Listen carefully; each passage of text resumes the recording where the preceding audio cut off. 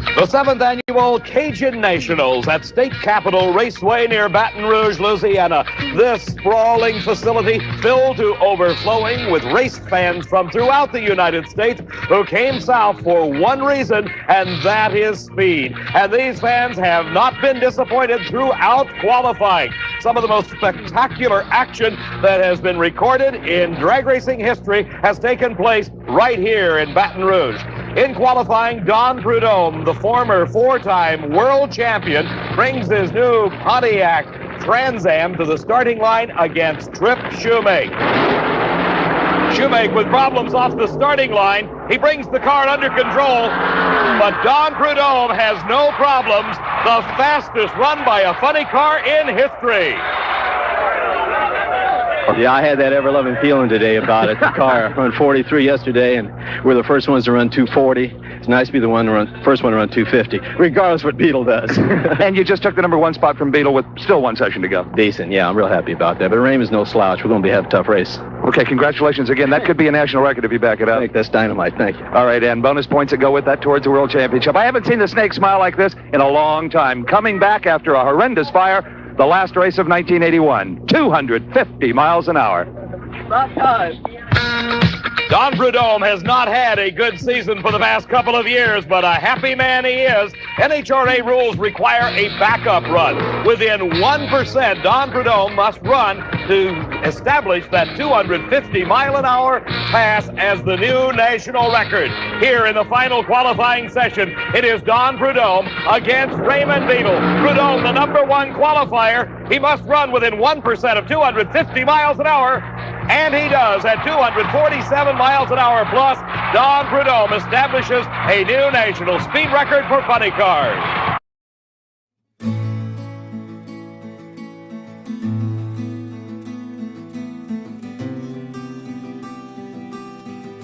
Hello, everybody. I'm Dave McClelland, along with Steve Evans. For the 4th year, Diamond P Sports is bringing you coverage of the exciting Cajun Nationals. The engines are running. We're ready to go with the first round of Top Fuel Eliminator.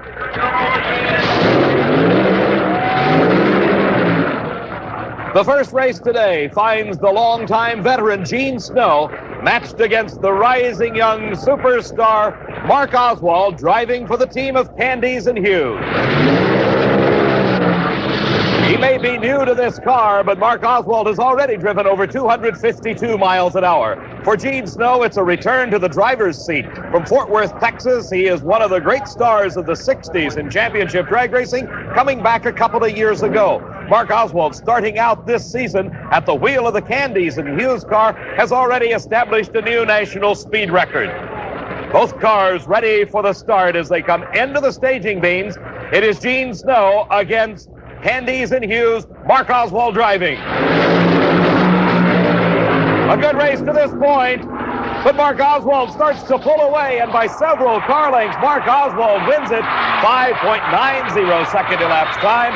A hometown crowd cheering the speed of over 247 miles an hour. So Candies and Hughes from Houma, Louisiana, just about 40 miles away from Baton Rouge, win their first round race. The next match finds Mark Niver driving for Johnny Loper against Shirley Muldowney. Mark Niver, starting in Top Fuel Racing this season with the car of Johnny Loper from Phoenix, Arizona, will be racing the only person ever to win the Top Fuel World Championship 2 times, Shirley Muldowney. Her son John backing her up after the burnout, getting set for this race with Mark Niver. Wait, you raced Mark Niver first round. How do you approach that? I'm not worried about it. That's what you mean. And then where do we go? Second round. Who do you feel you're Second round, I think Lucille will be there. And I think the pink car is going to win the race. You've had 3 Top Fuel races in your career. All 3 have been against Shirley. She's beat you all 3 times, and here she says you're no problem first round. Well, I hope that isn't true. We'll see. We had some tuning up to do. We ran during the heat of the day and ran good, so we're optimistic. I don't know. Yeah, we're optimistic. He'd best be optimistic because Mark Niver, driving for Johnny Loper, has got his work cut out for him as he races Shirley Muldowney, the winningest woman in motorsports history. 2-time world champion. She has taken on the best and defeated all of them. But Now, her thoughts are on this race and this race alone, as Mark Niver will be trying to pull off the upset of the event thus far. And Mark Niver has some problems off the starting line. Shirley Muldowney through the finish line. Some smoke out of the car indicating possible internal engine damage. But for Shirley, a big win, 5.83 seconds. Her speed, 234 miles an hour. And Shirley advances into the semifinals of the Cajun Nationals. The engine started in the next pair of cars. Gary Beck from El Toro, California, will be racing against Oregon's own Jim Bernard. After her first round win, Steve Evans has had a chance to catch up to Shirley Muldowney and ask her about the next round. If you had your choice in the next round, who would you rather race, Jeb Allen or Lucille Lee? Make a difference to me. Obviously, Steve, Shirley doesn't care. She has confidence in her own ability and in her own car.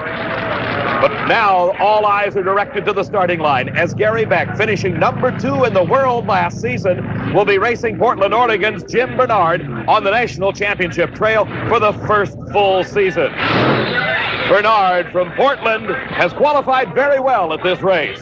You came in here on Friday, the north wind, and blew strong, number 2 qualifier, and then you've just been kind of hiding back here. We haven't seen you on the starting line. That's right, Steve. We've ran real good. We haven't hurt many parts. We're in a position right now that we want to stay. We're number 2. We won't run either Lucille or Shirley until the final round. We feel that out of the race, they are the ones that are going to give us the best race all day long. The number 2 qualifier, Jim Bernard, very confident against Gary Beck. And a red light start for Gary Beck. Jim Bernard automatically wins this race. Disregard what you see. The race was decided at the starting line as Gary Beck left the red light glowing, indicating he left that starting line just a hair too soon. As we watch again, you can see Beck perceptibly ahead of the green light, and that's what cost him that race. Jim Bernard, the upset winner over Gary Beck. Dave, Gary Beck was unaware that he red lighted until he was told down here, so you weren't gambling, really. No, really. I saw yellow. But the staging light was blinking, so I must have backed out of it or something. A little overstaged or something. Yeah, it wasn't clicking just right, so I don't know. You always got a very fine light, though. You're going to red light once in a while. I guess so. Gary Beck, obviously very disappointed. He won this race a couple of years ago. Would like to have done it again. This man also a Cajun Nationals winner. He is the defending Top Fuel champion, Jeb Allen, the reigning world champion. But he's got his problems here at the 7th annual Cajun Nationals event. He comes to this race with a brand new car. One of the most difficult things is to get a new car sorted out at a championship event. A brand new race car, not even painted yet. That's the mount for defending champ here at the Cajuns, Jeb Allen. Why would you take a chance of building a new car when your old car took you to the World Championship? Well, Steve, at the end of the year, our performance was falling off. All the competitors had gotten brand new cars, and the racetracks were being prepared so much better by NHRA. We found ourselves behind the 8 ball, more or less. We took and we relieved this car quite a bit by moving the motor 4 inches out from the rear wheels to here is 4 inches farther out than the driver's 4 more inches out. Then we put the fuel tank up on the front axle. What does that do? That changes the weight distribution, the amount of traction you get. It makes the motor not have to make as much horsepower, possibly not have to work as hard to accomplish the same thing. It's like having 10 pounds of weight and you carry it around all day, or you carry 30 pounds of weight around all day. Well, Jeb Allen had a lot of work just to make this 8-car final field. At the Cajun Nationals, each car allotted 4 qualifying attempts. It took all 4 of them for Jeb Allen to make the field. Here, under the darkness on the late Saturday night, we see the last qualifying attempt by Jeb Allen, and this is the run that put him into the Cajun Nationals program. Jeb Allen, his brand new car, the defending Cajun Nationals champion, with lots of work for him here, both in qualifying and in this race, because he is racing one of the hottest new stars in all of drag racing, Lucille Lee. Lucille driving a Top Fuel car for her first full season in competition 1 year ago was a secretary. Now she is driving this 2,500 horsepower car. She has already won a major NHRA championship event this season and is regarded by many as one of the hottest drivers on the circuit. Jeb Allen, the reigning world champion, the defending champ, has got his work cut out for him. Can he accomplish a first-round win? Both cars set to go. And it is Lucille Lee losing traction. She almost loses control. Can she hold on to the lead? She does. It is Lucille Lee, 5.97 seconds in a brilliant driving exhibition. Lucille Lee overcomes the loss of traction. As we watch again, she passes the Christmas tree. Jeb Allen side by side. And there, the car losing traction starts to go out of control. Lucille corrects the car, brings it back into a straight line, and continues to pull ahead of Jeb Allen. As they reach the finish line, 1,320 feet away by a half a car length, Lucille Lee takes the win. You know what happens next? Yeah. The race everyone's been waiting for a long time, you and Shirley. Well, she'll be tough to beat. And she's got lane choice, and I don't know what to say. Okay, we're looking forward to it. We'll see history here at the Cajun Nationals in the semifinals, as for the first time in national competition, 2 women race in Top Fuel Eliminator. Coming up next at the 7th Annual Cajun Nationals Championship, we'll get started with the fantastic funny cars. Baton Rouge, Louisiana, home of the Cajun Nationals at State Capitol Dragway. I'm Dave McClelland along with Steve Evans. The temperatures are in the 90s, and you can hear the engines running as we get ready to go with funny car racing. One of the new developments in drag racing is the use of nitrous oxide. A number of funny car racers are starting to experiment and develop the use of nitrous oxide. Steve is talking with one of them right now. In the unlikely event anyone should ever ask you what your dentist's office and a AA fuel funny car have in common, you can tell them this: nitrous oxide. The same stuff your dentist used to make you feel a little more comfortable in the chair, laughing gas. Kenny Bernstein has been used for years in airplanes and race boats and even race cars. Push a button, get hundreds more horsepower. You don't need more horsepower, do you? Well, sometimes we do, Steve, but as you say, pushing a button used to be the answer to all those things. You go down through there, push it, and get a lot of horsepower and go faster, but no one's perfected in the funny car ranks in that manner. What we're trying to do is flow the nitrous oxide to all 8 cylinders on the starting line, which keeps those cylinders alive and lit and not dropping them, which means you would run on 7 or 6 cylinders. If you've got 8 healthy cylinders, and we do with the nitrous oxide, then we automatically go faster. Nitrous oxide means a cleaner burning engine for Kenny Bernstein. David? Steve, our first pair of cars, we find Gary Bergen and Dale Paldy, neither of which are using nitrous oxide at this event. Paldy drives the War Eagle. For Gary Bergen, he sits behind the wheel of his own car called the Orange Baron. Bergen out of Stanton, California, a former national champion. Dale Paldy, also a winner several times on the NHRA Championship Trail, with a car that is regarded almost as a work of art. This, the fabulous War Eagle. Car owner Mike Hamby climbing under the back of the car. There may be some problems. The crew coming in, starting to get underneath that car. We're looking as Mike Hamby is changing the setting on the wheelie bars. These are the cars that help keep the car under control should it go into a wheel stand. Dale Paldy, the driver, deciding they didn't like it where it was. He got his crew chief and car owner Mike Hamby to change the angle of those wheelie bars, allowing the car to come up even less off the starting line. For Gary Bergen, he has no problems. All he's doing is sitting very patiently and waiting while all the work's been done on the War Eagle. A great race, but something goes wrong for Paldy, and it is Gary Bergen. His elapsed time, 6.19 seconds, a roaring 243 miles an hour, as he eliminates Dale Paldy and the War Eagle. The electric starter hooked up to the 2,500 horsepower engine of Al Segrini as the fiberglass body is lowered over the tubular chassis as he gets set to go for his round of racing against the reigning world champion Raymond Beadle. His car coming to life. Raymond using nitrous oxide on the famed Blue Max. Steve is caught up with Dale Paldy. What went wrong? Dale Paldy, a great move up the starting line, then nothing. That's about what happened. The fuel shut-off lever vibrated loose. Fuel shut off, just shut the fuel off on the thing. When I felt the engine just die, I just shut the throttle off completely. So one of those $2 part failures. Yeah, that's about it. A tough break for Dale Paldy, but now no one is thinking about that. They're concentrating on the next race. It is Easton, Massachusetts, Al Segrini, the winner of the Winter Nationals Championship. As he checks over his engine to get ready to go, Segrini will be faced with the defending world champion 3 times in a row, Raymond Beadle. His famous Blue Max uses nitrous oxide, and he qualified number 2. Even though you weren't the first to run 250 and you didn't qualify number 1, you've got a perfect point from which to attack in the ladder number 2, maybe the best spot in the ladder. Well, we kind of looked at that running that last run last night because we thought if we were number 1, that was good because we'd pick up the Pioneer money and the Budweiser bonus, but also we'd have to run Billy Myers probably second round. So look at the draw is we're better off where we are. You stay away from Myra and Prudhomme until the final if you get that far. That's right. A lot of psychology and planning going into even qualifying for one of these championship events as the Blue Max carries the big number 1 on the side of the car, indicating it is the defending and reigning world champion. He qualified number 2 right behind Don Prudhomme. Al Segrini, winner of the Winter Nationals out in Pomona, California earlier this year, knows what it takes to beat Raymond Beadle. He hopes he has it here at the Cajun Nationals. A lot of time being spent getting these two cars to the starting line.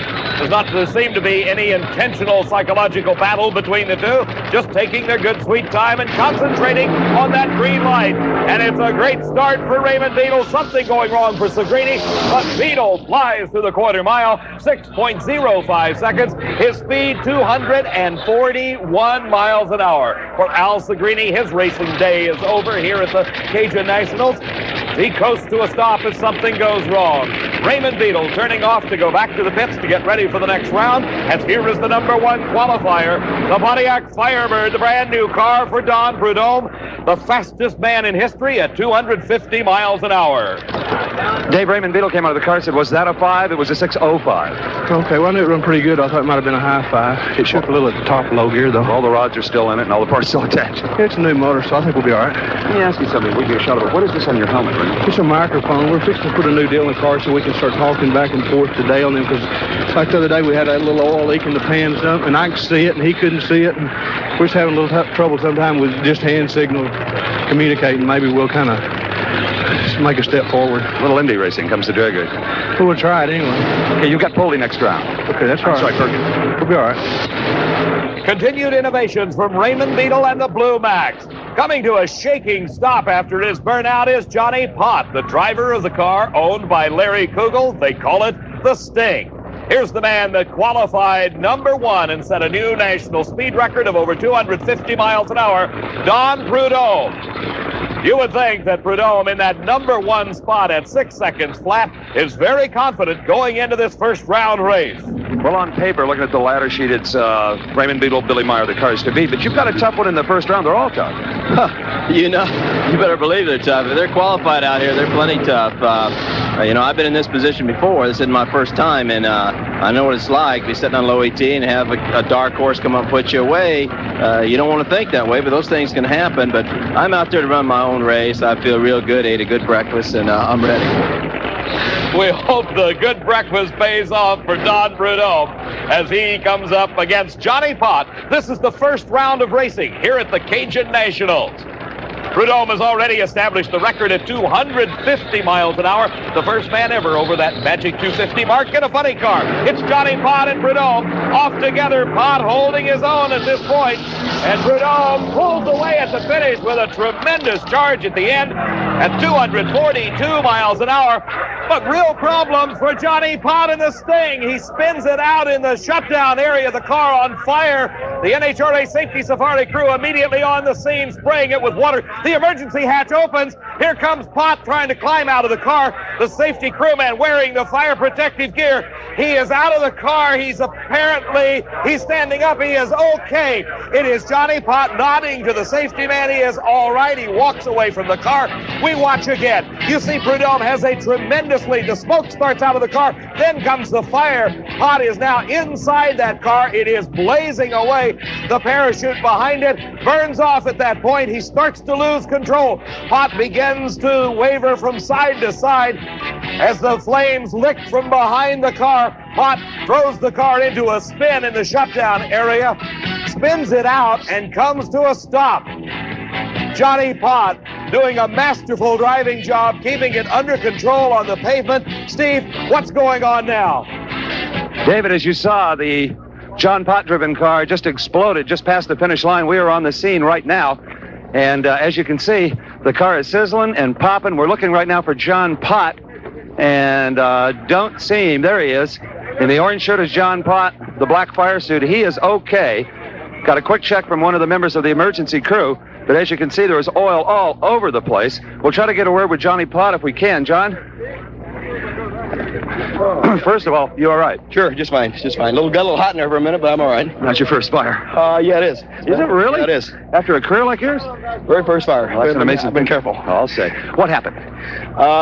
Got out about 800 foot and it kicked some rods out of it and, get in all that oil, and she smears oil over the hot motor, it gets on fire. So when you break rods, that punches holes in the pan, the oil escapes, the headers light it on fire, and there you go. Yeah, those headers are cherry red. You can't see with the body down, but in the lights they're cherry red. The oil hits them and a few years ago, with all of the safety standards we have now, you might not have walked away from this. Oh, absolutely. The safety that's involved in the sport now is, you can't put it into words. The hole in the side of the engine, a very expensive explosion for Johnny Pott and Larry Kugel.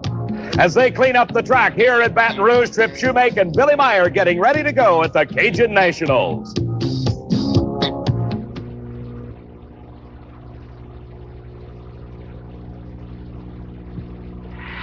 This is Heather Shoemake.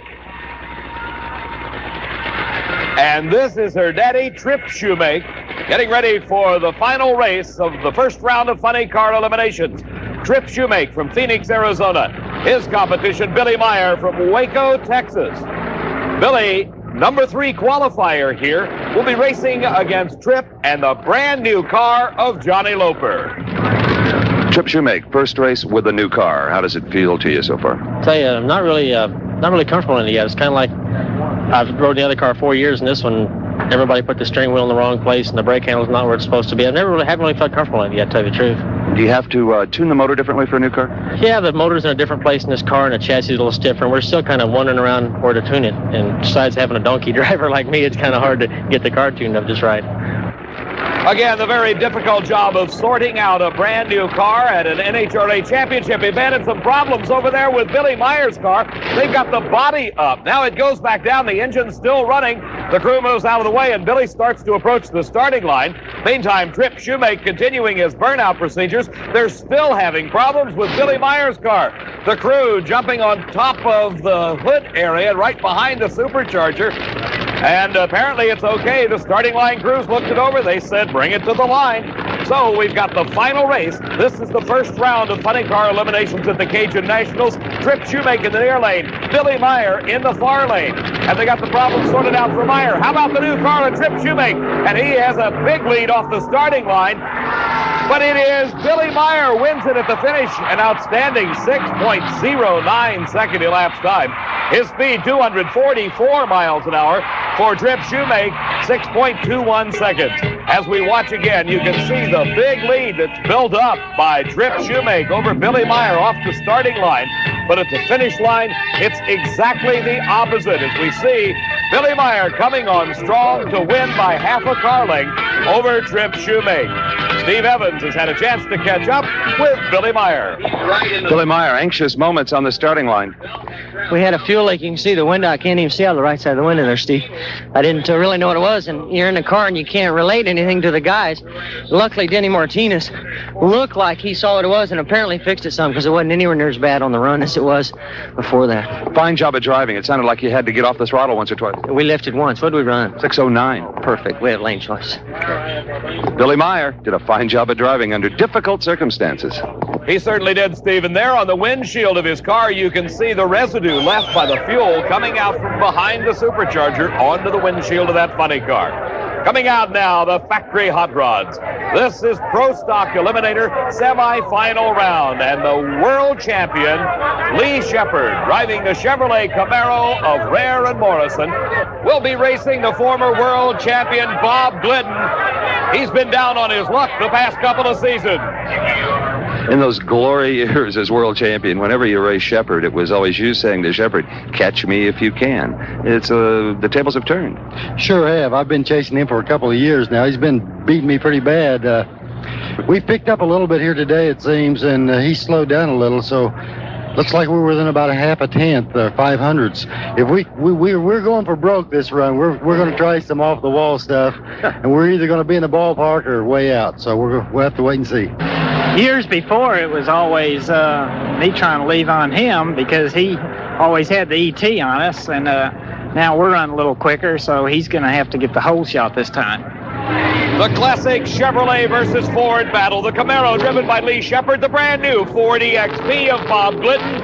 They're ready. And a red light for Bob Glidden. The win automatically to Lee Shepard. 500 cubic inch engines pulling these cars to the finish line. And it is Lee Shepard winning it. 7.91 seconds, 173 miles an hour.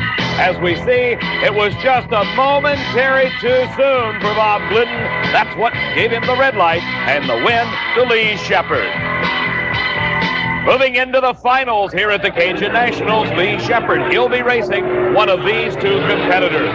Warren Johnson at the wheel of the Oldsmobile Starfire against the bright yellow Camaro of Frank Iaconio. Warren Johnson from Fridley, Minnesota drives the Starfire Oldsmobile, while Frank Iaconio, finishing number 3 in the world last season, is at the wheel of his trusty Camaro. All cars running with a 500 cubic inch maximum. 2,350 pounds is the weight. Warren Johnson just a little bit sideways off the starting line, giving a big advantage to Frank Iaconio. He takes it. You can see Warren Johnson has his hands full as the parachute comes out, but he comes to a safe, slowing stop as Frank Iaconio wins that round at 7.94 seconds. In addition to the professional categories that have been racing here at the Cajun Nationals, in sportsman competition, we have seen a number of first-time winners. In stock eliminator, 19-year-old James Cairo out of Houma, Louisiana took home his first ever NHRA national event win, defeating Billy Joe Moravitz. In super stock eliminator, from Piedmont, Alabama, Sonny Ray defeating James Lee. Super gas eliminator found Katy, Texas, Ray Martell, a 39-year-old mechanic, winning his first major title against Charles Phillips. In competition eliminator, the altered of Danny Townsend defeating David Cook. Pro Comp eliminator saw Buddy Domain from Groves, Texas, winning his first ever national event title. The 29-year-old defeated Gary Henderson's funny car from Memphis, Tennessee. Our congratulations to all the sportsmen champions here at the Cajun Nationals, who in addition to some hard racing, have been enjoying some great food.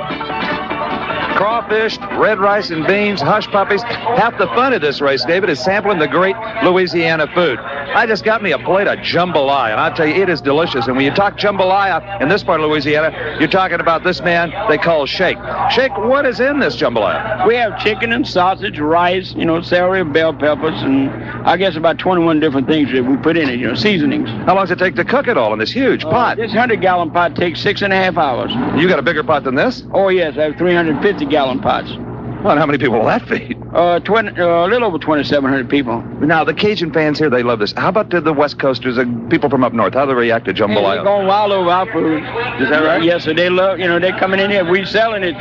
We have a lot of people, from the West Coast talking about our foods, and they're really eating it up. All right, well, you may have to cook up another pot. Why don't you hold this microphone? I got to eat this. Oh, boy, this is some big piece of hot sausage right here, huh? Oh, yeah. Go at it. Right out, McClellan. We chicken over here? Yeah, we have chicken here and rice. Wonderful.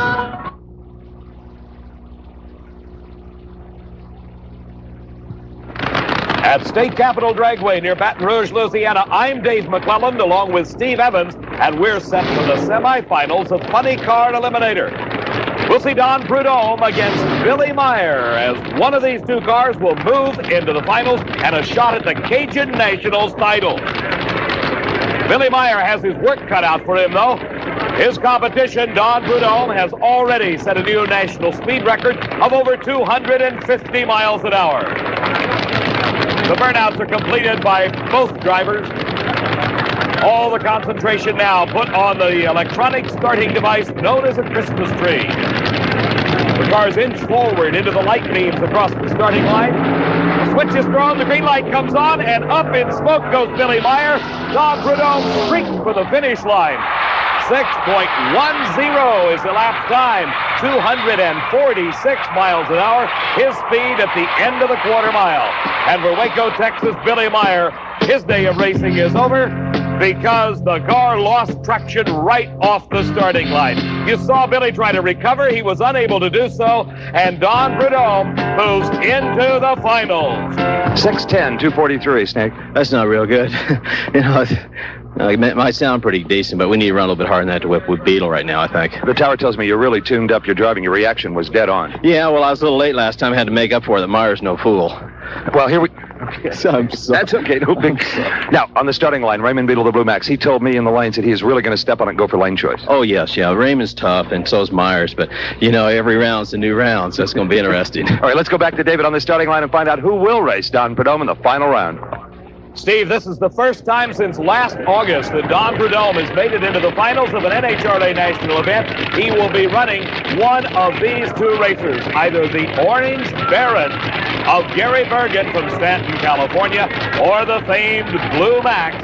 That's Raymond Beetle, the reigning world champion. Bergen creeping forward into the water, getting set for his burnout. At the rear of the car, you see the two parachute packs. Bergen is one that believes in double safety. If one parachute doesn't function, he's still got another one to help bring him to a stop after his 240-mile-an-hour run. Raymond Beetle qualified number 2 here at the Cajun Nationals, and in this semifinal round, Gary Bergen has a tough chore. We asked him about it. You're racing Beetle. Do you hope that he just makes a mistake and you run your own race, or are you going to pump it up and try to match ETs with him? Well, I think we've learned in the long run that it's better to get down the racetrack and let him beat you. Or beat himself. Absolutely. You know, in other words, if you smoke the tires or something breaks on your car, then you beat yourself. If you get down the racetrack, then he's got to beat you, regardless of how he does it. So Gary Bergen has his plan figured out as to how to beat Raymond Beetle. Raymond Beetle is trying to figure out how can he advance past Gary Bergen and meet Don Prudhomme in the final. Raymond Beetle and the Blue Max crew, some of the most innovative people in drag racing today.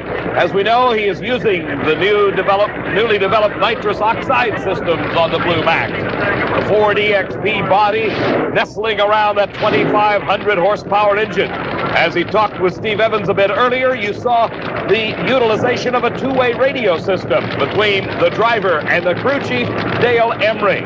Constant improvement of these very exotic race cars. They weigh about 1,800 pounds with 2,500 horsepower, and it's a red light for Gary Bergen. He shuts it off. He beat himself, and it is Raymond Beetle and the Blue Max in the finals of the Cajun Nationals against Don Prudhomme, and he will have lane choice. 6.03 seconds for Raymond Beetle. Here's the top fuel semifinal round that everybody's been waiting for. The two premier women race drivers in the world today, Shirley Muldowney against Lucille Lee. One of them will be in the finals. Steve, what's Raymond got to say? Mission accomplished for Raymond Beetle. You wanted lane choice. You got it. 6:03 to Prudhomme 6:10. Good. I mean, that could be critical. We were going to take the left lane. We looked at it, you know, because they scraped it the round before. And Billy and I both talked about it, and we thought maybe the left lane was a little bit better watching Shirley. But then when Billy smoked the tires, we elected to go ahead and switch lanes, not even taking a chance. How long has it been since you raced Prudhomme in a final? I know Indy in 75. I remember. I don't know. Well, we've run several times in California. Then we run at Ontario and Columbus one year when we blew the body off. So we've had some good finals. The eyes of a champion, Shirley Muldowney, as she gets herself prepared for her semifinal race. Fought her way to the top, coming up through the stock cars, top gas dragsters. She drove a funny car for a while, then advancing into the top fuel eliminator category and has won 11 NHRA national titles. You know, Shirley, I can recall in the early days of your career, you requested the other drivers always think of me as a lady that drives a race car, not a lady race car driver. Can you think that way as you race Lucille about her? Yeah, she's a lady, and she's a race car driver. I'm just going to consider it just another driver, the way I do everyone. You just can't let any driver bother you or any particular car because it'll bite you down the road. You're not thinking about what you should be thinking about. You raced Shirley once before, an independent race, a final round, and you beat her, and you ran very well, but still it wasn't for the World Championship, and this could be. Yeah, this is a national event, and I'm looking forward to it. I need the points. It's a little different than Bakersfield. Yes, it really is. My car was running awful good at Bakersfield, and of course she knows why she lost, and I know why I won. My car just flat out ran hers. You know, that's you can't really say there's driver expertise and something like that. She's got a whole lot more experience than I do. So I feel that's how it's going to be out here today. If I beat, then my car just flat out ran hers because she's an excellent driver. The ladies in the stands can't lose this one. They sure can't. The only way that Lucille Lee can gain that experience is to do just what she's got to do, race against Shirley Muldowney here at the Cajun Nationals. Car owner Mark Danikas checking everything over at the last moment to make sure all is right with the car. For Shirley Muldowney, her crew of Ron Tobler and her son John Muldowney doing exactly the same thing, making sure that this 250-mile-an-hour Charger is ready to go. The two leading females in motorsports matched here in the semifinals at the Cajun Nationals. The last minute nod of the head and a tip to Shirley as she begins the preparation for this run by creeping into those staging beams.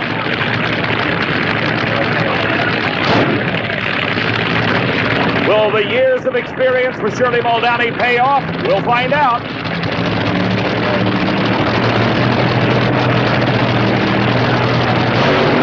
A great hole shot for Shirley Muldowney. Up in smoke goes Lucille Lee.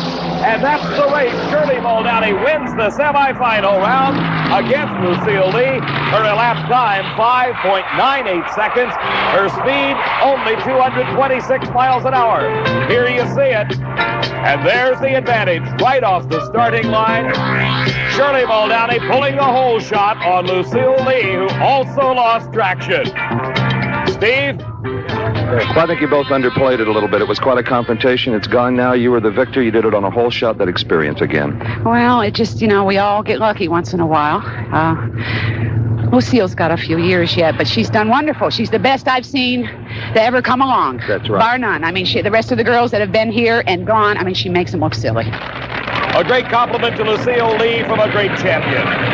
Here is the sentimental hometown favorite. They come from Houma, Louisiana, which is just about 45 miles down the road. The team of Paul Candies and Leonard Hughes with their new driver this year, Mark Oswald, into the semifinals against Portland, Oregon's Jim Bernard in the North Wind. Both cars are ready. And a great start. Oh, what a race as Oswald starts to lose control, comes back into the groove and wins it over Jim Bernard. 593, 245 miles an hour for the Blue Machine of Candies and Hughes. And as we watch again, you see they both got off the starting line side by side. Starting to lose traction just a bit was Oswald, but he recovered quick enough to win by half a car length. He was slower, indicating he had a whole shot off the line over Jim Bernard. Steve?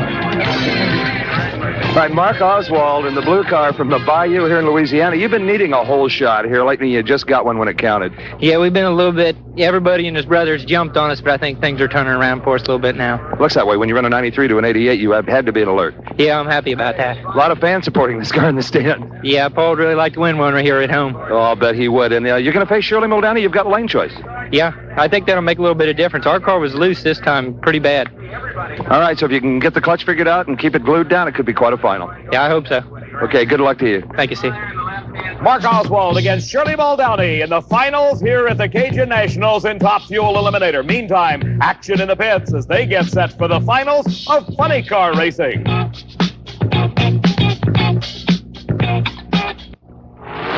The finals at the Cajun Nationals. In Pro Stock Eliminator, a pair of Chevrolets. From Totowa, New Jersey, comes 35-year-old Frank Iaconio. He's racing against the reigning world champion, 37-year-old Lee Shepard from Arlington, Texas. Both professional racers, both in 1981 Camaros, 500 cubic inch engines, 2 4-barrel carburetors running on gasoline. The best at the Cajun Nationals, Lee Shepard and Frank Iaconio. Who will win the title? Off the starting line, they leave together, and it is Lee Shepard beginning to pull away. And he does, by a car length, win the Cajun Nationals title, 7.90 at 173 miles an hour. As we watch again, you see the two cars leave the line side by side, but then the Rare and Morrison Camaro pulls it out by a car length at the finish line to give Lee Shepard the Cajun Nationals title. Well, with any luck, Lee Shepard, we'll continue to meet like this at the far end of racetracks all over the country as we did at the World Finals. The world champion wins another one. Well, thank you, Steve. I hope we continue this. We just really had a lot of luck, and things been going good for us today. 790 to a 793. He's tough. Yeah, he is. He's always tough, and I'm sure he'll continue to be. The showdown in Funny Car Eliminator. Raymond Beadle, the reigning world champion for 3 consecutive years, has held that title against Don Prudhomme. From 1975 to 1978, Don Prudhomme won 4 consecutive world champion titles, dominating funny car racing like no other man until Raymond Beadle came along. But the thoughts are not on world championships now. They're concentrating on the Cajun Nationals win. The number 1 qualifier, Don Prudhomme. The number 2 qualifier, Raymond Beadle. Who'll win it? And it is Raymond Beadle pulling away at the finish. 6.08 seconds his elapsed time. His speed, 239 miles an hour. And what a close race. This is what funny car racing is all about. As Don Prudhomme valiantly trying to catch the streaking Raymond Beadle, but he doesn't, as Raymond Beadle defeating the Snake for the funny car title. All right, Raymond Beadle gets his sock off. Prudhomme comes over, gives him a handshake, said, "What'd we run?" Raymond Beadle, a 6:08. You are the Cajun Nationals champ. Well, we won once before, so hopefully they say things come in 3. This is Atlanta, Bristol, and here, so maybe it'll come in 4s. Well, you burned it a little bit, but who cares at this point, right? You're here to win. You got to sacrifice for the Snake. I mean, he don't come easy. I mean, anyone that runs him knows that. In fact, anytime someone asks me who's my most feared competitor, I always say him, because everyone says, "Where's he been?" He's been right here. In the Top Fuel final, we find a rising young star matched against the crafty veteran. In 3 years of professional race car driving, 29-year-old Mark Oswald has now made it into his first ever NHRA final. He looks over at his competitions, 41-year-old Shirley Muldowney. She's got to be the favorite coming into this race. She holds low elapsed time. She is the number 1 qualifier, but can she beat Mark Oswald? A great race off the starting line. Shirley's built up a bit of a lead. Can she hold on? But no, here comes Mark Oswald. And look, the tire flew off the right front wheel. Mark Oswald's got the car under control. Paul Candy is congratulating his crew as Mark Oswald, at over 252 miles an hour, wins his first ever NHRA title. Side by side at that point, Shirley Muldowney and Mark Oswald, but at the finish line, it's all Mark Oswald. Your first NHRA national event victory. Congratulations. Thanks a lot, Steve. I'm just really happy to win here at home for Paul and everybody. Oh, they're pretty happy, too. Oh, Did you think you were going that fast? 2 blues in the final. 2 blues in the final. Raymond Beadle, the funny car champion, joining Mark Oswald. It was really getting with it down there. When it threw the tire off, I had a good idea. Did you ever see Shirley down the racetrack? Yeah, she was out on me a little bit in low gear, I think. You know, it was real even for a while, and then when I shifted it, I just got out on her a little bit. It was a really good race. And a great race it was here at the Cajun Nationals. Our Diamond P, congratulations to all the champions. Blue team won, huh? Yeah. We hope you've enjoyed all the exciting action from the Cajun Nationals. For Steve Evans, I'm Dave McClellan saying so long from Baton Rouge.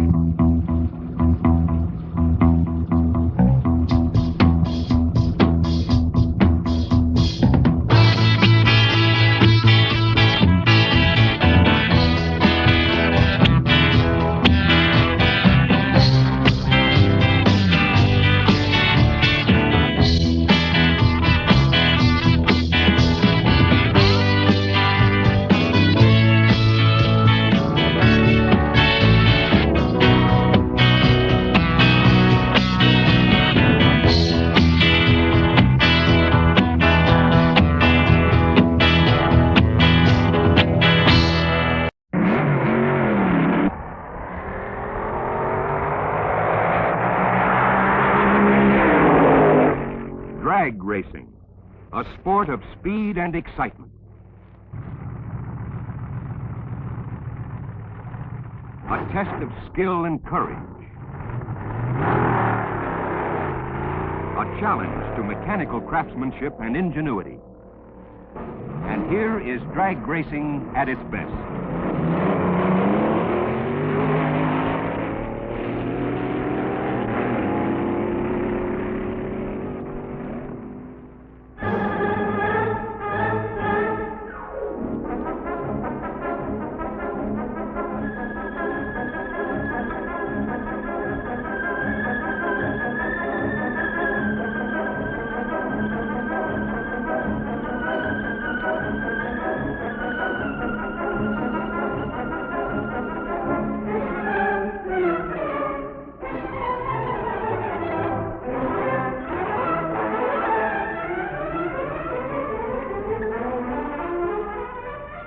Take 900 and some cars in over 60 classes. Add drivers and crews. Toss in several thousand eager spectators. Mix well. And pour them into a top-notch drag strip in the world's motor racing capital. Tromp on the gas. And you have the biggest and best national championship drag race in the 7-year history of the event.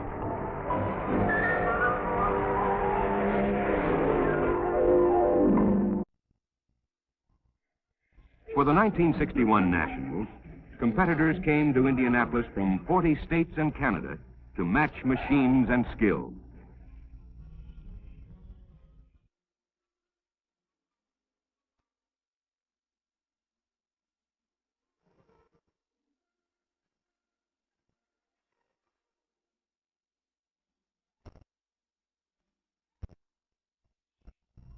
The Skians Pickering team, with their slowpoke roadster, made it all the way from Vancouver, Washington.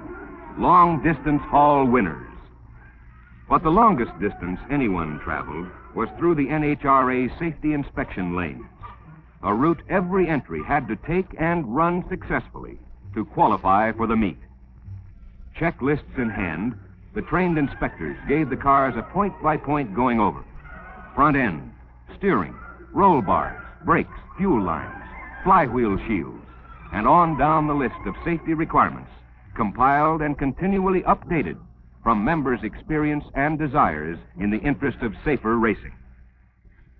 Next step for an okayed car was up on the scale. With cars, as with women, too much weight in the wrong place can create problems.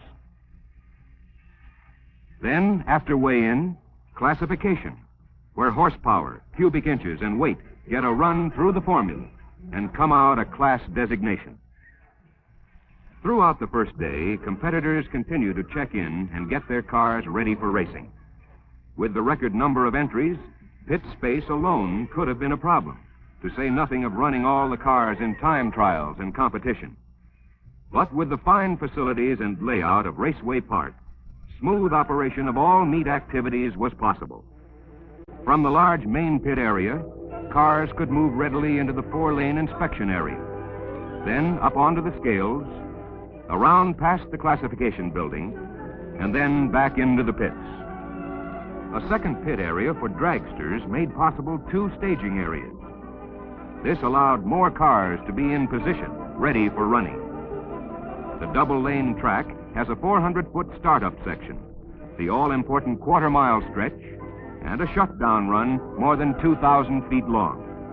The return road leads directly back to the pits, past the fuel check area and the tower. Grandstands at the starting line and traps provide seating for thousands of spectators. All in all, one of the finest drag race strips in the country. And with a pit full of eager drivers raring to go, there was only one thing to do. Will the contestants ready for trial runs move into the staging lanes? All stock cars in lanes 1 and 2. Street machines, modified sports, gas coupes, and sedans in lanes 3 and 4. All roadsters, lane 5. Competition cars and altered, lane 6. Dragster classes, lane 7, 8, and 9. The first day of the meet is tune-up time, when time trials are run.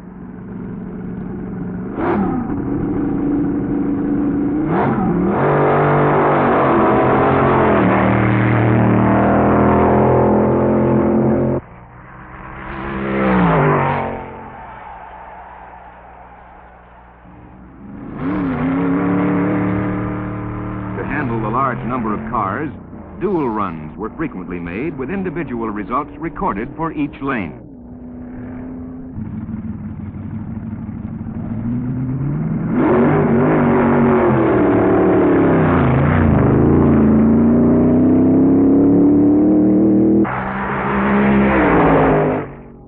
In the time trials, drivers get the feel of the track. Car crews start the process of bringing their machines up to top performance levels, something they've done a few dozen times before coming to the meet, and will do a dozen more times before the meet is over. The pattern seldom changes. Run, Readjust. Run. Change apart. Run. Break for coffee. Adjust. And it produces results.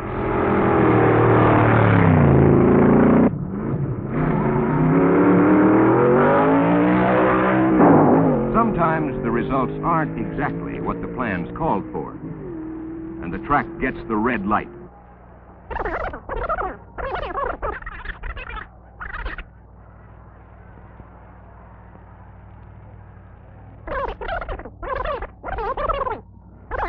With the track clean, the green light goes on, and the track is open for running again.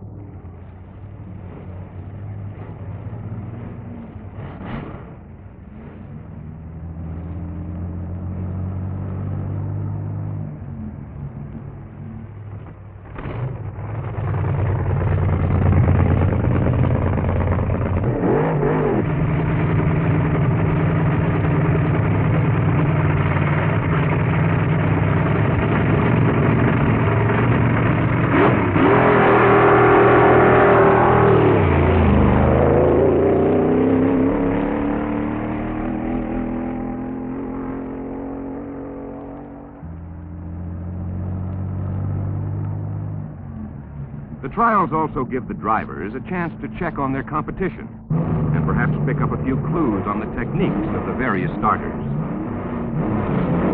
Nothing is left to chance in races where wins are measured in hundredths of a second. The able dragster stops the clock at 9.31 seconds and 167.54 miles per hour. Now coming to the line is the car for you fans to watch. Moon Eyes, a dragster from California.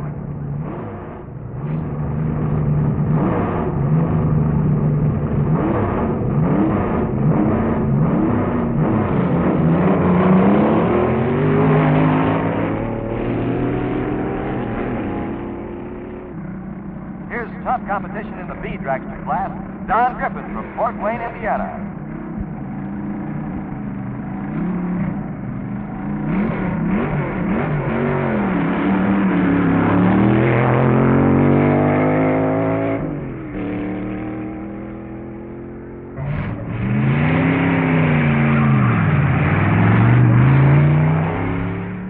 Attention all cars returning to the pit area. Please push your cars on the return road. Do not tow them. Time cards with the results of your run will be handed out near the timing tower.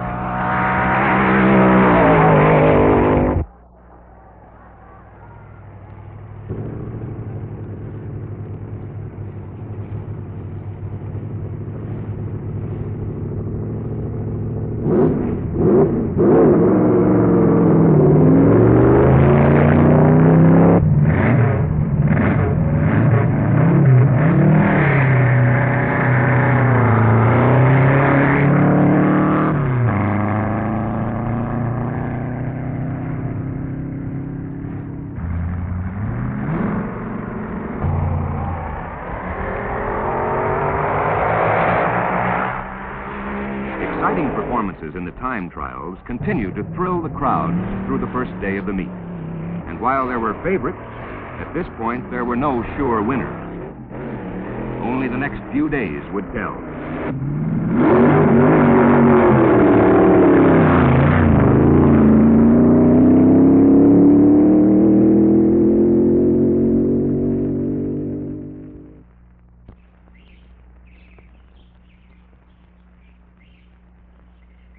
On the days of the elimination runs, everyone was up bright and early. Well, nearly everyone. Spacious campgrounds made it possible for contestants with a yen for roughing it to keep their cars close at hand all the time. Where else could you have ham and eggs and tear down an engine at the same time? All right, out of the sack. A quick wash, and away we go. At the track, spectators were back in even greater numbers. During the 4 days of the Nationals, more than 50,000 people came out to watch the fast action of the drags.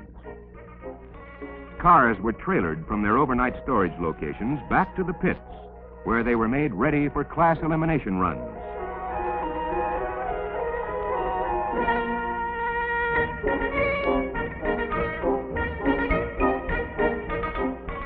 Ah, come on, Charlie. In the early hours, the staging lanes were opened, and the first cars began to move in.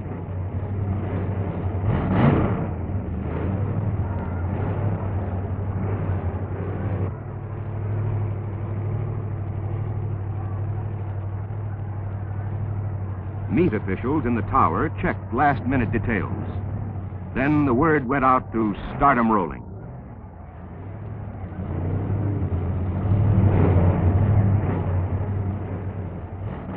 Stock classes led off the elimination.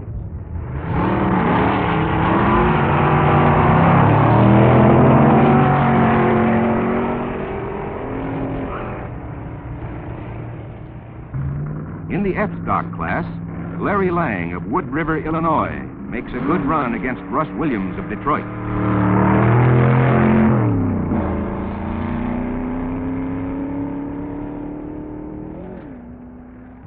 On the near side is Bruce Morgan, leader in points for the title of World Stock Champion.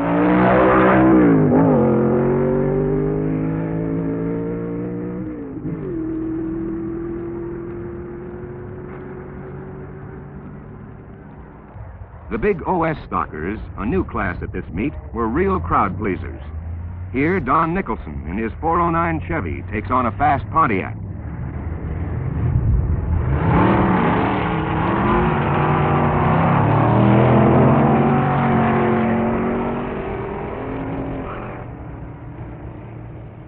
And he wins this heat in 12.70 seconds, turning 108.54 miles per hour. Ralph Dees, racing on his home grounds, found tough competition in the A Roadster class in this year's Nationals. The one to beat was fast proving to be the Chrysler-powered Waltz Puffer 2, a new car running in only its second meet.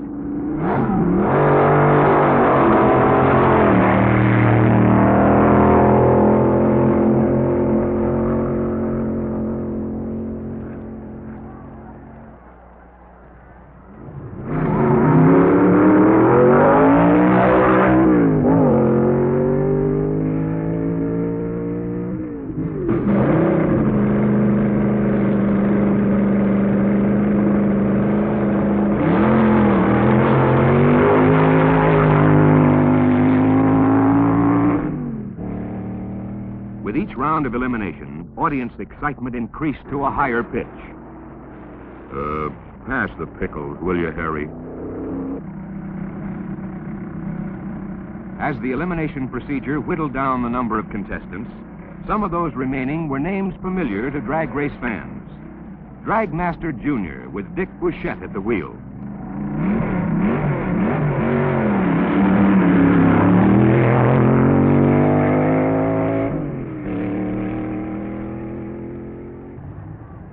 Jess Van de Vander in his hot modified roadster.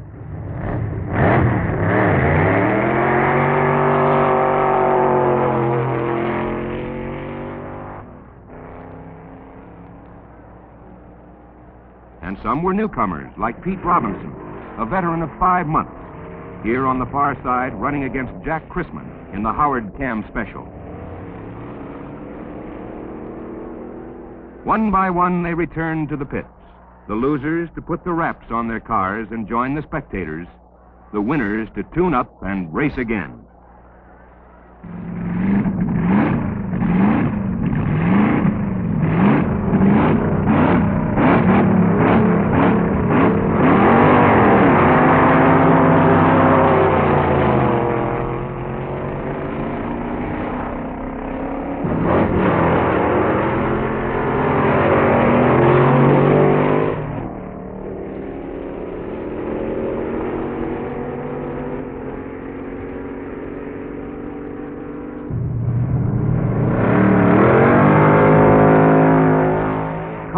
with high centers of gravity are often difficult to control.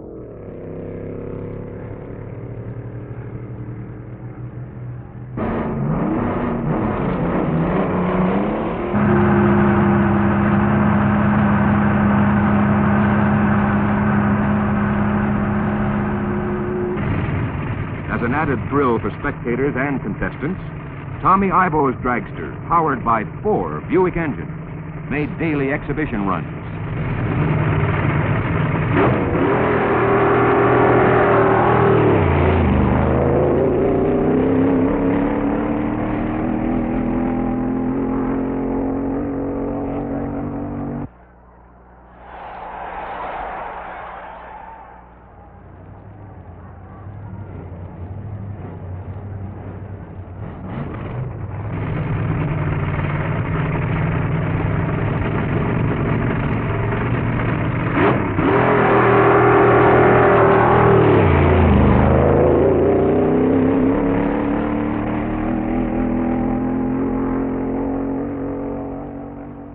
Winners of the elimination heats were routed through the fuel test area, where samples taken from gas tanks were run through various tests to check for presence of nitromethane, alcohol, or other fuel additives. One of the rules of the Nationals is that cars run only on service station grade gasoline. But high performance is the total of a lot of factors, and none is overlooked in preparation for the trophy competition. New plugs in the proper heat range are installed to assure perfect combustion in sudden acceleration and high temperature operation. Valves are adjusted for split-second efficiency. Blowers checked and reinstalled. And like all engine parts, torqued to the proper tightness, an essential for high-performance engines. At high RPMs and temperatures, that extra bit of speed can be found in the oil, and with the critical runs coming up, a change is in order. Now get set for the big one, folks. It's a trophy run, and who's for Mickey Thompson's big Pontiac Stalker? Who's for Strickland's charging 409 Chevy? Give him the starting flag there, Joe.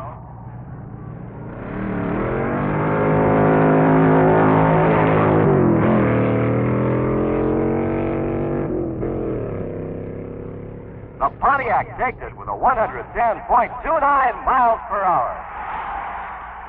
Class by class, it came down to the top 2 cars and the all-important trophy runs. Here's the A-modified sports run. Sam Perriott in his famous Cadillac-powered Curtis.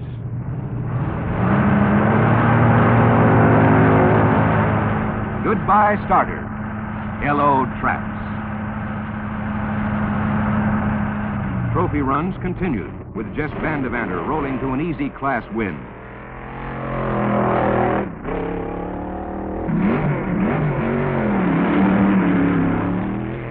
In the B dragster class, it was Chuck Starkey in his Chevy-powered car in a win over national class record-holding Music Maker from Dayton.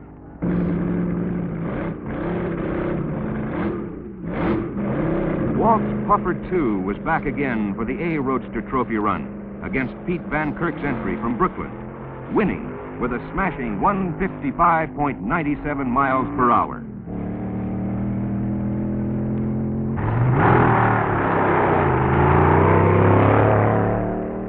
Bob Carroll's Fiat Bug raced to a win in the A competition coupe class. The A Dragster Trophy run pitted the sleek Moon Equipment Company dragster against Gordon Collett's Chrysler-powered Old Blue.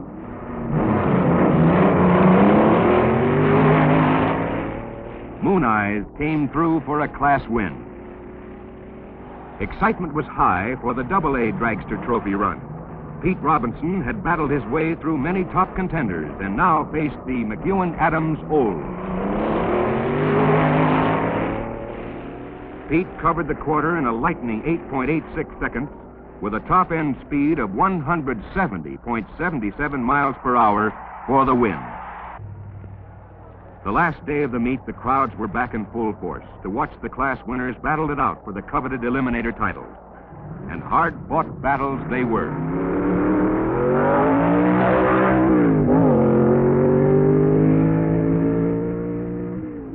Every every heat becomes more tense as the field narrows and winners come up to challenge winners.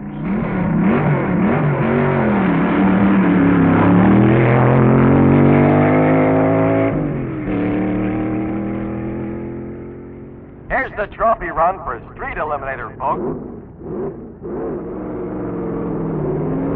Looks like Future Garrison's Wicked Willie's got a slight lead off the line. He's holding that lead and wins. Here's Ragsdale again facing Sam Perrion. It's the trophy run.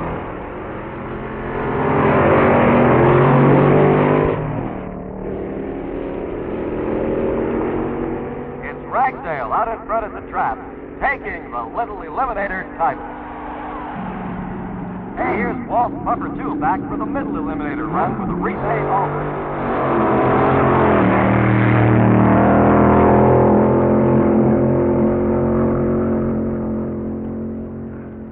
First to the traps is Walt Puffer. Now I see Fred Zipp climbing into the blue Fiat bug. That going A comp has worked its way through a lot of tough machines. Now he's coming to the line to face the surprise car of the year, Pete Robinson's wild-running AA dragster. This is the race we've been waiting for, folks. The Top Eliminator Trophy Run. Pete's up to the line now, winding up that Chevy Mill.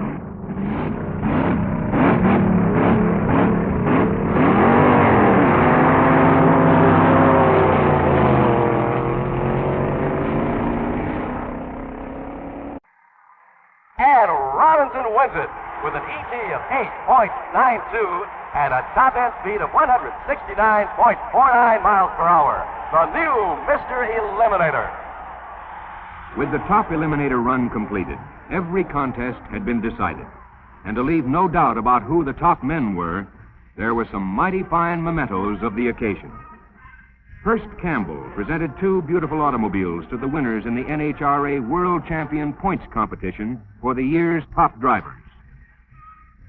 A new Pontiac went to the top stock car driver, Bruce Morgan of San Gabriel, California, and a 1961 Thunderbird to Jack Chrisman of Los Angeles, world's champion driver in the competition class. The Best Appearing Car and Crew Award was won by the Marino Monjour team, who brought their handsome B dragster all the way from New Orleans.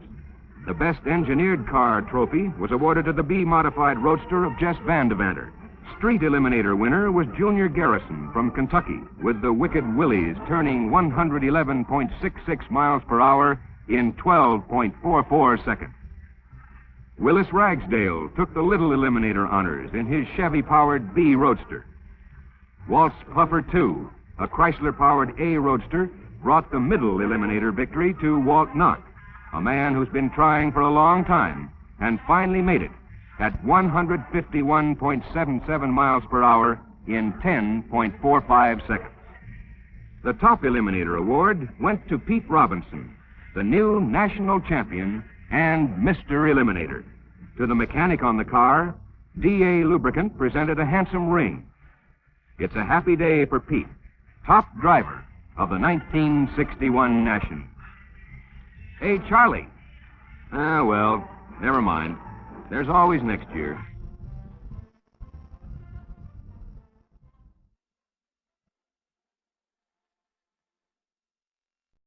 Pump gasoline, and it's amazing what they can do with these finely tuned machines, accelerating up to speeds almost 200 miles an hour and going through the quarter-mile distance in slightly over 8 seconds. Should be a tremendously competitive event, and I see that they're about to get underway with the first race. And lined up on the line, it's Pete Robinson in number 47, the 1960 Top Eliminator from Atlanta, Georgia, and Harold Amix from Westminster, California. And he came on with a big surprise back in 1962, and they're away. Notice the tremendous smoke as they get traction with those rear wheels. The race to the finish line is going to be very close, and the winner is Harold Amix of Westminster, California, with a speed of 184.42 miles per hour. Sometimes these drivers look a little like men from outer space, and here's Bob Keith from San Jose, California, to tell us why. Well, in the first place, we wear an asbestos fire suit. In case of an engine blow up, we don't get burnt. It's made out of an asbestos material, and there's several different companies that make them, and they've sure helped save a lot of people's lives. You have some other articles also, Bob. Yes, sir. We have goggles. These are more or less an aircraft-type goggles. They've got a shatterproof lens in case of flying objects. And then we also have an asbestos glove, which is made out of the same material as the fire suit, with the exception of the inside, which are made out of leather so we can grip the steering wheel. And then we have the crash helmet, or as we say in drag racing, a skid lid or brain bucket. And this has saved an awful lot of people's lives also. The most important item, as far as I'm concerned, is the face mask. This will, in case of a fire, keep you from getting your face burned. It is made out of the asbestos, and it also is lined inside to keep the heat out. The asbestos alone will keep the fire out, but not the heat, so this is why they are lined in the inside. How warm is it inside all this? It gets pretty warm when the sun comes out like it is today. And when the competition is tough. I know you Yes, want to sir. get back to that race. You're competing in the competition for Top Gas Eliminator. Good luck right. to you. Thank you very much. No, it's not Ringo Starr. It's Jerry Caudle of Chicago, Illinois, driving dragster number 110, a rather unusual helmet. I think you'll have to agree. But he also is wearing the face mask and the goggles and the fire-protected gloves. Caudle is racing against George Bolthoff, and they're away, and Bolthoff is taking the lead quickly. And a sizable win by George Bolthoff in a Chrysler-powered machine with a speed of 181.80 miles per hour. This is the first round of Top Gas Eliminator, the final division, and we'll be moving into the semifinals, but now we have one more race left in this round. It'll be Jimmy Nix of Oklahoma City, Oklahoma, versus Ron Colson of Oregon, Illinois. Number 8 is Jimmy Nix. There's Ron Colson. They're away, but Colson fouled. You notice the timing lights, and it would indicate a foul. Colson is fouled, so Nix automatically will be the winner. Nix backed off the minute he realized that Colson had fouled. Colson's speed was 166, but he is the loser, and so Nix will go into the semifinals. And we'll have the semifinals for Top Gas Eliminator coming up in just a moment from Pomona, California. Ladies and gentlemen, there is a new bill before Congress now that could provide the best answer to health care for people over 65 who need help. It is called the Herlong-Curtis Elder Care Bill, a voluntary health protection program financed and implemented through federal state funds. Elder care could offer better care than Medicare. Here's why. Both would cover hospital and nursing home charges, but elder care would provide for physician services. Medicare would not. Elder care would provide for surgical care. Medicare would not. Elder care would provide for drugs in hospital and at home. Medicare would not. And elder care would cost taxpayers less. It would not use your tax dollars to provide benefits for the wealthy. It would help only those who need help, and it would not require a new payroll tax. Write your congressman now. Urge him to support elder care. For further information, contact the American Medical Association, Chicago. Ready now for the semifinals of the Top Gas Eliminator competition. Number 8 is Jimmy Nix from Oklahoma City, Oklahoma. Number 43, George Bolthoff from Encino, California. Notice how the dragster leaped into the air as he was getting tremendous traction on the rear wheels, and Bolthoff has fouled. He's leading, but Jimmy Nix is going to be the winner. Bolthoff's speed, 181.44 miles per hour, but he got off the line too quickly. Now the other semifinal event, Gordon Collette from Portsmouth, Ohio, racing against Harold Amix from Westminster, California. Collette in number 13, Amix in number 73. Study of concentration as he watches those lights, and they're away. It looks like Collette is having trouble, but Amix is roaring on to the finish line, and the winner is Harold Amix with a speed of 184.04 miles per hour. It appears to be quite a thrill to drive one of these high-powered racing machines. Let's take a look at how it looks from the dragster's point of view.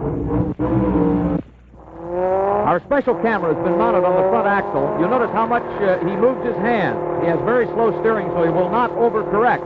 Moving toward the finish line, and he pops his parachute for braking action. All dragsters are equipped with parachutes.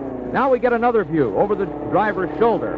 Notice the white line down the drag strip. He tries to keep it on that white line, and he uses that for steering.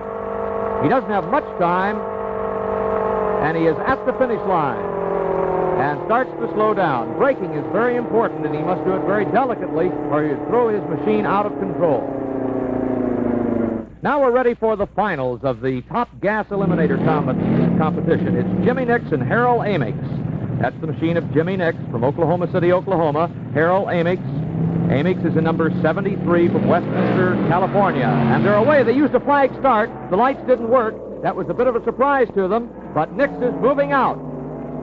Amix closing the gap, but he's going to be too late, and the winner is Jimmy Nix with an elapsed time of 8 55/100 seconds, a speed of 179.28 miles per hour. Actually, Amix was going faster at the finish, but he was too far behind. Now let's talk to the winner. Jimmy, that was a wonderful run. Congratulations to you. Thank you, Charlie. Did it bother you at all to go back to the old style of starting with the flag rather than the light? Well, it was a little bit of a surprise. It caught me, a little unaware of what was going on, really. I was just surprised, when the lights didn't work, the malfunction, and then they had the flag, and it was a surprise. Did you get off to a good start? I think so. I think we got off to a good start. It was a pretty close race all the way. Were you concerned at any time down the way? Wow, I was really worried from, the word go. Now, you've had some pretty good times in previous nationals, but you've had some hard luck. Well, that's right. I had low ET here at this same race last year, and then low ET at Indianapolis at the Summer Nationals. And what happened that you didn't win? Well, I foul started up there, got a red light, and I broke the motor here last year. Well, you didn't break anything this year but records for yourself and the hearts of the other competitors. Congratulations to you. Thank you a lot, Charlie. Jimmy Nix, the Top Gas Eliminator. I'm sure it's quite a bit warmer here in Pomona than it is in Aspen, and as a matter of fact, the competition is getting very hot right now. Back at Pomona, California for the Winter Nationals, we have the next event coming up, the runoff for Competition Eliminator. Now, a competition car has been built specifically for the acceleration through the quarter mile, built especially for drag racing. But the thing that differentiates the competition cars from the dragsters is the fact that they started with some existing car. Now, they've made a lot of alterations, made a lot of changes, and they have built rails, and they look very much like dragsters, but at least the start was an existing car, and they can get up to fantastic speed. So it's the runoff for Competition Eliminator, and they're about to get underway. Once again, in this classification, it's on a handicap system. That's Pete Schattinger in number 96 from Vineland, New Jersey, in a 48 Buick-powered car. Kay Sissel in number 302 from Rosemead, California, driving a 23 Model T powered by a GMC engine. This should be an interesting race. That's Sissel. He took a 23 Model T body and put a GMC engine on his rails. They're away. You notice the difference because of the handicapping. It's going to be a close race, halfway down. And all the way to the finish, and it's Pete Schattinger, the winner, with a speed of 117.03 miles per hour. So he'll move into the semifinals in the runoff for Competition Eliminator. Now here is last year's world champion in this class, Charlie Smith. Smith hails from Oklahoma City. He's got a 23 Model T powered by a 64 Chevrolet engine. Notice he wears the face mask, and he is all concentration as he's ready to go, watching his RPM indications. He'll be running against Danny Brown of Denver, Colorado. And they're away. Smith fishtailed just a little bit as they got away, but he gets it under control, and he's leading. In a very close race, Charlie Smith, the winner, with a speed of 147.05 miles per hour. Now we have Roy Spradling. Spradling hails from California, and Frank Smith, Charlie's brother from Oklahoma City, is in this competition with a car that looks very much like a dragster, but he started with a 23 Ford and put a 64 Chevrolet engine in it. Frank Smith versus Roy Spradling, and it's Frank Smith well out in front, and he is the winner with a speed of 154.63 miles per hour. He'll move into the semifinals along with Chico Bruscini, who drew a bye. Standing by waiting for their opportunity to face the timer at the starting line, a very important team in the Competition Eliminator class, the team of Davis and Ingram. Wes Ingram on my far right, who is the crew chief, and Joe Davis, the driver from San Jose, California, and they have a very interesting car in this competition. And how do you feel about your chances, Joe? Real good, man. Tell us about the car now. It's a 1937 Fiat, but it's been changed from its original conception in Italy. Wes, what are the major things you've done to it? Well, the body's completely changed. The wheelbase is moved up. The front axle is moved up. The engine is set back 25% of the wheelbase. And, of course, much more horsepower. Now, speaking of horsepower, the car appears to be all engine. What kind of an engine do you have in there, and how much horsepower does it produce? It's a 1964 Chevrolet 327 to start with. It's stroked out to 364. Has a GMC 671 supercharger with Hilborn injectors. When you say stroked out, you mean you've just enlarged the engine. You've made it a bigger engine. Now, I noticed that the wheels are very small in front. Why is this? Well, they allow a certain size wheel, and we stay within what the rules allow. The smaller wheel is all that's really necessary on the front. Why is a smaller wheel necessary? Well, it isn't necessarily that the small wheel on the front is necessary as much as the large wheel on the back. It just makes it look odd. Actually, well, weight, for one thing, you can get by with less weight with a small wheel. The big thing is that it looks much smaller because of the back wheel being so big. I guess you might say this car has been built for acceleration, and how fast will it accelerate? Well, our best is 149.25, which was last week, and our best DT is 978. Looks like you've got a real going combination here. Good luck to you. Thank you. Now into the semifinals for competition eliminator. Pete Schattinger from Vineland, New Jersey against Chico Bruscini, who hails from Concord, California. That's Schattinger we just saw. They're both in dragsters, and Schattinger had slightly the better of it on the start because of the handicap difference. The question whether Bruscini can make up the ground. Bruscini's coming on, and he just nipped Schattinger at the finish line. His speed was 146.57 miles per hour. Now we have a special duel in the other semifinal match, the two brothers, Charlie and Frank Smith. That's Charlie Smith, last year's world champion and competition eliminator. And here's his brother Frank. His brother Frank is driving a car that is in the competition classification, A competition, and Charlie Smith has an A Alder. Smith's car, a 23 Ford with a 64 Chevy. And Frank fouled on the start. He was so eager to beat his brother that he fouled. He's leading, but he will be the loser, and Charlie Smith will go into the final. Here is Smith's speed, 144.69 miles per hour, and Charlie Smith will go in against Chico Bruscini in the finals, and that'll be coming up in just a moment from Pomona, California.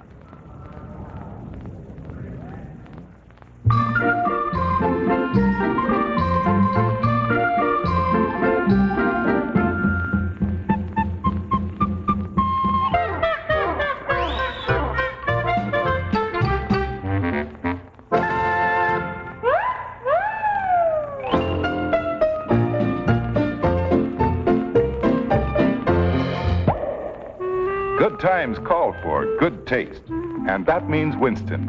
When you change to Winston, you change for good, for the good taste that comes from Winston's filter blend tobaccos, specially selected for the best taste in filter smoking.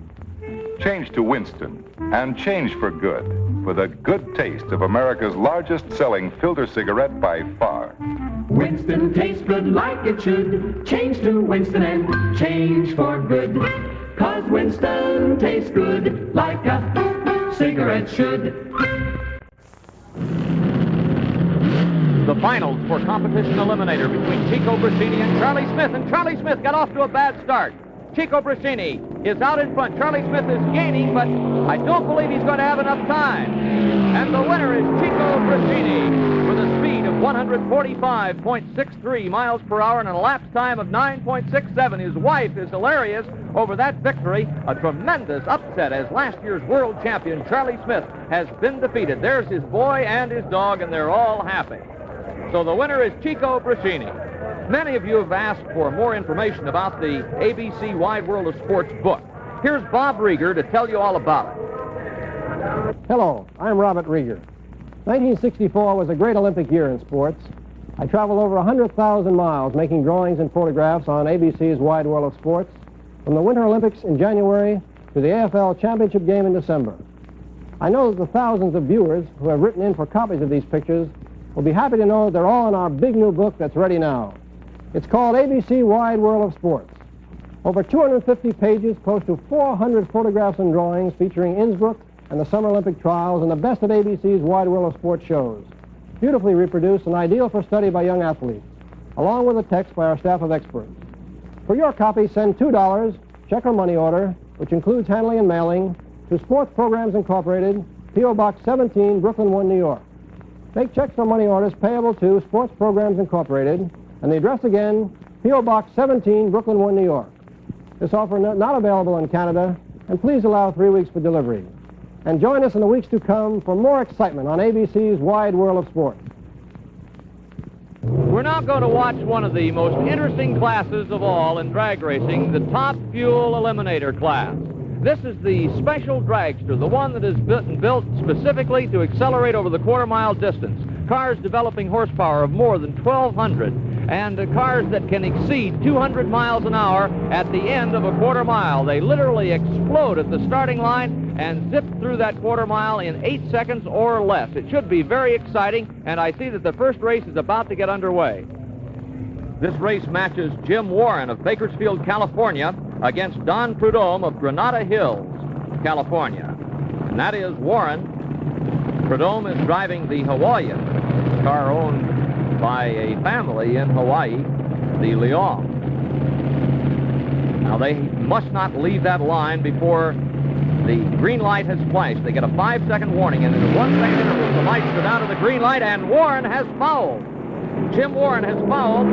Don Prudhomme will automatically be the winner. Warren is leading, but he is disqualified, and the winner is Don Prudhomme with a speed of 175.78 miles per hour.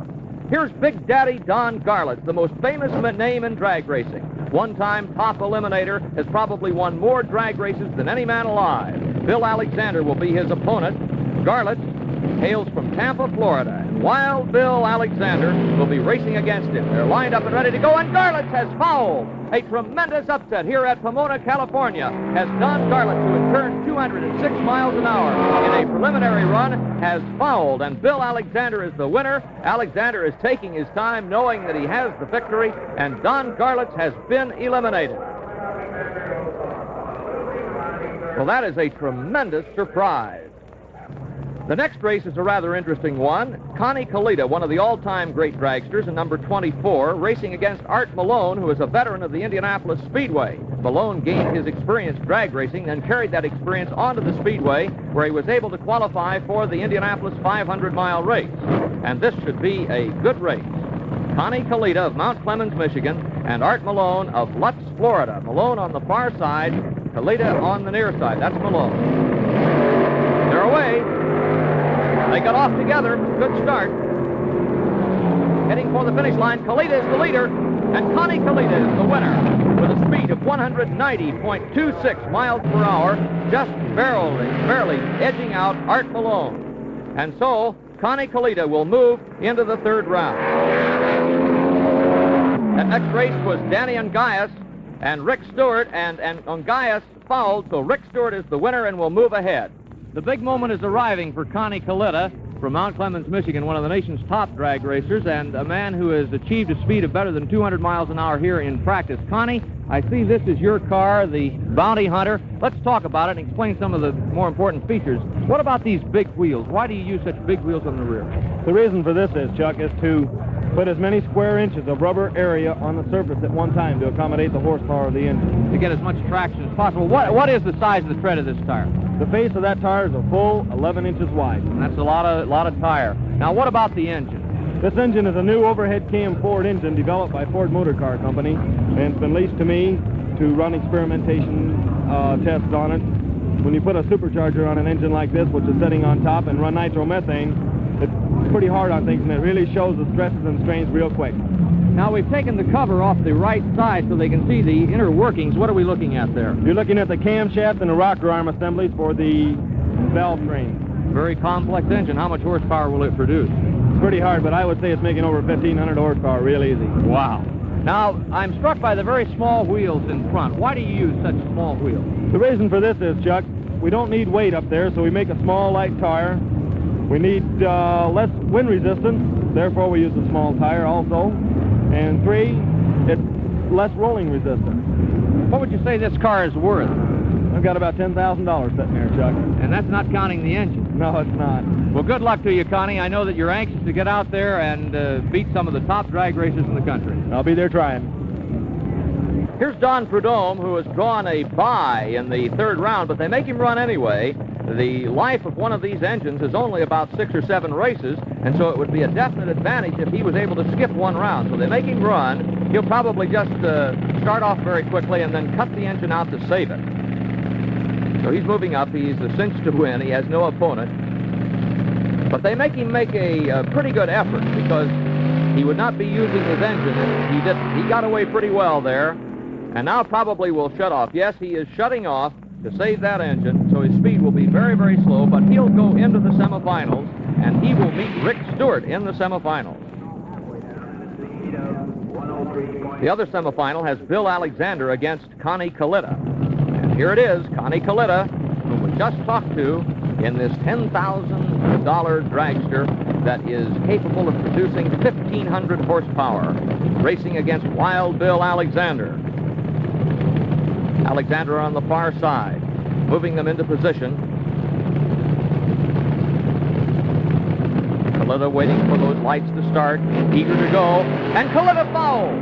It's the second big favorite that has been eliminated through the foul procedure. He jumped the lights, in other words. He's well out in front, but he's a loser because he fouled on the start. So Bill Alexander will go in to the finals against the winner of the match between Don Prudhomme and Rick Stewart. And here it is, Rick Stewart moving up to the line,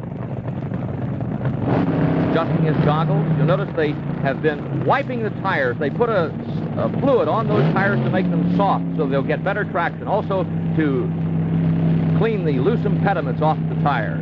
Don Prudhomme is ready on the far side.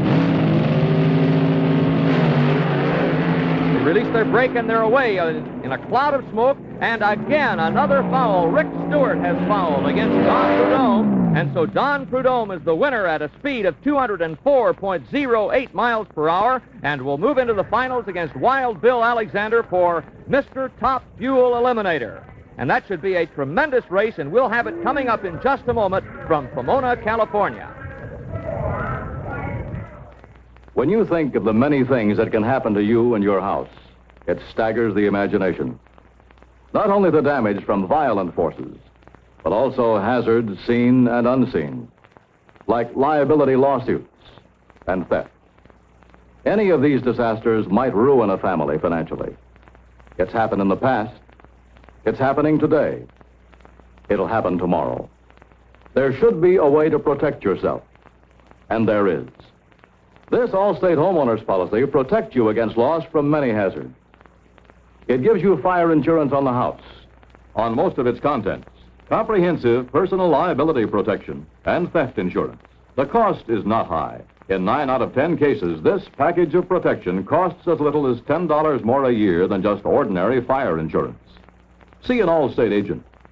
You're in good hands with Allstate.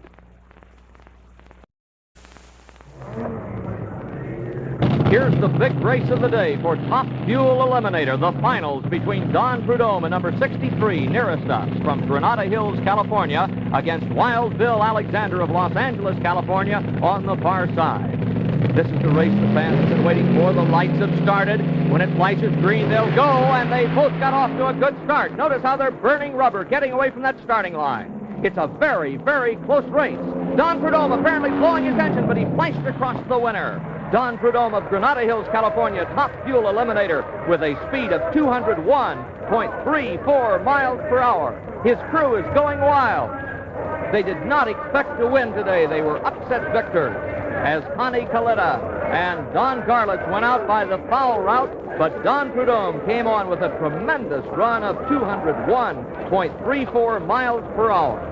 Now Don is getting out of his car. We're going to move down and get a few words with the biggest man in drag racing right now, Don Prudhomme. Don, I presume this is a dream come true. Oh, boy, it's the greatest experience of my life. How long have you been drag racing? I've been drag racing now for about 6 years. And this is your first Nationals victory? That's right, that's right. This is the first one. How did you feel you got off in that final run? Well, I was a little bit worried for a while there about the halfway point because I saw his front wheels, but all of a sudden this thing just took over and passed him. Did you have any trouble at the finish? Well, we blew a little bit of oil, but besides that, there was no trouble. The car stopped fine, and everything was okay on the car. When did that occur? At the finish or just before? Yeah, that occurred right coming into the finish lights. We were going right around 199 at the time when that happened. When I come through, then we went through the lights, and I just didn't want to take my foot out of it at that time we crossed the finish line. I imagine you breathed a sigh of relief when that finish line popped. Oh, boy, I should say. Don, congratulations to you, and good luck in future races. Thank you very much. So a very happy Don Prudhomme takes home the big trophy from the Winter Nationals in 1965 from Pomona, California, and it's been a great day of drag racing for all the 80,000 spectators and the more than 500 drivers and the mechanics and crew chiefs. Many great races, and we certainly hope that you have enjoyed them this afternoon. There were a number of upsets. Big Daddy Garlitz, who had been the pre-race favorite, fouled out, and as a consequence, we have a brand new winner, one that has never won the national championship. And that's about the story from the Winter National. Diamond P Sports presents championship drag racing from the National Hot Rod Association.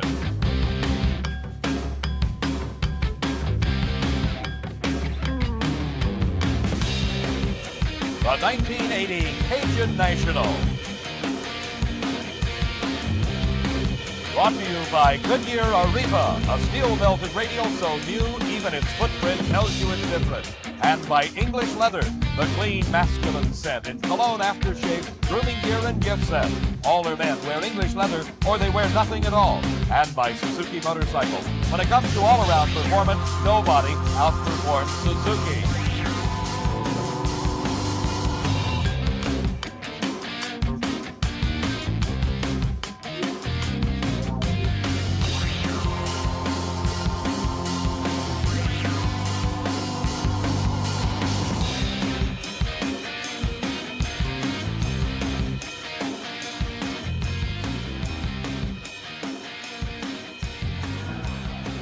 One of our Diamond P camera crews has just measured this line of cars and trucks, and it stretches over 7 miles down the highway.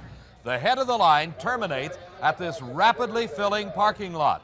The occupants of all these vehicles in this massive traffic jam are crowding into State Capitol Dragway in Baton Rouge, Louisiana, to see the 5th annual running of the NHRA Cajun Nationals Drag Racing Championships. Hello, everybody. I'm Dave McClelland, and the big story thus far of this Cajun Nationals Championship is Funny Car. Both the reigning and immediate past World Funny Car champions have failed to qualify, and that brings us to a man named Smith. Dave, there's nothing fancy around here. No fancy trailers or high-priced chief mechanics. Just happens to be the home of the #1 qualifier in Funny Car, Paul Smith, who drives Larry Kugel's The Sting from Ohio. 8 years you've been at this, and your first really good chance of winning a national event. How does it feel? It's kind of nervous, but, you know, I would say that we have a little better chance than anybody else if the air stays the same. You sit here and you look around the pits, you don't see Don Prudhomme, you don't see Raymond Beadle or Dale Pulley, the top 3 cars in the world, yet here's Paul Smith. Well, the little guys are here now.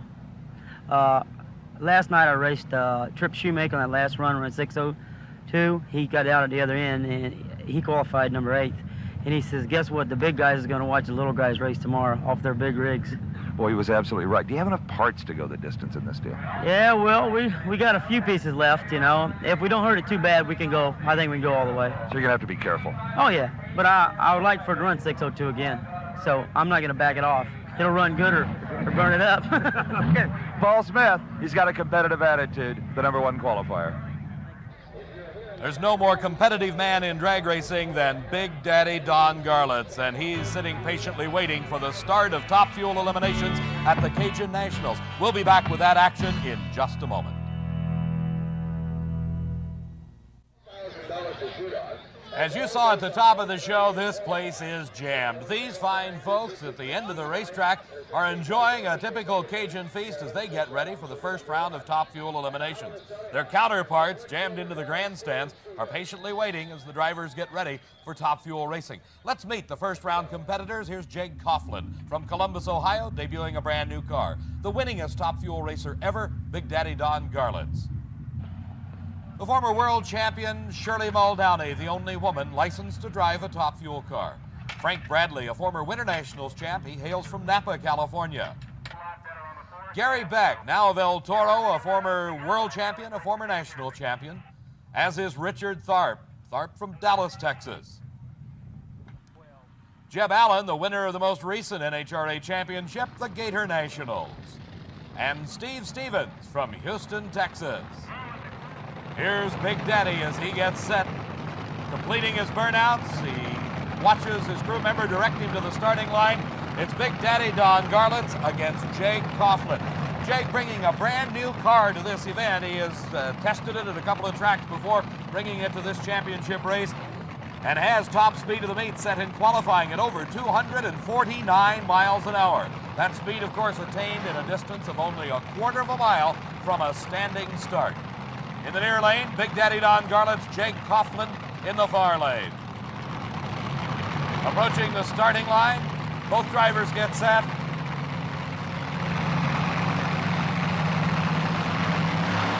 And they leave the starting line.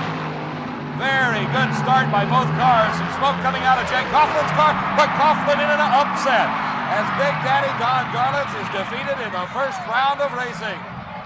Big Daddy losing to Jake Coughlin's outstanding 5.99 second elapsed time. The time for Garlitz, 6.02 seconds. Here we see again both cars leave the line simultaneously. They're side by side in the middle of the course. Here you see a puff of smoke or two coming out of Jake Coughlin's car, indicating he's having some engine problems, but he still got there first. Well, Dave, there's nothing but oil and steam down here, and a happy Jake Coughlin as you start your newest Top Fuel career with a 3/100th of a second victory over Garlitz. Oh, boy, that was really close, wasn't it? Looked like a dead even start. Yeah, I think it was really good on the starting line. It's always tough when you run Don. He's quick, there's no doubt about it, but I'm excited because I got my kids and they're my pit crew, and we're going to do it. Where does the big mile an hour come from here? You've already run 249 at track record. Horsepower. What else? You know, you need horsepower to make a mile an hour. And certainly to beat Don Garlitz. Thank you. Okay, going into round number 2, Jake Coughlin. An obvious happy Jake Coughlin as he defeated Big Daddy Don Garlitz. Here's Jeb Allen. He's 25 years old. He won the last NHRA championship. That was the Gator Nationals that you watched here on Diamond P Sports. He's up against Steve Stevens from Houston, Texas. Steve drives the Quicksilver car, one of the best racers ever in the state of Texas, qualified in this 8-car field, a very difficult task in itself, and he breaks traction, the car losing traction off the starting line, and it's an easy go for Jeb Allen. 5.95 his elapsed time, his speed over 240 miles an hour as Jeb Allen moves into round number 2 here at the Cajun Nationals.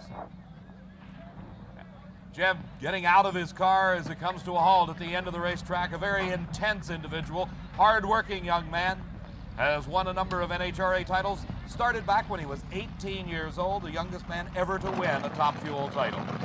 Continuing on in the first round of racing, this is Richard Tharp. If there's to be a hometown favorite in Top Fuel racing, it's got to be the car of the team of Candice and Hughes. They're based out of Houma, Louisiana, which is about 40 miles away. Dallas, Texas, the home of the driver. He finished 10th in the world last year. He's a former world champion and a former national champ, as is this man, Gary Beck. Beck moving into the cockpit of the Larry Minor car at the start of the 1980 season. Finished runner-up to Jeb Allen just a few short weeks ago down in Gainesville, Florida. Right now, the action is on the starting line. Here you see the electronic starting device, the Christmas tree, from the driver's point of view. You're looking at it as you would see it in the eyes of Gary Beck and Richard Tharp. They approach the starting line. The 2 yellow lights at the top of the tree indicating the pre-staging lights are lit. That means they're getting close to the actual staging beam. They're lit, the tree is activated, it goes green. They leave the line and they are side by side approaching the speed trap. And Gary Beck, in one of the closest races you'll see, defeats Richard Tharp. 6.05 seconds for Beck, 6.056, just 6,000ths of a second, the difference between these two cars. As they approach the finish line, you'll see they are side by side heading into the first speed trap, and Gary Beck pulls out the win by just a matter of a few feet. Here again, Steve Evans. Well, they say drag racing is a sport of milliseconds, and Gary Beck just proved it by 1/100th of a second over Richard Tharp. Yeah, it was close. I saw a lot of wheel and a lot of blue car over there all the way. No doubt. You think you won? Yeah, I thought I had beat him. I was expecting a lot of charge from at the other end, but he didn't drive away from me. This car's not necessarily the fastest car on the racetrack. That you mean mile an hour? Mile an hour, yes. That doesn't win races, though. No. What was the ET? It was a 6:05. You're going to be disappointed with that. 6:05. Yeah, that's all right. We can. We've been trying to get it to come around a little bit, and it should do good for us. We can step her up a little bit. It's going to be close. It's going to take a 5, consistent 5s to win it, though, don't you think, from here on? Oh, absolutely. It's 8-car shows like this are the toughest around, and you get the 8 of the best in the whole world. And we race against these guys all the time, and they know us, we know them, and this is where it really gets tough. Now we're down to 4 cars. It really gets serious. Okay, see you down here next round. Richard Tharp shaking his head. He didn't know that he lost. He wasn't sure until we told him. And a disappointed Richard Tharp when he finds out not only he loses, but how close it was, just a few thousandths of a second, as Gary Beck wins that race. Here is Shirley Muldowney. Shirley qualifying very well into this field, has been an exceptional racer. She proved to everyone her driving ability when she garnered that World Champions title. The competition for Shirley is Frank Bradley. Bradley from Napa won the Winter Nationals a few years ago, consistently one of the strong competitors throughout the championship drag racing circuit, but he's got his work cut out for him on the starting line here at the Cajun Nationals as he takes on the lady, Shirley Muldowney. The crewman Ron Tubler saying everything is good, let's go racing.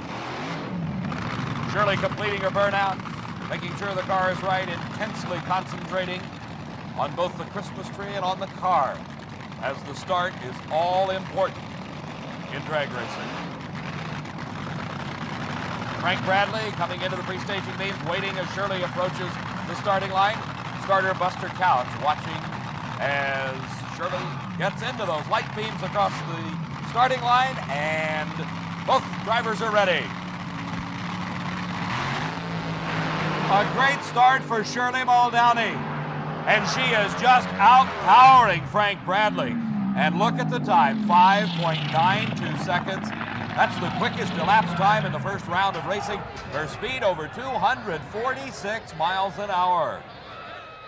As we watch again, look at the reaction of the chassis as Shirley lets the clutch out on that 2,000 horsepower dragster. The front wheels come up off the pavement, but the rear wheels with all the power that she needs. Frank Bradley nowhere in sight as Shirley crosses the finish line at over 246 miles an hour. A disappointment for Frank Bradley. His racing day is done, but he'll be back. It looks as if Shirley may be having some problems. Steve, what's going on?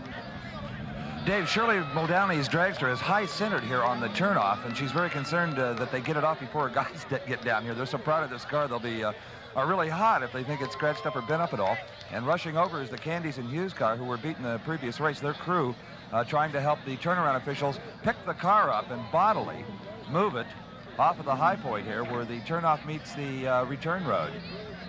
And as Shirley gets out of the car, she was much more concerned with the car, it seemed, than further competition.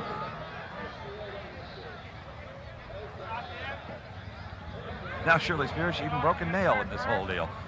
She is very much a lady. Broken fingernail and all, it'll be Shirley Muldowney into round number 2. We'll be back in just a moment. In spite of the fact he's about ready to go into the first round of funny car eliminations, Kenny Bernstein is taking time out to talk to some fans and give an autograph to a future world drag racing champion. A very happy young man indeed here at the Cajun Nationals. Meanwhile, over at the Trip Shoemake car, wife Susie Shoemake is involved in packing the parachute that helps slow that 240-mile-an-hour race car. She's getting some all-important expert advice and help from 2 members of the U.S. Army Golden Knights parachute team. Over on the other side of the pit area, Steve Evans has caught up with Don Garlitz after Don losing in the first round. Now, who says motor racers aren't concerned about the ecology? Here's Big Daddy on his bicycle after a first-round loss. After 20-some-odd years, are you at a disadvantage coming into a race like this one you've never run before? No, the disadvantage was drawing the number 1 out of the hat and having to be the first one down the track and take a chance on it. And it's, you know, we had a little smoke come off a tire there that caused him to get by me in the middle. Of course, he leaned on that thing pretty hard. I mean, as you saw down oil down at the end, it was blown up pretty hard. My car's ready to race. It's just a little difficult to race under those conditions. Had you been in the second pair and been able to watch a pair in front of you, you would have benefited from that? Definitely would have benefited, certainly for the tracks that would have been set out there. So it's a drawing out of a hat to see who runs first? Yes, it is, which is very fair. So you have no complaints on the system, really? No. In fact, I like that system. It's better than everybody trying to jockey around back here and play games to get up there last. Yeah, that's for sure. Right. Okay, well, thank you, Don. You bet. See y'all later. And see you later we will, Don, as Don pedals off in the expansive pit area here at State Capitol Dragway in Baton Rouge. Let's meet the drivers in funny car. This, of course, Paul Smith, the #1 qualifier. Kenny Bernstein. Bernstein now living in Dallas, Texas. Ron Colson, one of the premier funny car racers in all the country, drives for Roland Leong. This is Dale Armstrong. Quite a story here. He moved up from Pro Comp Racing. Billy Meyer, young man from Waco, Texas. Henry Harrison drives a car called the LA Hooker. Henry, one of the journeyman funny car racers throughout the country. Trip Shoemake, driver for Johnny Loper. And this is Tom Hoover, the driver of the Showtime Corvette. We met all the drivers in the first round of racing. Here's the first car we'll be seeing in competition. This is Billy Meyer. He's sitting encased in the roll cage of the chassis. The body, the fiberglass body, is raised to allow the crewman in to start the engine. He uses an electric starter motor that spins over both the supercharger and the engine until it comes to life. The nitromethane fuel coursing through the fuel injector and the supercharged system. As the crewman gets ready to lower the body, Billy now beginning to concentrate on what he has to do. The first procedure is to get the body locked down, then he pulls forward into a puddle of water. This is the burnout area. All cars in competition in championship drag racing do burnouts designed to heat up the tires. The rubber compound used in these very wide slicks is designed to operate at the highest possible temperatures. So the only way you can get them hot on a race car is to actually burn them. And here you see the clouds of smoke coming off the burning rubber of those 17-inch wide slicks.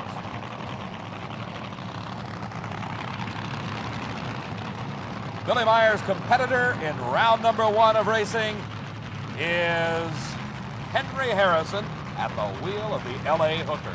The Corvette-bodied car out of the Los Angeles area. Billy hailing from Waco, Texas.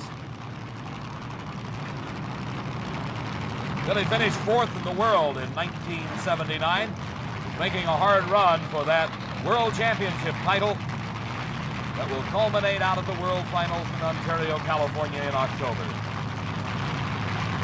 The burnouts for both cars completed, the drivers inching their way up to the starting line.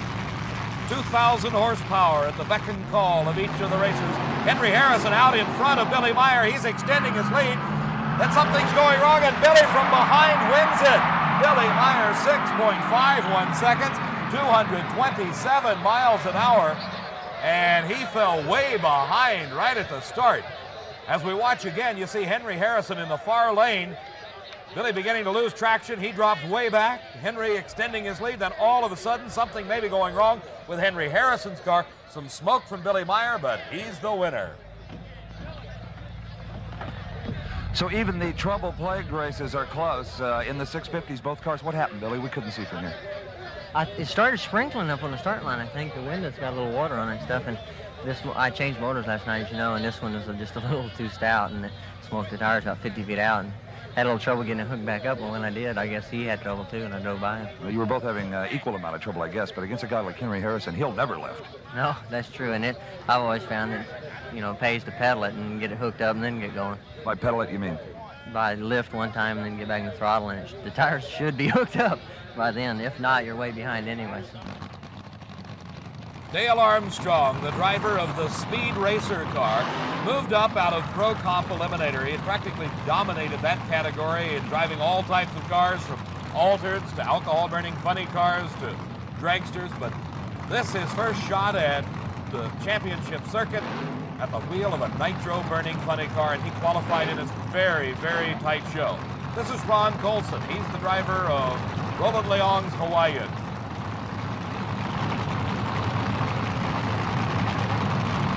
Both drivers setting themselves for the start. Side by side, they are at the middle of the course, and then Ron Colson pulls it out in the last few hundred feet. He just drives away from Dale Armstrong. 6.13 seconds his elapsed time.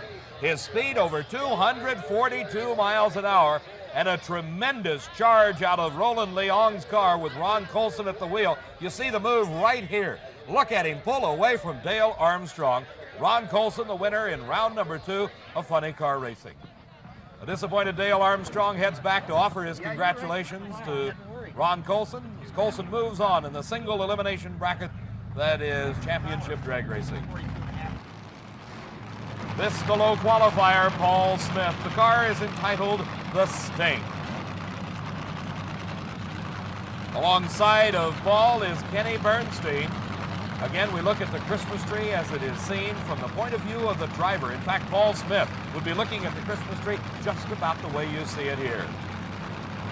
Staging lights are lit, the tree goes green, and Kenny Bernstein smokes the tires off the starting line. He backs out of it. Paul Smith very close to the center line, but an easy run, a fine 6.16 second, 234 miles an hour, and Kenny Bernstein just coasted through. It was at the first major race this season. He lost control of the car right off the starting line at the Winter Nationals and hit the guardrail. Here he was much more fortunate, able to lift off the throttle, bring the car under control, and Paul Smith very close to the center line. Dave, Paul Smith concerned that he might have crossed the center line. You did not. I didn't know. I thought I did. I come close, and I kind of drove her back there. I think it ran pretty good. Anybody here? Yeah, it ran pretty good. This little budget operation just ran 6.16. Oh, that's good. It's fixing to get interesting around here. The Hawaiian ran at 13, now you at 16. Will the track take more power? I think it's limited. For today, until it gets a little hotter, the track. It smoked the tires in the middle, so I don't cross the center line. And now, you don't have a trailer full of spare parts. Do you think you hurt it? Yeah, she got some pistons. I think I got enough to fix it. If there ain't nothing else wrong. I don't have a spare motor with me. If you ran out of parts, could you borrow them or buy them here? Or I think I can borrow a motor from Kenny Bernstein, the one I just beat. He's my buddy. Okay, Paul Smith is going to rely on some sportsmanship from Kenny Bernstein before this is all over. The final pair of cars in the 8-car field that made up the first round of eliminations. Funny Car Eliminator, Trip Shoemake at the wheel of Johnny Loper's car, while Tom Hoover, the owner-driver of his own operation, the Showtime Corvette. These two men finished 6th and 7th in the world in last season's World Championship points chase. Proudly bearing the number 6 on the side of the car is Tom Hoover. Number 7 was Trip Shoemake.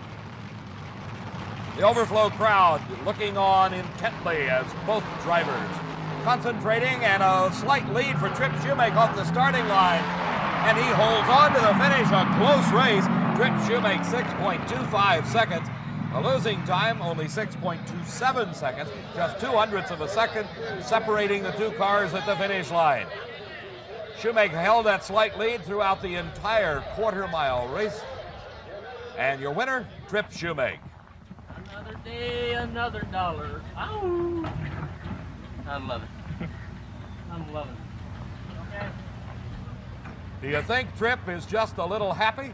We'll see him in round number 2 at the Cajun Nationals.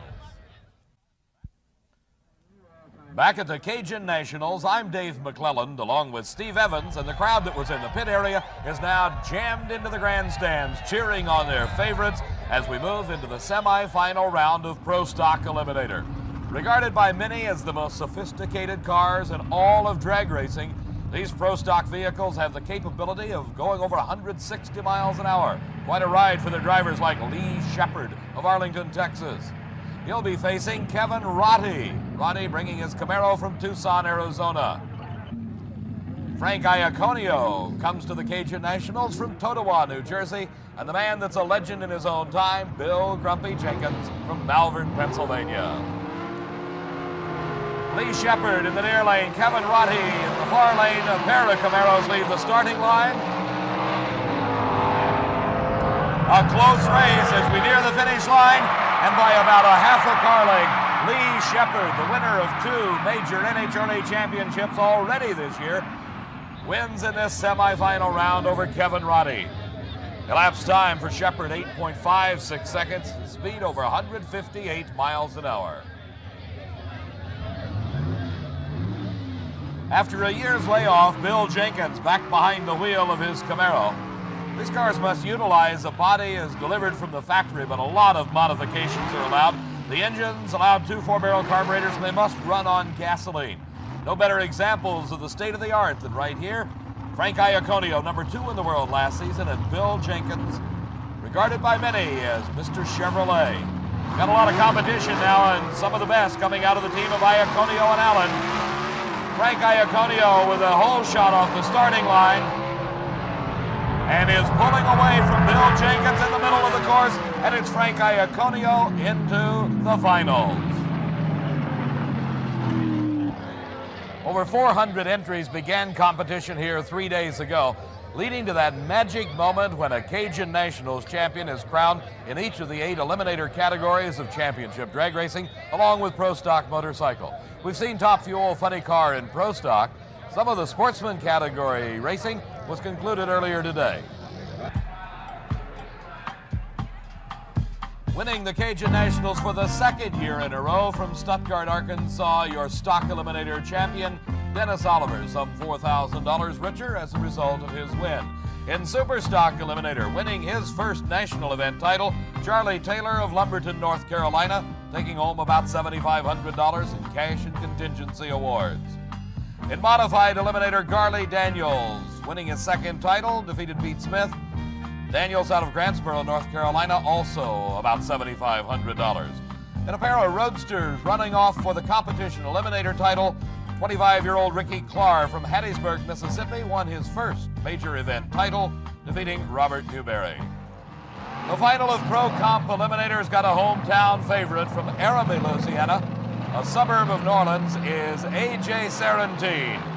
He's in the far lane. In the near lane is Gene Bowl from Baytown, Texas.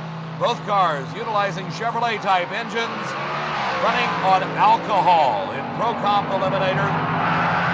And Sarantini with low elapsed time of the entire event for Pro Comp Eliminator, 6.58 seconds, his speed 208 miles an hour, winning his first ever national event title. A.J. Sarantine, the winner in Pro Comp Eliminator. Pro Stock Motorcycle finds Terry Vance, former world champion, riding a Suzuki against the winner of the Gator Nationals Championship in Fort Lauderdale, Florida, Mike Keat. Vance doing his burnout, telling his crewman something is not quite right as he shakes his head as he gets pushed back towards the starting line. Superbike Mike winning the title at the Gator Nationals. He's got his work cut out for him as Terry Vance was the low qualifier in Pro Stock Motorcycles.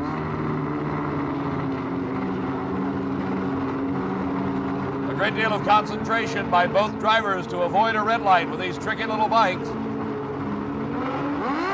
And it is a red light for Superbike Mike. Terry Vance has the automatic win, but he's giving it a race all the way to the finish line. 9.07 seconds, the time for Terry Vance. His speed 146 miles an hour. Here you see just how it happened. He left too soon. Well, talk about qualifying in a stacked deck. The #1 qualifier, Terry Vance, was the only rider on a Suzuki up against 7 Kawasaki's, but here you are, the winner, the Pro Stock. I'll tell you, Steve, it's tough.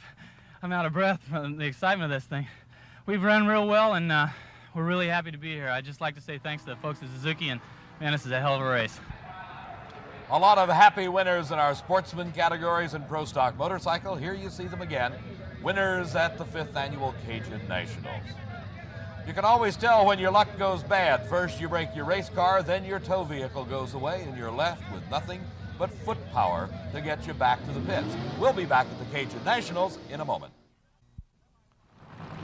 Semi-final racing in Funny Car Eliminator finds the #1 qualifier, Paul Smith, at the wheel of Larry Kugel's car called the Sting, racing against Ron Colson, who drives the famed Hawaiian for Roland Leong. The burnouts are over. The drivers, every effort now pointed to getting a good start. The winner of this race moves into the finals, and up in smoke goes Ron Colson. Paul Smith has got it made. The winner and moving into the finals for the first time in his career, Paul Smith. Here as we watch again, you see the car of Ron Colson losing traction almost instantly off the starting line, and that puts Paul Smith in the finals. Well, there was no question in anyone's mind that Paul Smith had the performance after qualifying #1, but they said he couldn't last. What do you say to that? I say we got one more round, and we got 8 new pistons from the Blue Max, and we got her made, I think. So you had to borrow some parts, but it looks like the Cajun Nationals might be almost here. I hope so. I hope so. I tell you, I've been so close, but never got all the way yet. A man that's been all the way, and he's been to the winner's circle before, is Ron Colson, but he will not make it today as the car up in smoke off the starting line. The final pair in this semifinal round finds Billy Meyer from Waco, Texas, number 4 last season, racing Trip Shoemake. Shoemake out of Phoenix, Arizona, drives for Johnny Loper. He was 7th in the world last year. Very ecstatic young man after his first round win, but he's got some tough competition here with Billy Meyer. Again, looking at the Christmas tree starting system, you see the drivers pulling into the pre-stage and then the staging light. When that point's there, the switch is thrown and the tree goes green, and it is Trip Shoemake up in smoke. Billy Meyer just as straight as he can be, but Trip Shoemake all over that racetrack. He avoids hitting the guardrail and avoids the center line, but it is Billy Meyer who moves into the finals. Elapsed time 6.32 seconds. That means Paul Smith, by virtue of his better elapsed time in this semifinal round, will have the all-important lane choice going into the finals. Here you see Shoemake using up all of his lane as Billy Meyer heads for the finish line. Steve? Now, Billy Meyer, after a disappointing Gator Nationals crossing the center line round 1, here you are. You're going into the final. Yeah, it's nice. I didn't, after that first round, we kind of made a mistake after we changed motors last night. I don't know why he gave me that lane. It's kind of the deal like I did at Gainesville. Why'd I give that guy that lane? And that does it sometimes. You told me this morning that you really wanted a hot day, and we've got a very cool one, but it's still paying off for you. Well, I thought I was going to run good first round, too, so can't always listen to me. Racing moves to semifinal top fuel eliminator, the Slender Dragsters. The lady, Shirley Muldowney, in the near lane. Outstanding performances in round number 1 as she recorded low elapsed time of the round at a speed of over 246 miles an hour. A very dedicated professional racer. Likewise, her competition, Gary Beck. He's a 2-time national champion, a former world champion. Shirley herself won the world title a couple of 3 years ago. Would love to repeat here in 1980.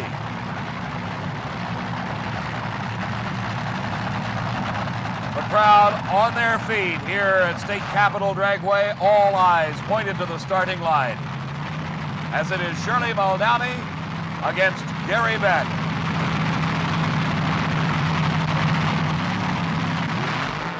And a tremendous hole shot for Gary Beck. He's got a big lead over. Look at Shirley make a run for it. And at the finish line, it's a matter of inches. Gary Beck wins the race, 6.03 seconds.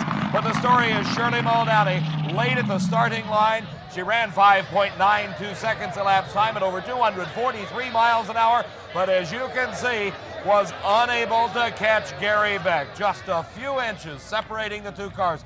Shirley not knowing when she pulled off the track. Now she knows, and a very upset lady she is, as Shirley loses to Gary Beck in the semifinals. Steve, what did it look like from your vantage point down in the turnoff area? Well, Dave, down here, neither driver had any idea who won the closest drag race of the day. It still takes a driver in one of these machines. Horsepower alone is not enough. And Gary Beck gets off the starting line first to defeat a much quicker Shirley Muldowney. Steve, Gary's taking the car back into the pits where the Larry Minor crew will be working on it, getting it ready for the finals, where he will meet one of these two drivers. Jake Coughlin, bringing a brand new top fuel dragster to this Cajun Nationals Championship. It's already earned him top speed of the meet awards thus far at over 249 miles an hour, but he has got a very tough and intense competitor in Jeb Allen alongside of him. Looking at the Christmas tree from Jeb's point of view, Jake Coughlin, something going wrong. The car lurching off the starting line, getting a red light. It could be an easy run for Jeb Allen, but he doesn't take it easy. Elapsed time, 5.95 seconds, 239 miles an hour, and that could be an all-important factor as he will have the lane choice over Gary Beck in the finals. A dejected Jake Coughlin coasting through and making the turn off. He's happy knowing at least the car has the horsepower to run near 250 miles an hour. We'll be back at the Cajun Nationals in just a moment. The Wizards with wrenches are hard at work in Jeb Allen's pit area, preparing his mount for the final round of Top Fuel Eliminator. The engine stripped down to the bare bones, the cylinder heads and supercharger removed, the pistons checked, found to be bad, and removed and replaced, as Jeb getting ready for his race against Gary Beck. All this work done in about 45 minutes to an hour's time, the engine completely stripped, reassembled and running with some 2,000 horsepower, as Jeb Allen will be bringing it to the starting line in just a moment. Same type of action going on probably in Gary Beck's pit. Let's check in with Steve. Dave, here in the Gary Beck Larry Minor camp, a fresh engine has been wheeled out of the trailer, lowered into the chassis, and they're bolting it up right now. Now, this is the engine we saw propel this blue car to the quickest elapsed time in 4 years on our last Diamond P show, the Gator Nationals. It's a 5.71 motor, and they'll need that kind of performance to get by Jeb Allen. Before he has a chance to meet Jeb Allen, we've got some racing to watch, and it is the final of Pro Stock Eliminator. Two of the best Chevrolets in the country matched up in the finals. Lee Shepard, the winner thus far of 2 major NHRA championships this season, the Winter Nationals and the Gator Nationals. He's got a big lead in the World Championship Series. The man that finished number 2 last year, Frank Iaconio, in the far lane. The engine's high RPM and a great start by Lee Shepard. He is pulling away from Frank Iaconio, and Lee Shepard, making it 3 in a row, wins the Pro Stock Championship, 8.60 seconds. His speed over 159 miles an hour, and he's some $12,000 richer as a result of this Cajun Nationals Championship. And that brings us to the Cinderella story of Paul Smith. As the crewman squirts fuel through the injectors, Paul nods his head, the engine comes to life. For the first time in his some decade-long career, Paul Smith is in the finals of an NHRA national event. Paul and partner Larry Kugel have done an outstanding job preparing this car. They had to borrow the parts to get the engine back together to get it to this point. The body coming down, latched securely, and Paul pulls into the burnout area.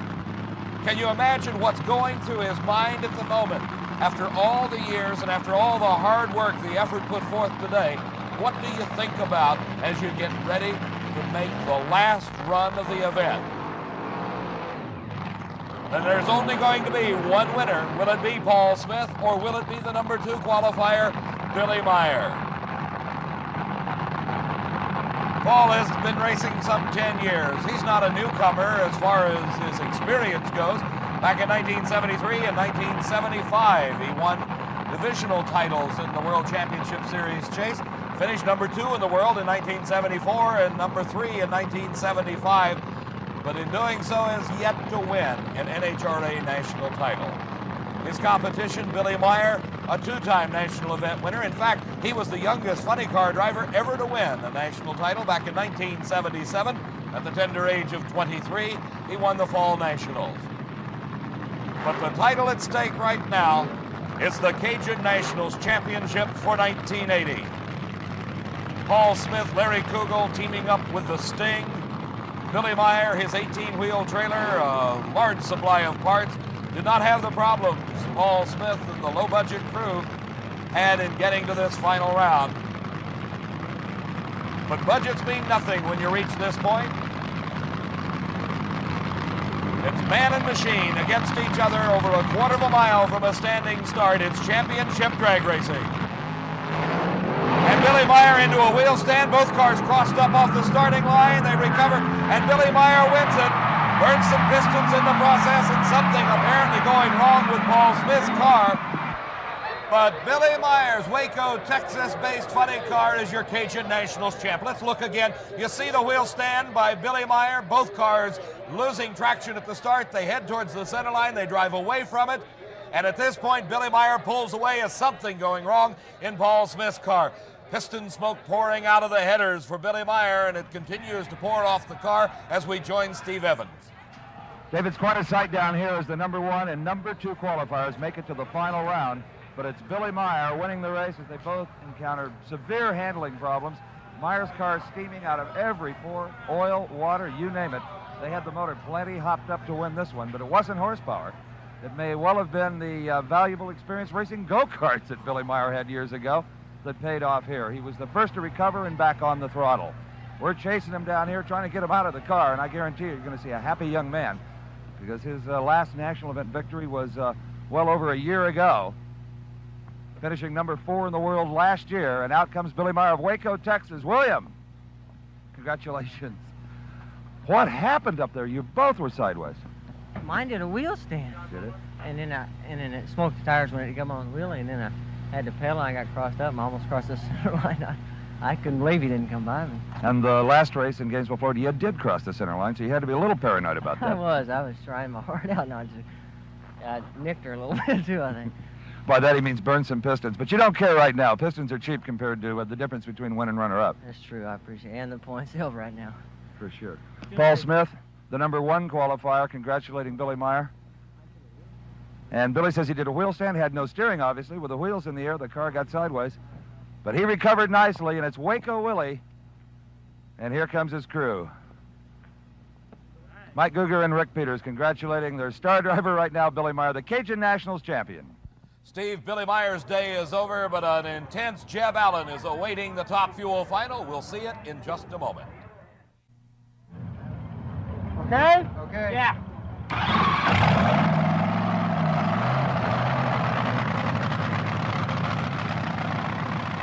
The engine in Jeb Allen's dragster comes to life as the intense young man of 25 flips down his visor, gets the nod from his crewman, and heads towards the water burnout area in preparation for his final race of the day against Gary Beck for the title Top Fuel champion at the Cajun Nationals. 6 times before, Gary Beck and Jeb Allen have raced each other. In all 6 times, Jeb Allen has been the winner. This is a rematch of the final you saw on Diamond P Sports of the recent Gator Nationals Championships. At that race, as it had been 5 times before, Jeb Allen prevailed. There's some similarities between these two drivers. The only big difference is age. 39 years old for Gary Beck, 25 for Jeb Allen. Both drivers won their first national title back in 1972. Jeb was a youngster of 18, the youngest man ever to win one at that age. Gary Beck was 31 when he won his first national title, and that was the prestigious U.S. Nationals. Since that time, Gary Beck has won 7 major championship events and a World Champions title. Jeb Allen has 5 previous wins prior to this meeting. A lot of work done by both drivers and both crews to reach this point. Very evenly matched cars. They're capable of 5-second elapsed times, and we've heard Gary say it's going to take a 5 to win it.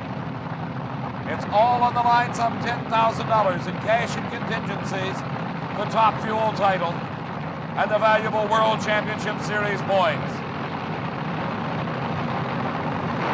They leave the line. Jeb Allen out of control and crosses into the lane behind Gary Beck. And it is Beck winning it. 5.93 seconds. His speed, 239 miles an hour.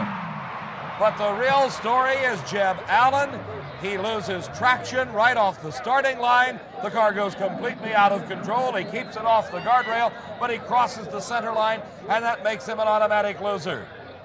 Gary Beck into a wheel stand as he leaves the starting line. Here you see Allen starting to lose control. He tries to correct out of it, is unable to do so, and crosses over behind Gary Beck.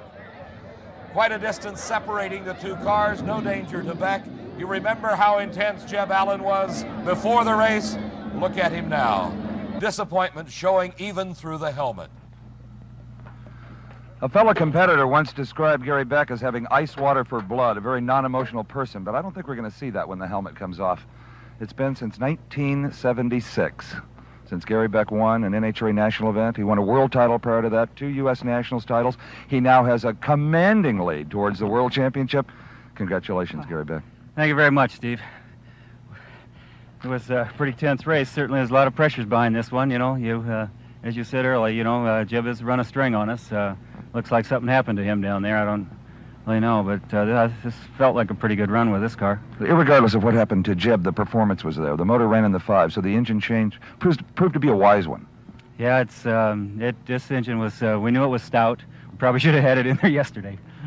Well, I think we're going to see a happy crew coming down here. Jim Wright, Terry Caldwell, my wife Penny, Jim's wife Pat. It's going to be a great time in Hemet, California. Yeah, when you make that phone call home, I'm sure your car owner, Larry Miner, will enjoy watching our telecast of this race, even though he couldn't be here. Here's the crew chief, Jim Wright, who has crewed on Indianapolis cars, virtually every form of motor racing vehicle, and Penny Beck.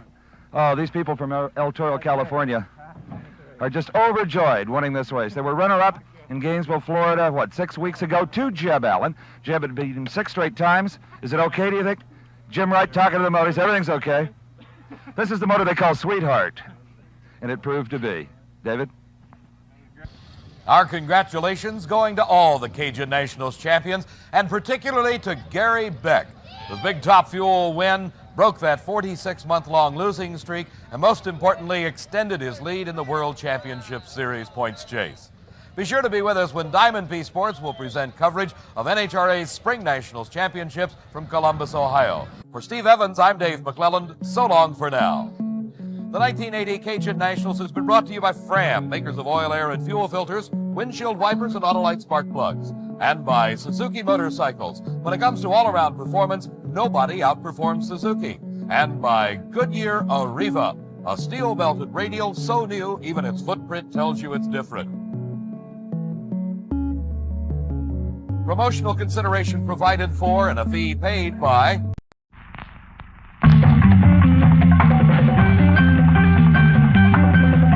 This is Southern California, where early every winter the country's drag set gathers for a unique metal, plastics, rubber, noise, and smoke convention.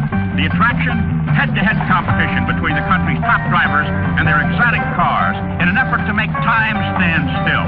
It's the National Hot Rod Association Winter National Drags from Pomona, California.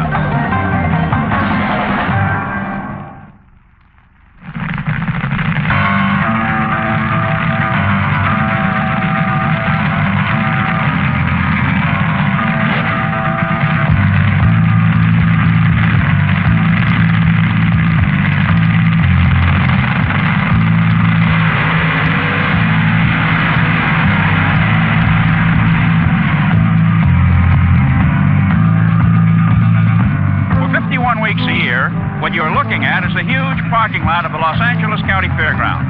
But every February it changes as the elite of drag racing convene for the first major meet of the year. It's like a fashion show to the mechanically oriented. What's new, what's right, and what's fast are premiered. Sort of a will wide lapels and cuffs be in to the closed conscience. But speed is the story here today. It's the National Hot Rod Association Winter National Drag from Pomona, California. Hello, everyone. I'm Chrissy Cotomax. And ever since Wide World of Sports began in 1961, I've been involved in its motorsporting coverage. This is my first drag racing telecast. And to say the least, I am impressed. 3 things stand out visibly in my mind. First, the precision that's required on the part of the competitors, more so than in any other form of motorsporting. Secondly, the investment. There are 611 entrants here, shooting for the $250,000 in prize money and awards, and these 611 cars, over 100 of them represent more than $30,000 each.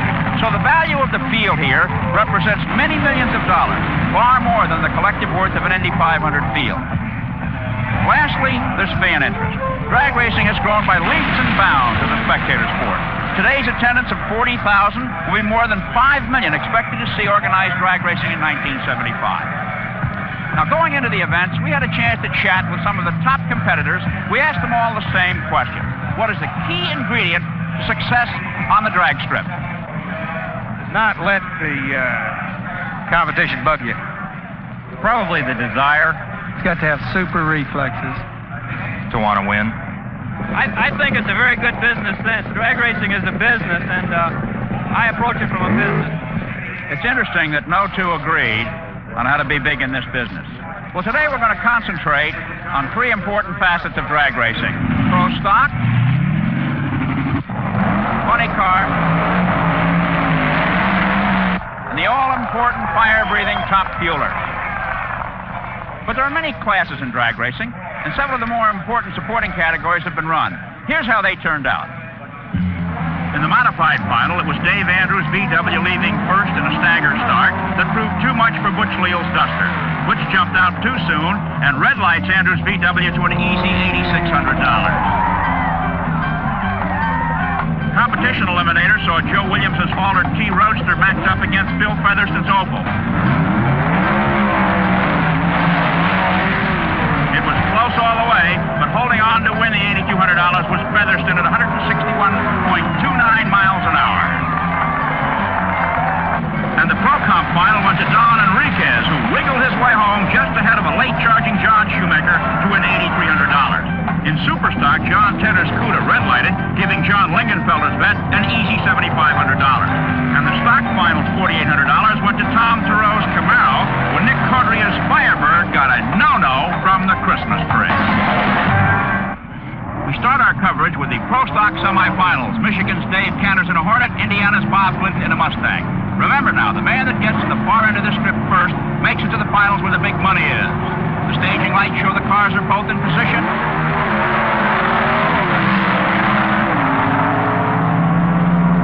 And it's the Indiana boy, Bob Clinton, home first. Let's take another look at the finish. Down the strip they go. This 1,320-foot quarter-mile strip. Glidden arrives first in less than 9 seconds at 153.84 miles an hour. That from a standing start.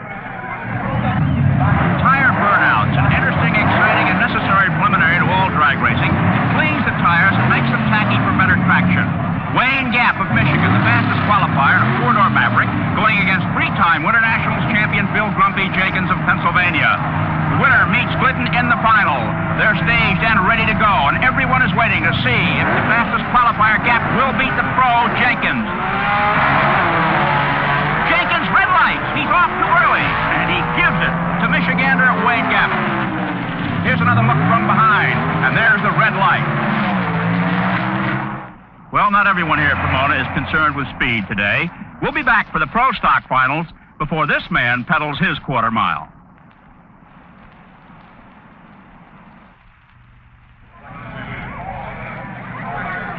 Chrissy Conamacki back at the Winter National Drags in Pomona, California, along with a huge crowd of spectators anxiously awaiting the start of the next event, the Pro Stock final between Wayne Gap and Bob Glidden.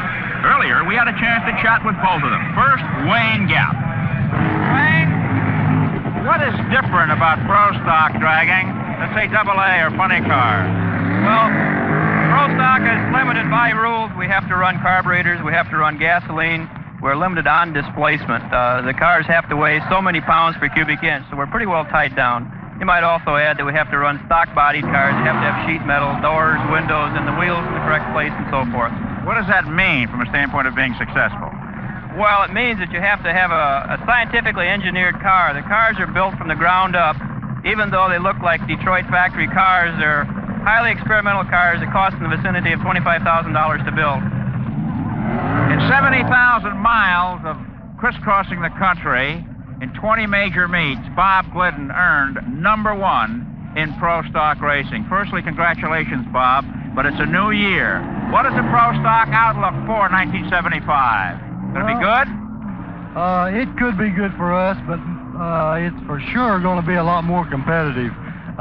We've got 3 or 4 more racers that are working a little bit harder. It's good. It's just in plain words, it's going to be a lot more competitive this year. And those are the 2 men who will face one another in the Pro Stock finals coming up.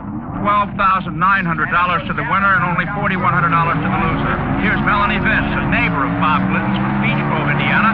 He's in the burnout area. His wife, Etta, is his chief mechanic, and there the water is being put on the tires for the burnout. Laundry bleach used to be used. Now it's water, but the area is called the bleach box. And those tires are getting heated up and cleaned. And there, Wayne Gap comes to the line. Gap, remember, the fastest qualifier for the meet. The Winter Nationals, the fastest qualifier, has never won in Pro Stock. They're in the staging area.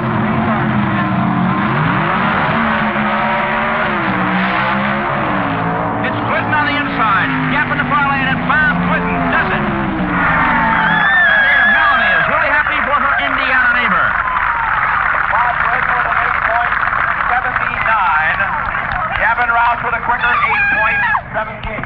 So close the competition is. Glidden's speed through the trap, 154.10 miles an hour. He won. He got there first, but it was slower than Yap's at 154.37. And in the elapsed time department, Glidden came home in 8.797 seconds, slower than Yap, 8.781. Why the difference? Bob Glidden got off the line first by a tick of the watch. And now we move to the funny car semifinals. Slingshot dragsters with stock appearing bodies. Weird machines, to say the least, and this one belongs to one of the best in the business. A familiar face to Wide World of Sports viewers, that of Don Prudhomme, the Snake, winner of the 1974 Nationals at Indianapolis. Don, they tell me that the funny car is the hardest dragster to drive. If so, why? Well, it kind of depends what category you're in when they make that statement. But yeah, I feel as though the funny car is plenty tough to drive. It has a lot shorter wheelbase than the fuel dragster, although they have the same engine in the car. The wheelbase is a lot shorter, and it's a little more touchier to handle. What about the aerodynamic forces acting on the car from the outside? Well, of course, that has a lot to do with it. Without the right spoiler height in the car and the car being close to the ground, it's a little evil handling. Don, what about the mental pressures on a drag racing driver? You've seen it all, the celebration and the despair. What kind of mental shape must a drag racer be in to do well? Well, it plays on your nerves. I would say every bit as tough as championship racing, NASCAR racing, all forms of racing. I'm a great fan of Indianapolis racing. I follow it pretty close. And some folks seem to think that's all you do is set in one of these things, go down a quarter of a mile in 6 seconds, it's over with. But to get ready for the race and get your head all set for it in that length of time, it feels like a lifetime, 6 seconds. The world of the big-time drag racer is a succession of eternities. Staging, start, run, and slow down.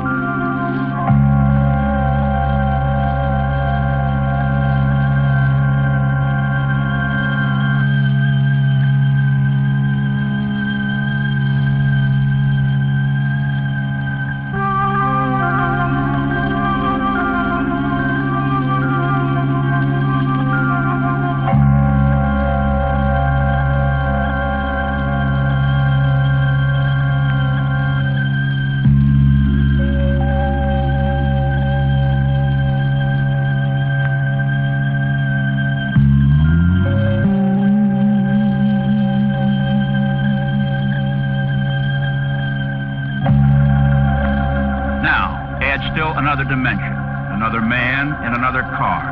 And funny car racing isn't funny at all.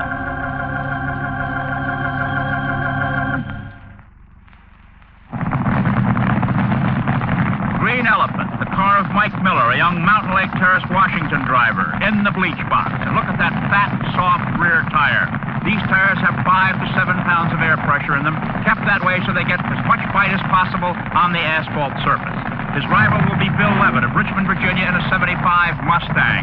Levitt, the fastest qualifier here, has a jinx to beat. For in all the years and in all the classes at Pomona, the fastest qualifier has only won 2 titles, both by Don Prudhomme and many years ago. Now in the staging area, the critical staging area. Remember, to win, you must get to the other end first, regardless of time or speed. And staging in this context is very important. The timing light breaks just beyond the staging lamp, a matter of inches. And at this level of competition, it is these few inches that often mean victory or defeat. Hence the need for great precision and reaction time on the part of the drivers involved. They're standing by, about ready to go, revving the engines up. The Green Elephant, the car owner's name is Green, and has an elephant engine, a unique way to christen a car. And they wait for the light to turn green, and they're off. Levitt swivels, and it looks like the jinx is beating Levitt as Miller goes down in a beautiful run. 6.447 seconds for Mike Miller. The speed, 212.79 miles an hour. Over 200 miles an hour from a standing start. Miller moves to the finals. And in the second semifinal, it's going to be the Army versus the Marines. Yes, the battle for recruits extends to the drag strip as Don Prudhomme has the backing of the khaki, and his rival, Charlie Thurwanger of Lubbock, Texas, is spurring Marine enlistment. Neither driver is a serviceman. It's also going to be a Chevrolet Pontiac battle, as Prudhomme's car, a new Chevy Monza, is going against Thurwanger's Pontiac Grand Am.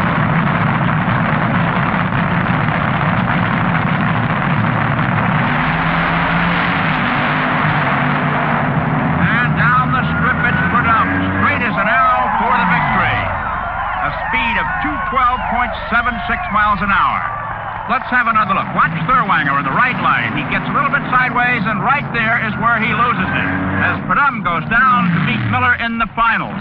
Prudhomme's time, 6.286 seconds. No time for bobbling. A quick reminder, 1 week from tomorrow, it'll be the Daytona 500 stock car race, live on most of these ABC stations, except in portions of the Southeast.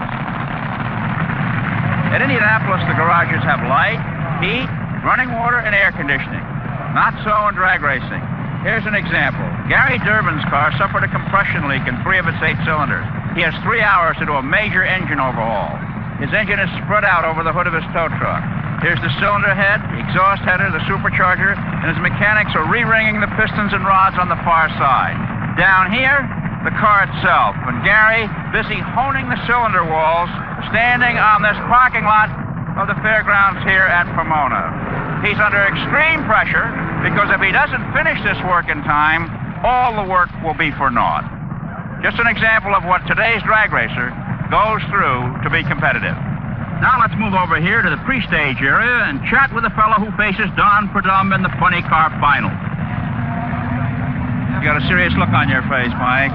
Going against Prudhomme, I guess, is probably the toughest guy you could face, huh? He's tough, but I'm not really worried about him. I mean, I feel that if the car's up to snuff, we'll win, and I think it is. And the Snake's just like another guy as far as I'm concerned. Yeah, I'm sure I'm better. I mean, you know, you got to think you're the best or you never are. The face-off between Miller and Prudhomme in just a moment. The funny car final, Mike Miller in his green elephant and Don Prudhomme in his army wagon, as the nitroglycerin-based fuel makes the exhaust flicker. Mike Miller, who has never won a title, is a contemplative man whose nerves, ability, and confidence are under severe test as he faces his last 6-second eternity of the day. 13,600 to win, 4,500 to lose. And Miller in trouble early as Prudhomme streaks for the line, win the title. Poor Mike Miller, a top driver, but just can't seem to get that first national win. Let's have another look. Off the line, Miller's car suddenly veers sideways. He's trying to gain control. He crosses the line. That's a disqualification, but he'd lost the race already. As Prudhomme's car, like it's on rails, pops the chute, and another title for the Snake. Here it is from another angle. And there's Miller having trouble maintaining control of that high-powered car. The strike of the Snake, 6.243 seconds, 226.7 miles an hour. Now let's talk to the loser, Mike Miller. Mike, what happened? Biggest car we had. I thought it'd hold, but it didn't. Tire cost you the race. Smoked the tires, yeah. Bummer.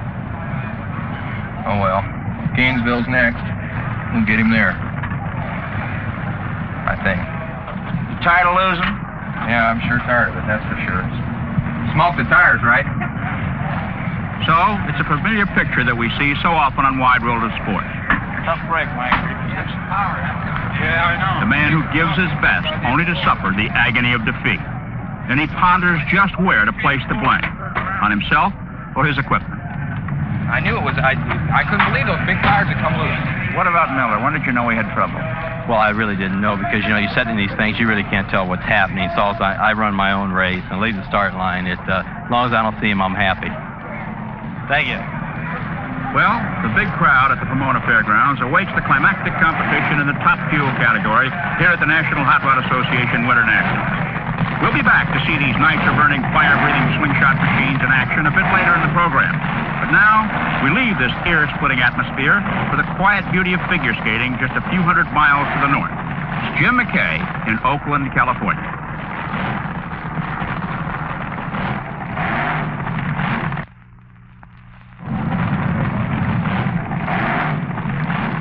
Back at Pomona, California for the 1975 Winter National Drag Races. And what an event it has been. We're going to concentrate now on the top fuel, the class of the drag racers, the super heavyweights. And what an event this will be. Earlier in the show, you saw what the responses were from participants in drag racing as to what is important. Not a single one used the expression luck, and that's played an important part in the goings-on to this point today. The Arnold Palmer, the O.J. Simpson, the Wilt Chamberlain, the A.J. Foyt of drag racing, a little man from Sefner, Florida, Don Big Daddy Garlitz, is the focus of all eyes. He's in the semifinals, but he shouldn't be. His first round luck started out disastrously, but in a matter of split seconds, Dame Fortune turned and smiled his way. Let's look back and see exactly what happened.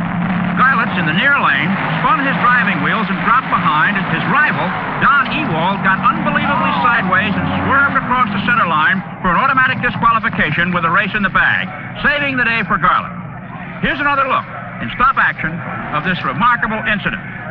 Garlitz now in the near lane looking for a record 4th Winter National win, comes off the line okay, but immediately his wheels start to spin on the paving. He has lost the race right here. Meanwhile, his rival Ewald ahead starts across the line after his machine gets sideways. The minute he gets on the yellow line, that's a disqualification, and Garlitz is the winner, though he should have lost it. Here's how he saw it.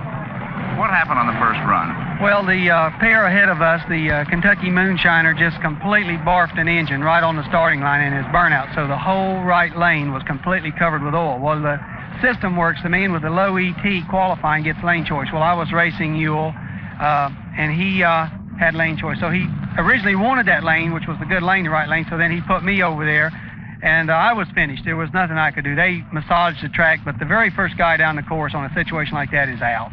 And sure enough, I did everything I could, and it went out and smoked the tires, and Ewald drove out in front of me about 2 car lengths and then turned right into my lane. And, of course, that's an automatic disqualification. Why do you think he did that?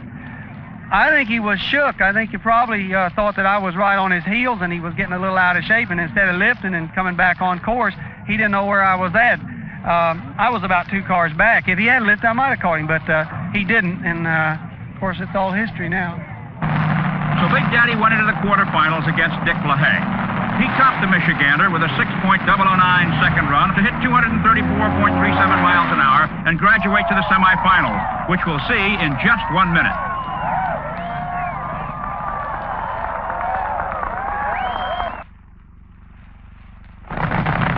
In the first semifinal, we'll match Garlitz, the Florida swamp rat from Sefner, and a Fountain Valley, California boy with the colorful name of Rick Ramsey.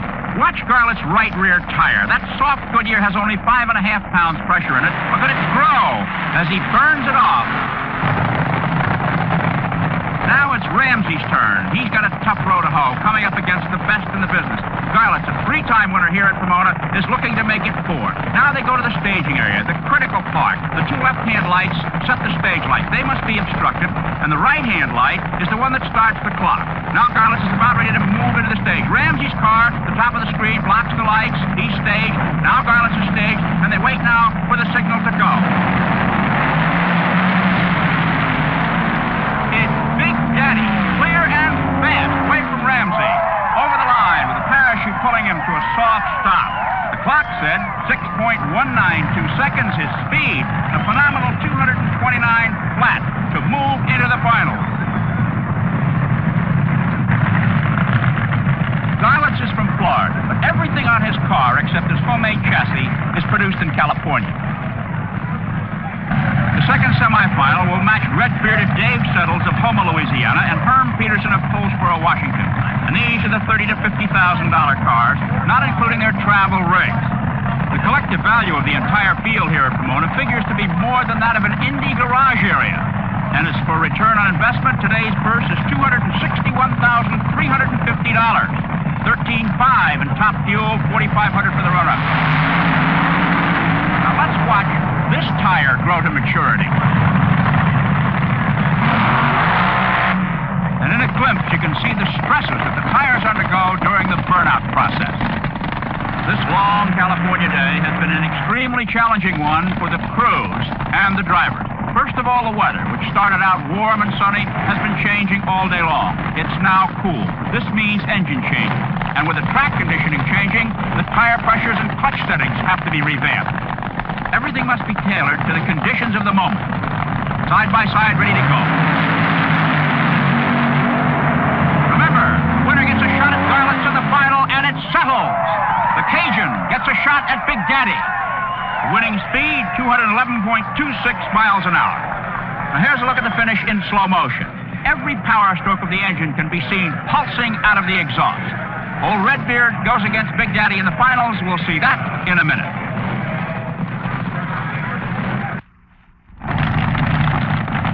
The Top Fuel Final, a classic drag race.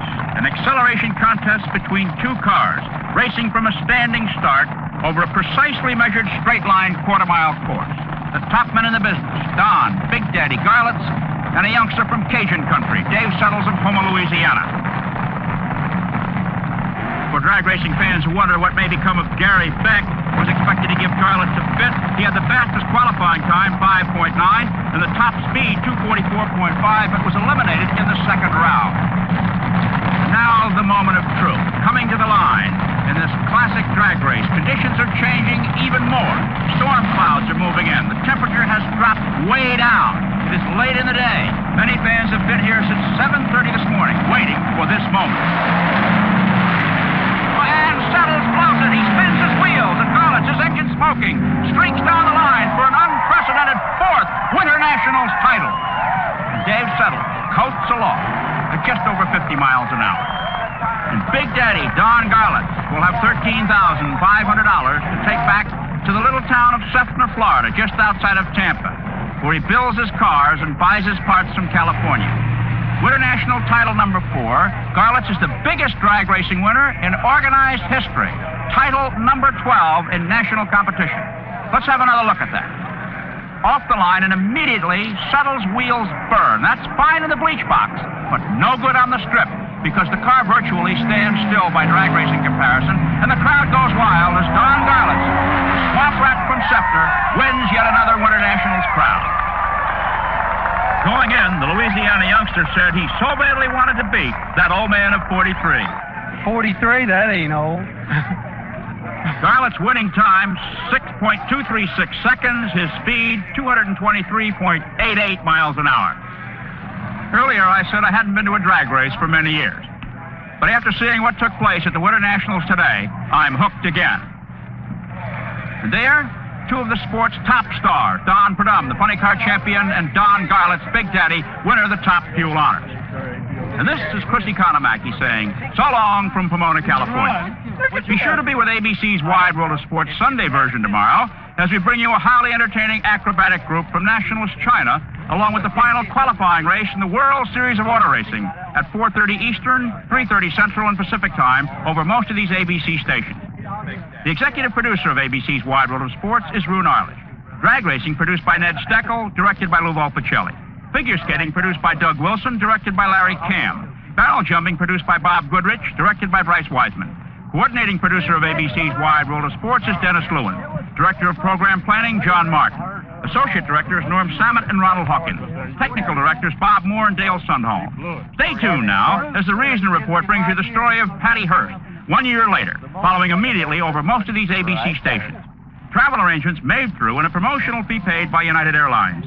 United, offering more wide-body 747 and DC-10 friendships to more cities across your land. The spirit of friendship service. It's catchy. Today's program was pre-recorded. I just hammered this morning. Yeah.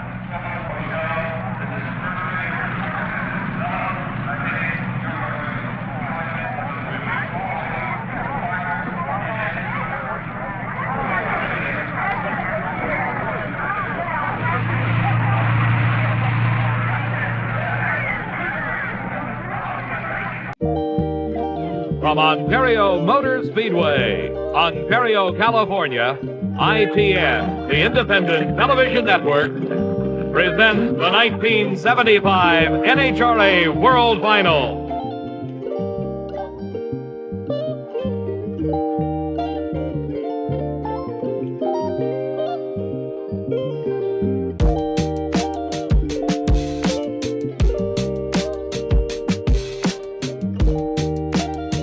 Brought to you by English Leather, the English Leather champion.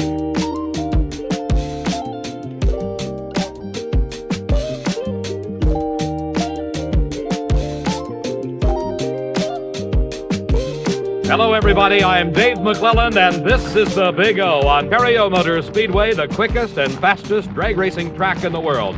On the starting line in first round action of Top Fuel Eliminator, Big Daddy Don Garlits in the far lane. He's from Tampa, Florida. In the tower side from Minot, North Dakota, Bob Struckness. Don Garlits, in search of his first ever NHRA World Championship, has an easy go of it in the first round. 5.79 seconds, 242 miles an hour. Here is the defending world champion, Gary Beck. He's from Edmonton, Alberta, Canada.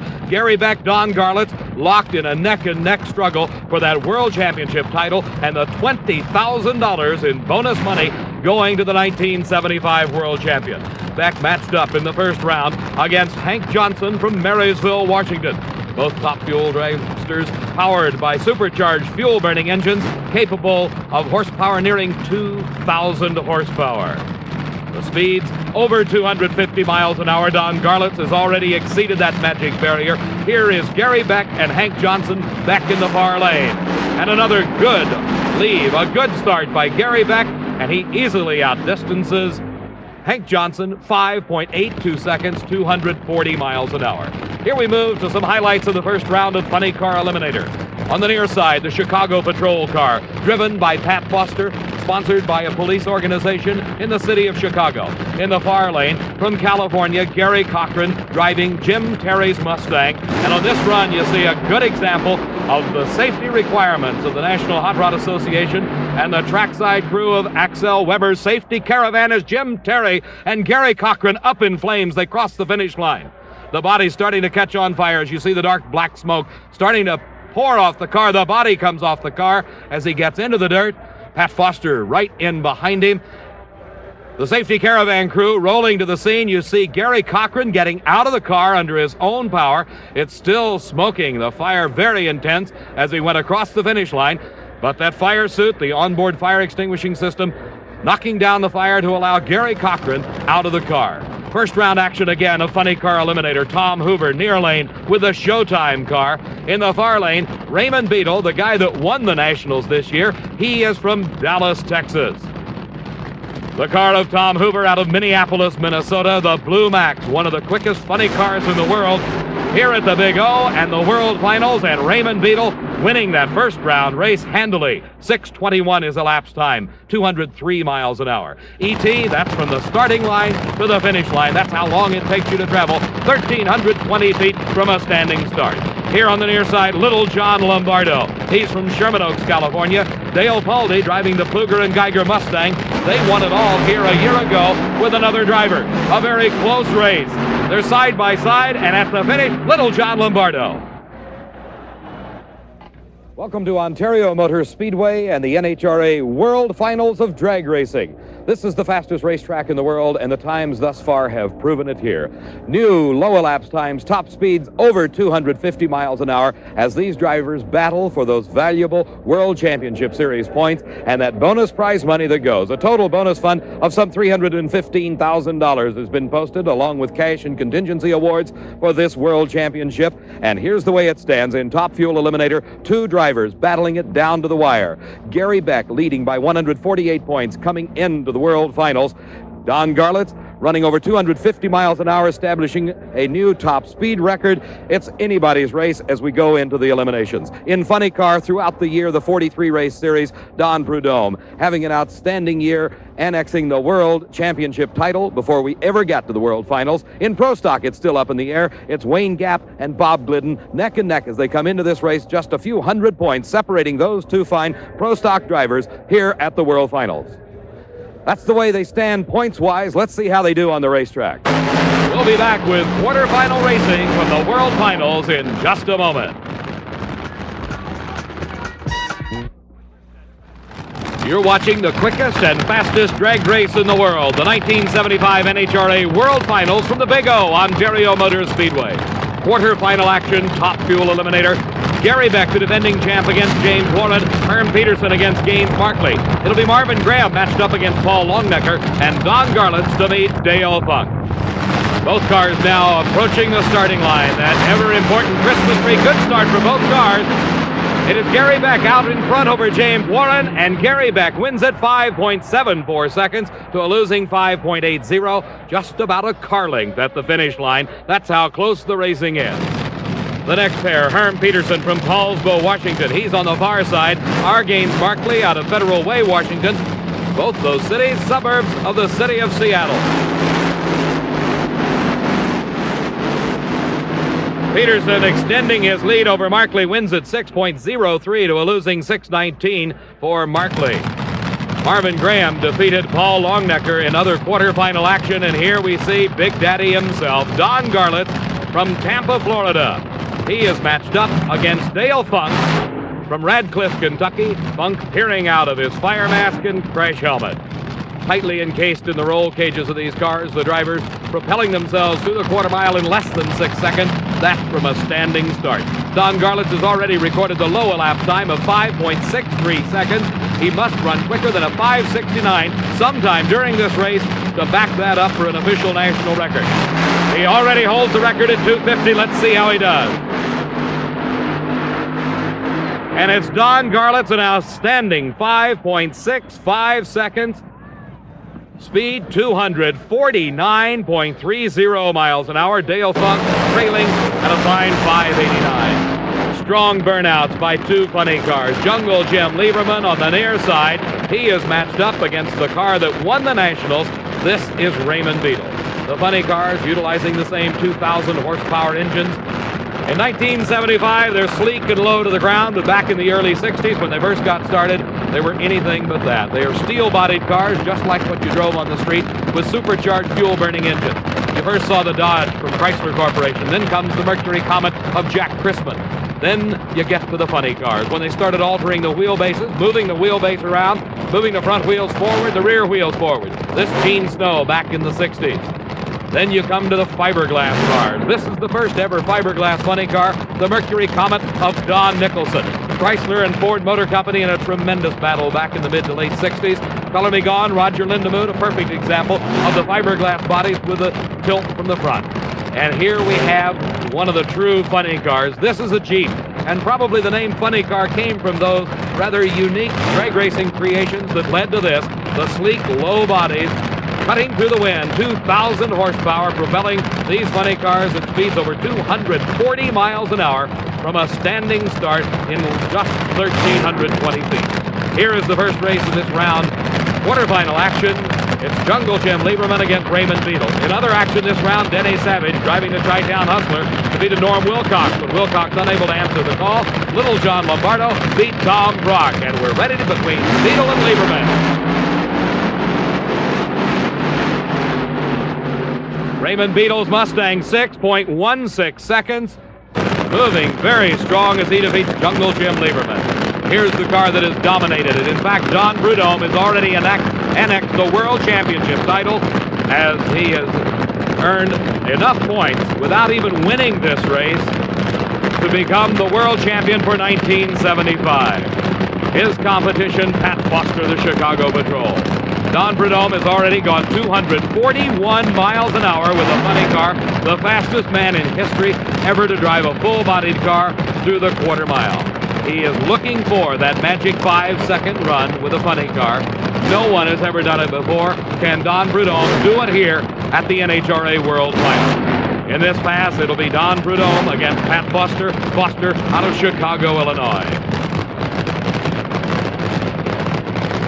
The all-important start.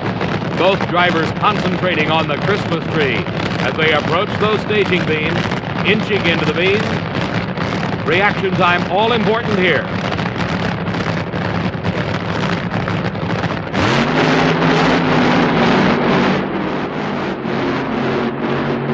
Don Prudhomme easily outdistances Pat Foster, a 6.17. Let's move to the Pro Stock quarterfinals. As you can see, it'll be a tremendous number of cars in this race. As the first pair we'll see, Bob Glidden on the far side. He is matched up against the Ford Pinto of Lee Hunter. Both Pintos off the starting line together.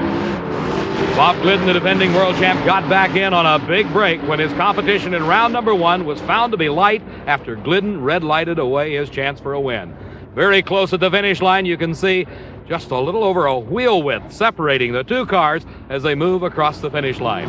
It's Wayne Gap matched up against Stacy Shields in the second race of this round. In other action in this round, Larry Huff defeated Jack Shore. Bill Jenkins topping Richie Zool.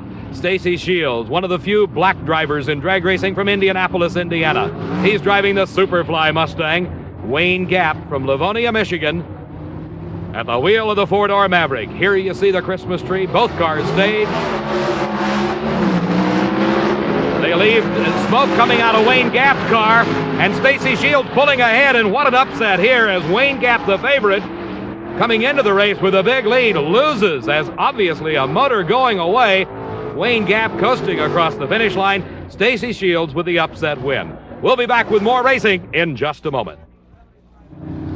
The 1975 NHRA World Finals of Drag Racing at Ontario Motor Speedway. When a drag racer makes a run through a quarter of a mile, 1,320 feet, he's concerned about a lot of things. Concentration on his start, his parts, his equipment, but primarily, after he crosses that finish line, he's concerned with stopping. One of the big advantages to stopping a drag racing car are those parachutes that blossom out from behind. Jeb Allen, one of the youngest professional drag racers, former Summer Nationals champ, and certainly one of the really strong runners here at this World Championship race. Jeb, you know, in drag racing there's a lot of important things: horsepower, tires, clutch, but probably most important to the driver is a parachute. How do you feel about your parachute? Well, my parachute has never failed to come out, and I hope in the future it'll come out every time. But I have my race car prepared to where I can usually stop it on any racetrack without the parachute, but it might destroy the motor doing it. But it's one of the biggest safety things you got, so you always keep your eye on it and always maintain it about the best, because of traveling at 240 miles an hour, if the parachute don't work, you are going to be in trouble. Jeb, why don't you show us your parachute? The parachute is basically a simple device, a modification of the type of parachutes used to jump out of airplanes with. Most popular has become the cross form, or it actually makes a cross as the parachute opens. You can see the lines that are attached to the back of the car. The parachute itself folded very neatly, the lines straightened out, and then it is packed into a stack. Lines loop around the hand, stuffed inside the parachute pack, held in place with a cable that you pop and the chute comes open. Safety is also all important to the drivers, and there are many requirements, particularly in funny car. Here we see Norm Wilcox at the wheel of the Hawaiian, the car bursting into flames, one of the most severe fires you'll ever see, the dark black smoke indicating now that the fiberglass body is caught on fire. He negotiates the curve, goes to the hay bale. Norm Wilcox with the Hawaiian coming to a stop. This in first round action, the fire blazing away, but out of the smoke you will see Norm Wilcox coming out the side of the car as his fire suit protected him, the fire extinguishing bottles knocking down the flames long enough to let him get out. In Pro Stock semifinal racing, Bill Jenkins matched up against Larry Huff, Bob Glidden up against Stacy Shields. This now the semifinals of Pro Stock Eliminator. The first pair on the line, Larry Huff against Bill Jenkins, concentrating on the Christmas tree in the start, and it's a red light for Larry Huff. You saw it happen as Larry Huff leaving just a little bit too early, giving Bill Jenkins the semi-win, and you see it there in stop action, the red light on, the nose of Larry Huff's Dodge up in the air as Bill Jenkins still sitting at rest on the starting line.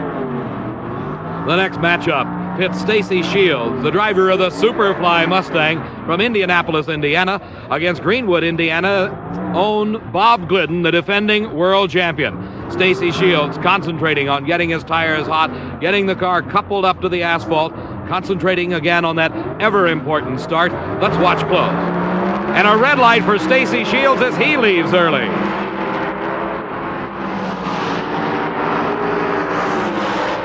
Bob Glidden against Bill Jenkins in the final of Pro Stock, and we'll be seeing that a little bit later on. Pro Comp Eliminators semifinal round, Dale Armstrong, the national champion. He drives the Alcoholic. It's named that because it runs on alcohol, methanol, rather than nitromethane. He's matched up against the dragster of John Shoemaker, Ken Veeney against Brad Anderson in the other pairing for the semifinals. Pro Comp using dragsters, altereds. They're handicapped on the basis of weight, the type of fuel used, and the size of the motor. They leave the starting line together. It is heads-up racing from the starting line. Dragster versus funny car. Let's watch. And Dale Armstrong from Torrance, California, a tremendous run, the quickest of the day, 6.55 seconds, speed over 212 miles an hour for that alcohol-burning funny car as he defeats John Shoemaker. The other matchup, Ken Veeney in the far lane. In the near lane, Brad Anderson. Anderson getting a little bit out of shape, drifting near that guardrail, and Ken Veeney streaks through to a fine run as he'll match up in the final against Dale Armstrong. Here we move into competition eliminator, one of 8 eliminator categories for automobiles contested here at the NHRA World Finals. This is Anthony Terenzio from Stamford, Connecticut. And that's right, it's a Model T Roadster powered by a supercharged Chrysler. Here's Richard Rosen from New Orleans, Louisiana. Terenzio doing his burnout and breaking a motor as he comes out of the bleach box. Oil all over that right-hand lane. Richard Rosen getting the indication he'll have a single run. The crew telling Anthony Terenzio to shut it off as oil pours all over the starting line.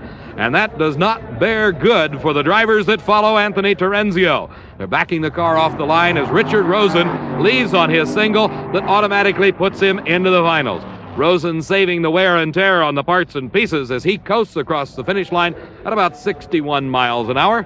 And Anthony Terenzio very unhappy with himself, his car, his parts. He gets out, a dejected Stamford, Connecticut driver, doing an excellent job here at the World Finals, and a tremendous distance to travel to have such misfortune. The 2 drivers remaining in the semifinal round of competition eliminator, waiting patiently as the cleanup crew gets to work, utilizing some of the most exotic cleanup devices you'll ever see, including this NHRA Thrush track dryer, used not only to dry up moisture off the track, but also to burn in rosin or blow away grease, sweep. Temperatures over 600 degrees coming out of the tailpipe of that pure jet motor as it gets into the asphalt. If you stopped the motor, it would actually burn a hole right through the asphalt, so you have to keep it moving. You can see the heat coming up as the oil dry and the rosin burning in to the surface to provide the safest racing conditions for the drivers that follow. And here they are in the far lane doing his burnout, Mark Prudhomme. If that name sounds familiar, you're right. He is a cousin of the famed Don the Snake Prudhomme. He is matched up against Greg Stanville. Both Econorails, Mark Prudhomme's using the bigger engine, as Greg Stanfield utilizing the small block Chevrolet. Here we see Mark Prudhomme, the car basically a rear engine design similar to the top fuel dragsters, maybe a little shorter in wheelbase, using 1 4-barrel carburetor on that engine. Drag racing, NHRA style, with a class for almost any type of car that you can imagine, can compete in NHRA style drag racing, and we're seeing them all right here. This is competition eliminator, semifinal round, Mark Prudhomme against Greg Stanville. Competition eliminator, of course, is handicap style racing. The handicap allowing one car to have a physical head start over the other. Let's watch close as Greg Stanville will get approximately 1/2 second head start over Mark Prudhomme. You can see the tree counting down one side, and that's Greg Stanville's side, allowing him to leave the starting line before something going wrong in Greg Stanville's car. Mark Prudhomme streaks on to an easy win, so it'll be 2 Econorails. 2 cars utilizing only the 4-barrel transmission, running on gasoline, and an automatic transmission in the finals. Handicap racing is best depicted, as you can see here in this stop-motion replay. You see in stock eliminator, the car on the left has already got the green light. He has left the starting line, while the car on the right has the Christmas tree counting down about halfway. He will have to wait until his light goes green and hope that he can catch the car on the left at the finish line. We'll watch again a replay of the action between Mark Prudhomme and Greg Stanville in slow motion. You can see Greg Stanville's lane counting down, and he will leave the starting line first. And then comes Mark Prudhomme. This allows different class cars to compete against each other, and if everything were equal, they would meet at the finish line in a close race, a race so close that you almost have to use the electronic judge to determine who is the winner. So it'll be Mark Prudhomme against Richard Rosen in the final of competition eliminator. We'll be back with more semifinal action from the 1975 World Finals in just a moment.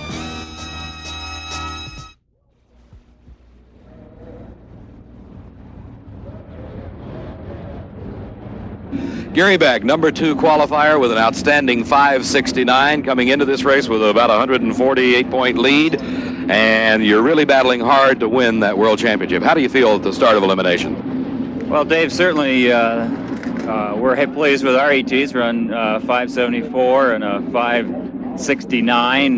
Certainly Garlits has a lot of potential to run very quick and fast, but we feel that we can run better than that 69. You know, drag racers deal in thousandths and tenths of a second, and we should be able to run a 65 with a little improvements with the car this time, which we could keep moving that national record down. Then a 65, we should be able to run 63.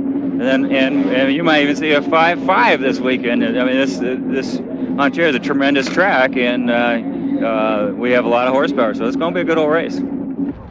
Those seconds spent on the racetrack are backed up by an awful lot of work in the pits, and the cars that you've been seeing on today's telecast of the World Finals are just a few of the over 250 entries for the 1975 NHRA World Final. The motor's taken apart down to the bare blocks, laying flat on your back, the oil dripping in your face, changing pistons, doing the work on the motors practically between every round it becomes necessary, particularly in the top fuel and funny car categories. Don Garlits established low elapsed time at a 5:63, the first man ever over 250 miles an hour. Don, how do you feel going into the World Finals eliminations?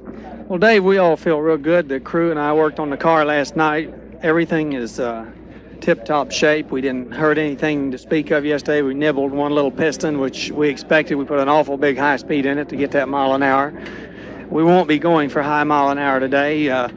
We're going to concentrate on winning the race, and I feel confident that I have as good a chance as anybody here. Semi-final action in Top Fuel Eliminator. It'll be Gary Beck against Herman Peterson, two Greater Northwest area cars. It'll be Don Garlits against Marvin Graham. Those are the matchups, and you can see the times of the previous round. Low ET, the 5:65 by Garlits. Gary Beck doing his burnout, getting those tires hot, putting some rubber down on the asphalt. We're at the point at this time in the race, it is rubber-to-rubber contact there at the starting line. The matchup for Gary Beck, Herm Peterson suffered through a terrifying accident a couple of years ago, came back and making his best showing ever since that accident. He is a former Gator Nationals champion. Gary Beck, of course, two-time national champion and the defending world champion. He must win here, as Don Garlits currently has the point lead going into the semifinal round.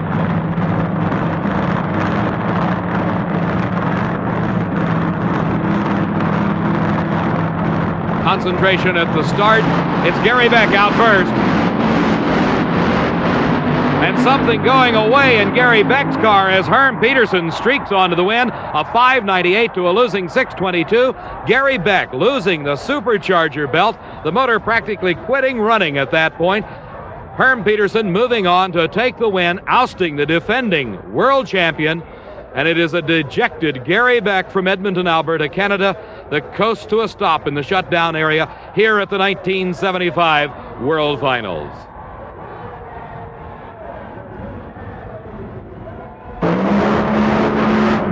The man they call Big Daddy out of Tampa, Florida, matched up against former national champion Marvin Graham from Oklahoma City, Oklahoma. Graham, not a professional racer in the sense that he earns his complete living at it. He's a TV repairman in Oklahoma City.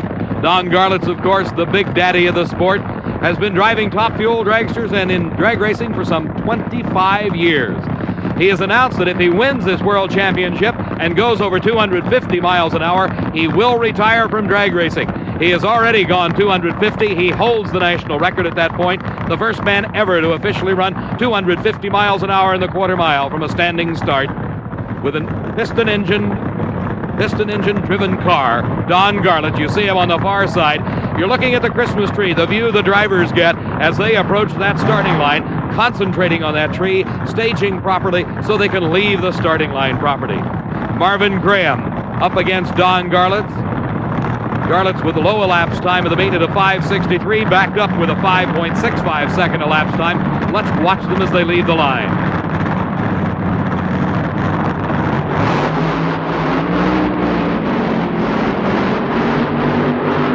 And Don Garlits just blows Marvin Graham off the racetrack, 5.67 seconds to a respectable, but losing 6.04 for Marvin Graham. So it will be Don Garlits against Herm Peterson in the finals of the NHRA World Finals.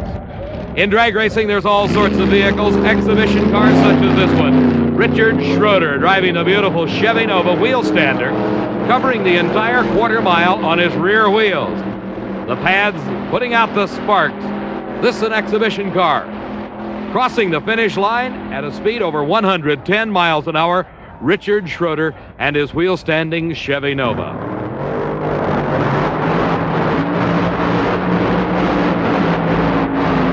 Semifinals of Funny Car Eliminator. The burnout getting those tires extremely hot, extremely sticky. That was Little John Lombardo on the near side.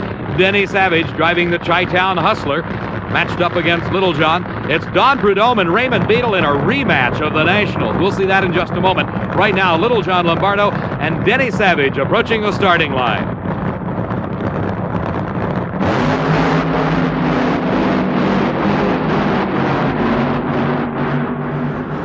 And Denny Savage with an upset win over John Lombardo, 6.21 seconds to a losing 6:34. The rematch of the Nationals coming up next in semifinal action here at the NHRA World Finals. Raymond Beadle, the winner of the Nationals, and Funny Car Eliminator in the Blue Max, against none other than Don the Snake Prudhomme. Don Prudhomme, you've already annexed the World Championship title, $20,000. You're coming in running as faster than any man in history in a funny car. Does this lessen your desire to win now that you've already annexed the World Champion title? No, certainly not. That's just kind of a little frosting on the cake, actually. It just kind of adds to it, and it just pumps you up and run a little bit harder. And no, we're strictly out to win the race. Matter of fact, I would trade all that for a win. Don Prudhomme winning 5 of 7 national events already this year. An incredible record, going up against Raymond Beadle, the man he lost to in the finals at the Nationals. Don Prudhomme already the quickest car here at the World Finals. Raymond Beadle, the second quickest. Let's see how they do.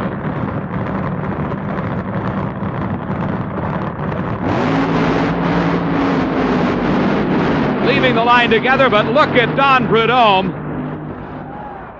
Tremendous time for Don the Snake Prudhomme, ladies and gentlemen, 5.98 seconds. 5.98 seconds for Don Prudhomme.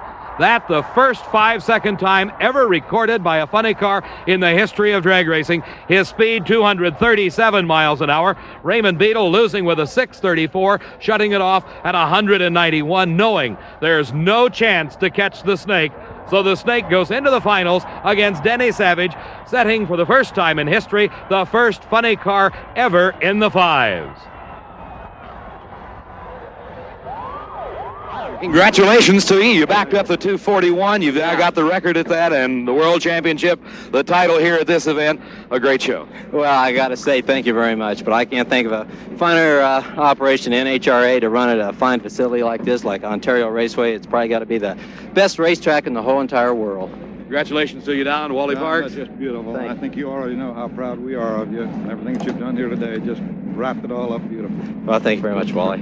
Thank you. Get your congratulations from your crew. Final eliminations from the World Finals in just a moment. A full season of racing coming to the line here at Ontario Motor Speedway as we start into the final eliminations for this 1975 World Finals of drag racing. We'll start with Stock Eliminator. A total of 43 races were contested around the United States and Canada during 1975. 8 national events, 35 divisional races. These racers in our sportsman category of stock, super stock, modified, competition, and pro comp, competing primarily on a divisional level. Here we see the finalists in Stock Eliminator. From Temple City, California, driving for Bob Lambeck, Tim Ekstrand. He's at the wheel of a 74 Duster.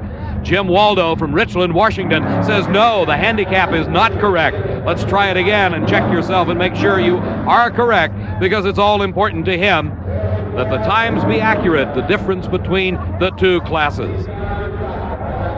The Ford of Jim Waldo utilizing the 4-speed transmission, automatic transmission at the control of Tim Ekstrand. Here you see the handicap being displayed for the drivers. They'll now approach the starting line for the final and the title World Champion 1975 on the line between these two drivers in Stock Eliminator.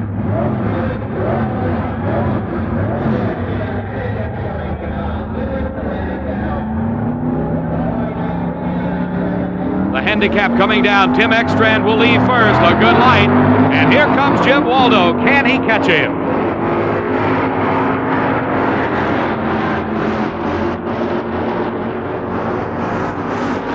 And your Stock Eliminator World Champ, Tim Ekstrand from Temple City, California, defeating Jim Waldo.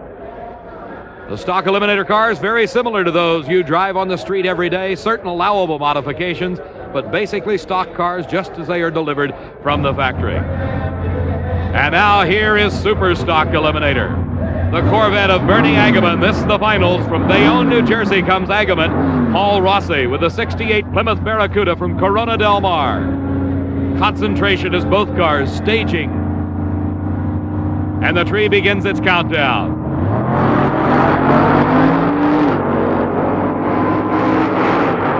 Bernie Agaman with a head start, trying to hold off that Hemi-powered Plymouth on the top end. He does by a car length. Bernie Agaman from Bayonne, New Jersey, your 1975 world champion here at Ontario. 10.29 seconds is elapsed time. His speed 130, 988 the time for Paul Rossi. This is Modified Eliminator as we work our way through the categories. Modified meaning just what it says.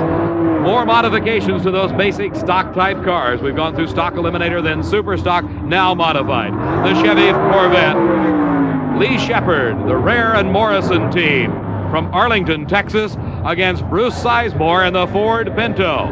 The Pinto powered by the 6-cylinder engine, the quicker of the two cars, as the V8 of Lee Shepard, a very heavy car. He'll get the head start over the Pinto.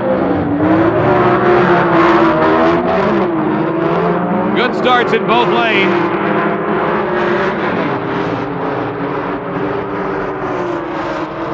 And Bruce Sizemore just nipping Lee Shepard at the finish, 9:74 to a losing 10.41 seconds. Here now comes Competition Eliminator.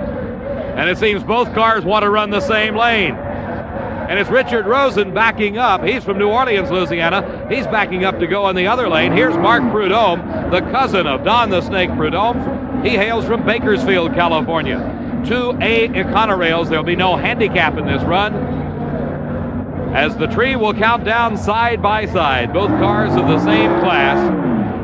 A Econorail, one of the less expensive categories to compete in championship drag racing. Both cars utilizing one 4-barrel carburetor and an automatic transmission, as they're now on the line in a heads-up run for Competition Eliminator.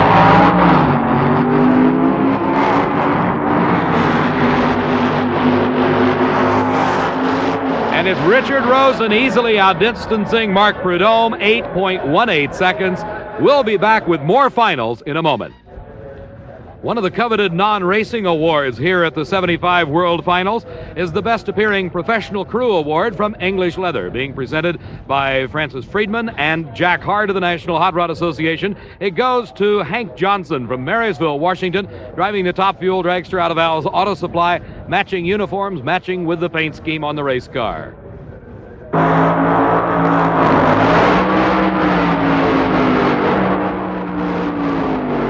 What a matchup in the finals of Pro Comp Eliminator. Dale Armstrong driving the alcoholic, two-time national champion. He is matched up against a former teammate, Ken Veeney. Veeney, formerly from California, now living in Wadsworth, Ohio. Armstrong from Torrance, California.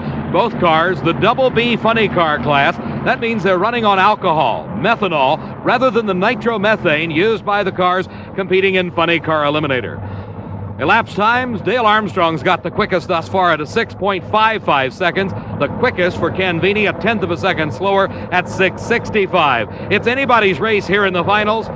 Dale Armstrong, two-time national champion, at the wheel of the alcoholic, matched up against this man, Ken Veeney from Wadsworth, Ohio. This is the finals of Pro Comp Eliminator. It'll be Armstrong in the far lane, Veeney in the near lane. The tree will count down with one amber light and then green. It's heads-up racing between the two Double B funny cars in the finals of Pro Comp Eliminator.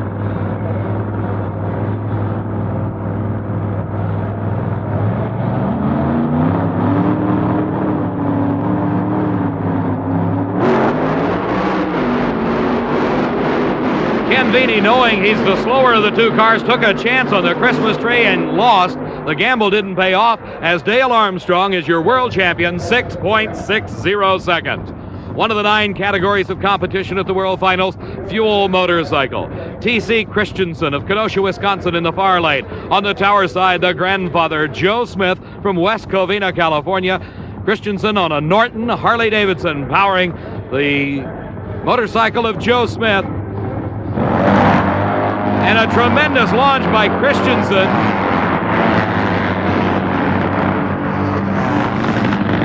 .95 seconds, one of 2 motorcycles ever to run in the 7s. T.C. Christensen, Russ Collins previously set the record at a 786. Here's the finals in Pro Stock. It is Bill Grumpy Jenkins from Malvern, Pennsylvania, at the wheel of the Chevy Monza. His competition, the defending world champion. You can tell by the big number 1. That's the car of Bob Glidden from Greenwood, Indiana. Ford versus Chevrolet, they leave the line together. Neck and neck, they come to the finish line. And it's Bob Glidden by a car length, defending his world championship. Identical elapsed times except for 0.03 of a second. Bob Glidden is 0.03 of a second quicker at 8.851. Bill Jenkins, 8.854. Glidden a mile an hour faster, 154 for Bob Glidden. Here now, the finals of Funny Car Eliminator. If you've ever heard of an underdog, you're looking at it here. This is the Chi-Town Hustler. Denny Savage doing a great job putting the Hustler into the finals against this man, Don the Snake Prudhomme, the first man ever to run over 240 miles an hour in a funny car. The first man ever in the 5s with a funny car. Prudhomme matched up against the Chi-Town Hustler.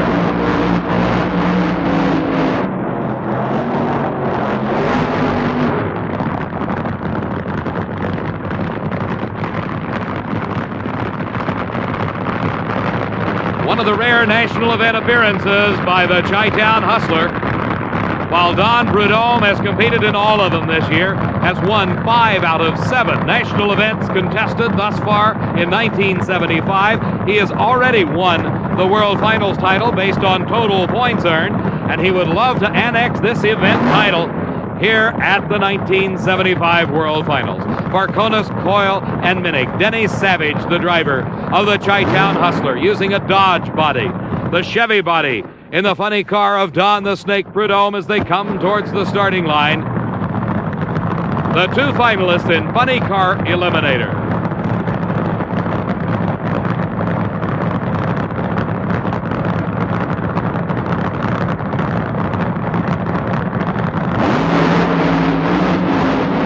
And the tires smoking on the Chi-Town Hustler, giving the win as Don Prudhomme puts it through an outstanding 6.15 seconds at over 240 miles an hour for Don the Snake Prudhomme. We'll be back with the Top Fuel Finals in just a moment.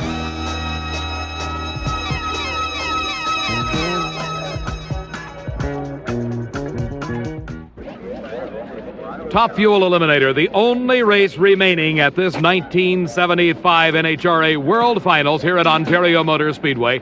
And this man has a lot riding on it. He has already publicly announced that he will retire at the end of the 1975 season if he does 2 things. If he sets the record at 250 miles an hour, he has already done that, and if he wins the World Championship. He is 1 race away from doing that. Don Garlitz of Tampa, Florida, to meet up against Herm Peterson in the final of Top Fuel Eliminator. As the sun slowly sinking into the Pacific here in Ontario, California, Herm Peterson coming towards the starting line. Peterson from Paulsbo, Washington, the comeback story of drag racing. Severely burned in a fire a couple of years ago, Herm Peterson jumped right back in the cockpit. About 6 months later, his comment, well, if I were a house painter and I fell off a ladder and broke my leg, I'd go back to painting houses. I'm a race driver. This is the finals for Top Fuel Eliminator. Don Garlitz, the first man ever to run 250 miles an hour, put it together for a national record here. He also is the quickest man ever at 5.63 seconds. His matchup here against Herm Peterson in the final could lead to a total of some $38,000 in winnings for Don Garlitz. all of it riding on this run. If he wins the World Championship, that's $20,000 in bonus money.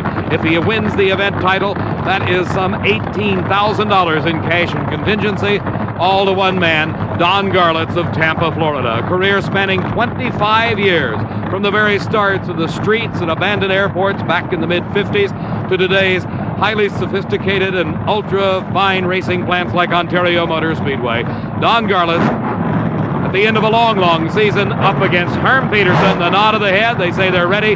They'll be concentrating on this device, the Christmas tree. One amber light, then green, and the race is on. The final race of this 1975 World Finals at Ontario Motor Speedway.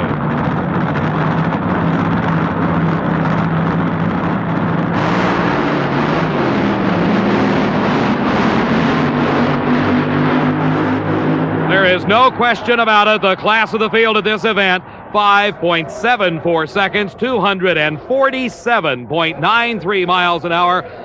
Big Daddy Don Garlits, your world champion for 1975. Herm Peterson of Paulsbo, Washington, a valiant 6.11, but nowhere close, as you saw in the finish. We'd like to take you back through what the day has been. In the first round, Don Garlits defeated Bob Struckton. Here we see the quarterfinal replay of the action as Dale Funk, pictured here, matched up against Don Garlits. Garlits previously had gone 5.63 seconds in qualifying, the quickest time ever. You must back that up under NHRA's rules within 1% to have it stand as a national record. Don Garlits meeting Dale Funk here in the quarterfinal round.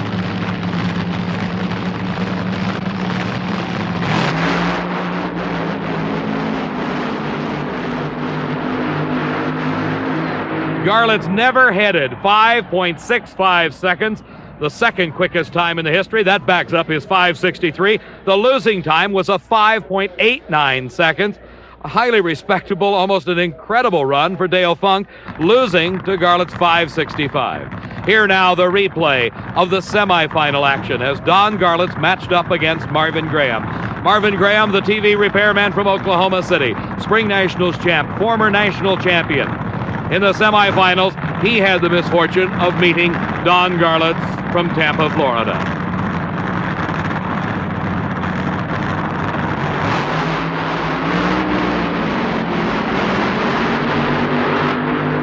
Again, never headed Don Garlits, 5.67 seconds, 249 miles an hour, the third quickest run in drag racing history, all to the credit of Don Garlits. So that set up the finals when it was Don Garlits against Herm Peterson. Peterson from Paulsbo, Washington, matched up against the long black car from Tampa, Florida. Big Daddy himself, Don Garlits, in what will be his final run in Nationals competition. As he announced previously to this race, he would retire if he set the record at 250, and he won the World Championship.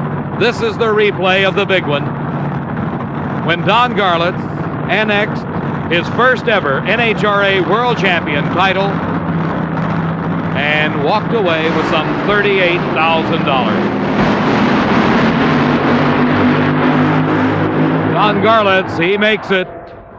As you saw, a lot of oil coming out the back of the long black car, and that oil indicating an exploded motor.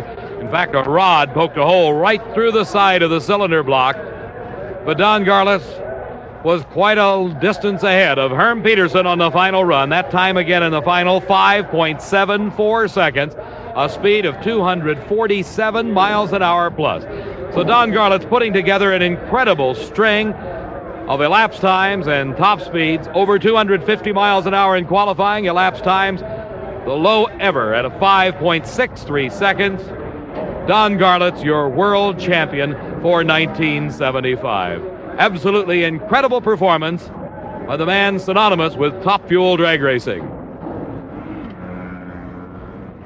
Well, Don, you got a little oil, but you won the race. You got the record at 250. You got the record at 563. Tremendous show. Plus the World Championship. Yeah, all in one day, yeah? Not too bad, is it? No, it's all right. It was a very exciting day. Any thoughts right now going through your mind? What would you like me to say? I don't know. Say what you think. Well, I think that this is going to be it for me.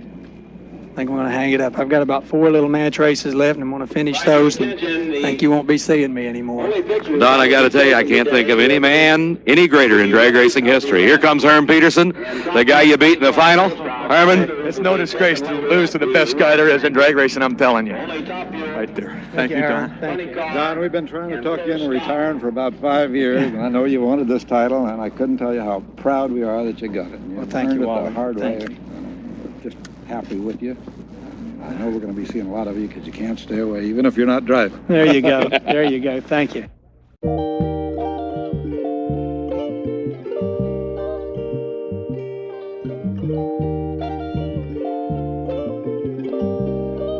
The 1975 NHRA World Finals has been brought to you by English Leather. Be an English Leather champion.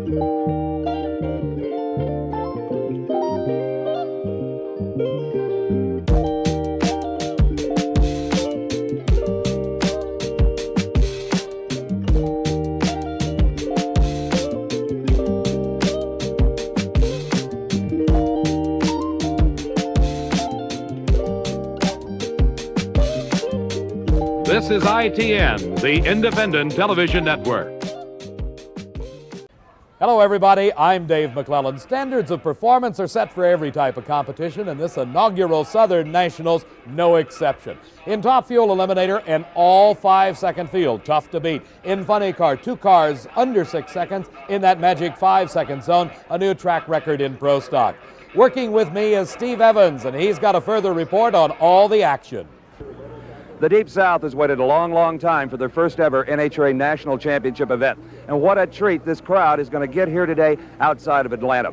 These are the quickest ever 8-car pro fields, and ironically, all 3 of them are led by Texans. In Top Fuel, Mike Tarter qualifying low for the first time in his career. In Funny Car from Dallas, the Blue Max, and apparently their problems of the last few months are over. In Pro Stock, well, it's Lee Shepard, again proving that Bob Glidden at least can be out-qualified. If there's anything louder here today than the Funny Cars and the Feelers, it's going to be this crowd. Thank you, Steve. And this crowd has reserved one of its greatest ovations for one of the superstars of the sport, 2-time Top Fuel World Champion Shirley Muldowney. We'll be joining her and the rest of the professionals of championship drag racing in just a moment as we begin coverage of the Southern Nationals.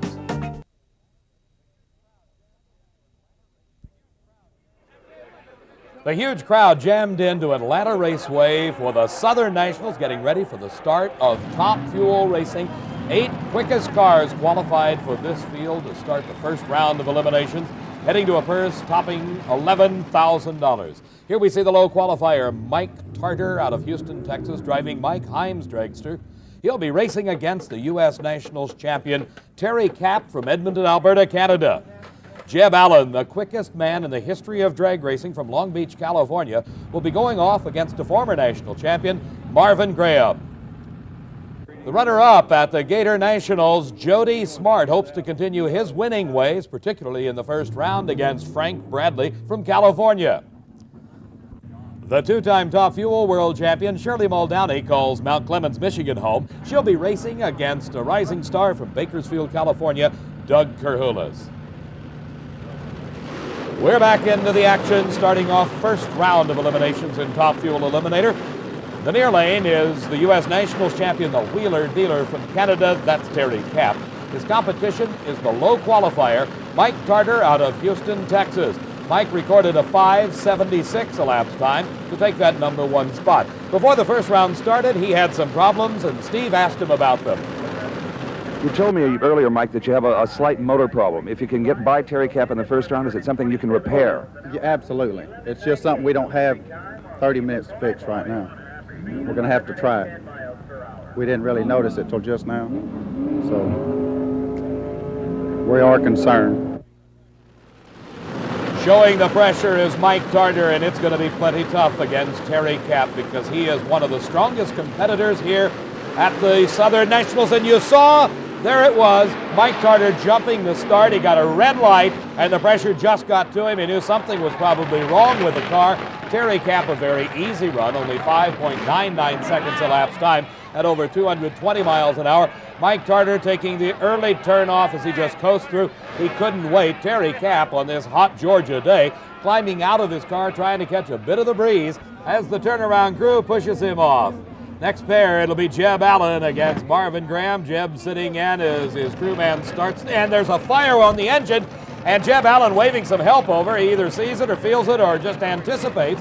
They just blow it out. It's probably gasoline. They use gasoline in a little squirt jar, squirt it into the injectors, then spin the motor over using the supercharger to drive it. Jeb just shakes his head and said, what next can go wrong? But it looks like there's no problem. As Jeb Allen gets it started, his crewman says, let's go to the starting line. And the quickest man in the history of the sport comes to the starting line at Atlanta Raceway. He's racing against Marvin Graham, who'll be in the far lane. Steve's now caught up with Terry Kapp, the winner of that first round race. He red-lighted, Terry. Yeah. Were you aware that he had a motor problem? No, well, I was aware he had a motor problem as before the parade, he left, and they said he had an oiler, but when his car started, everything was fine. Like, I looked over and all the holes were firing and sounded extremely good. But he red-lit so early, I took it through low gear just to make sure it had low gear again, and then I clicked her off. It ran 590s in low gear? I just hit high gear, just put it in high gear. So I took it through low gear, hit high gear, shut it off. The national champion, Terry Kapp, looking forward already to the second round race as Marvin Graham heads to the starting line. Before Jeb set that 5.62 second time down at Gainesville at the Gator Nationals, you saw it on your Diamond P Sports coverage, Marvin Graham had recorded a 5.68. This made these two racers the quickest men in the history of the sport in the past 5 years. Jeb Allen ever, and it is Marvin Graham crossing the center line. He's out of competition. What a close race it was, but it was Marvin Graham going across the center line, and that means automatic disqualification. Watch, they leave the line together, and it appears at this point that Marvin has just a little bit of an advantage. He drifts towards the center line. You think he's going to correct, but he does just a hair too late. The rear wheel crossing the center line, and it's a dejected Marvin Graham getting out of his fire suit and looking at his car. Not happy at all, I can assure you there. Marvin Graham and his partner, Mark Danicus. But for Jeb Allen, the 26-year-old superstar, he started this sport at the age of 18 with his first major win. His dad helping him off with his fire suit. Jeb Allen advances to round number 2. Talking about Diamond P Sports coverage, you saw Jody Smart finish in the runner-up spot down at Gainesville at the Gator Nationals just about a month ago. He's racing Frank Bradley from Napa, California, here in the first round at the Southern Nationals. Both cars leaving the line. Frank Bradley with a bit of a lead. Boy, this is a close race in the middle of the course, and it is Jody Smart just pulling it out from behind. A quick time, 5.84 seconds. His speed over 241 miles an hour. There you see Frank Bradley with a bit of a lead, but he starts to drift towards that center line. We may have lifted, I don't know, but it took him a little bit of time to pull it back into the proper posture, headed towards that finish line, and that may have been just enough to let Jody Smart get ahead. A tenth of a second separating him at the finish line.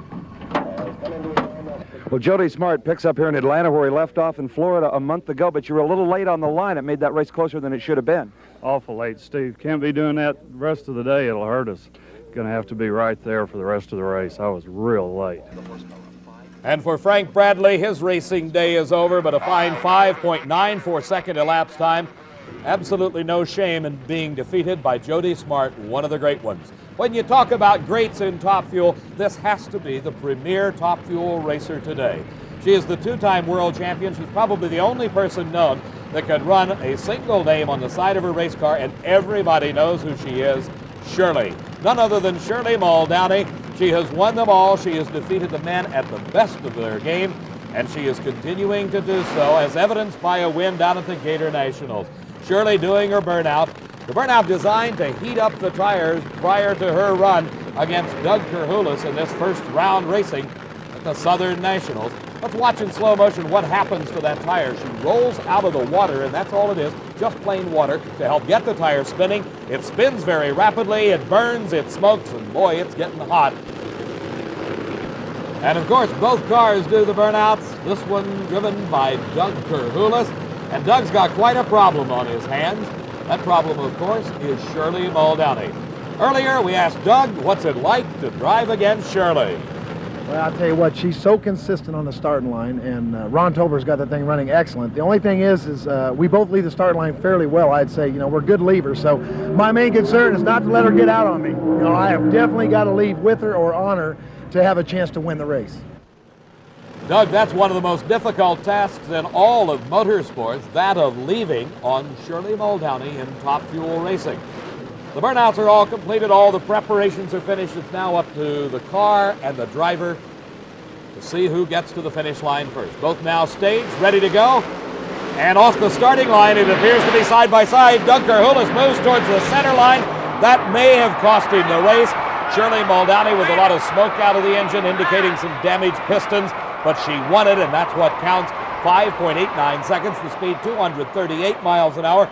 As we watch again, watch Doug Karhulis' car. It drifts towards the center line just like Marvin Graham. It's almost a repeat of the Marvin Graham race, except Doug Karhulis corrected, kept it away from the center line in disqualification, but at that time, Shirley Muldowney came past him and was not to be headed to the finish line. Look how close it was. Shirley Muldowney 5.89, Doug Karhulis 5.91, 0.02 of a second separating Shirley Muldowney from Karhulis. In the semifinals, Terry Kapp against Jody Smart, Shirley Muldowney against Jeb Allen.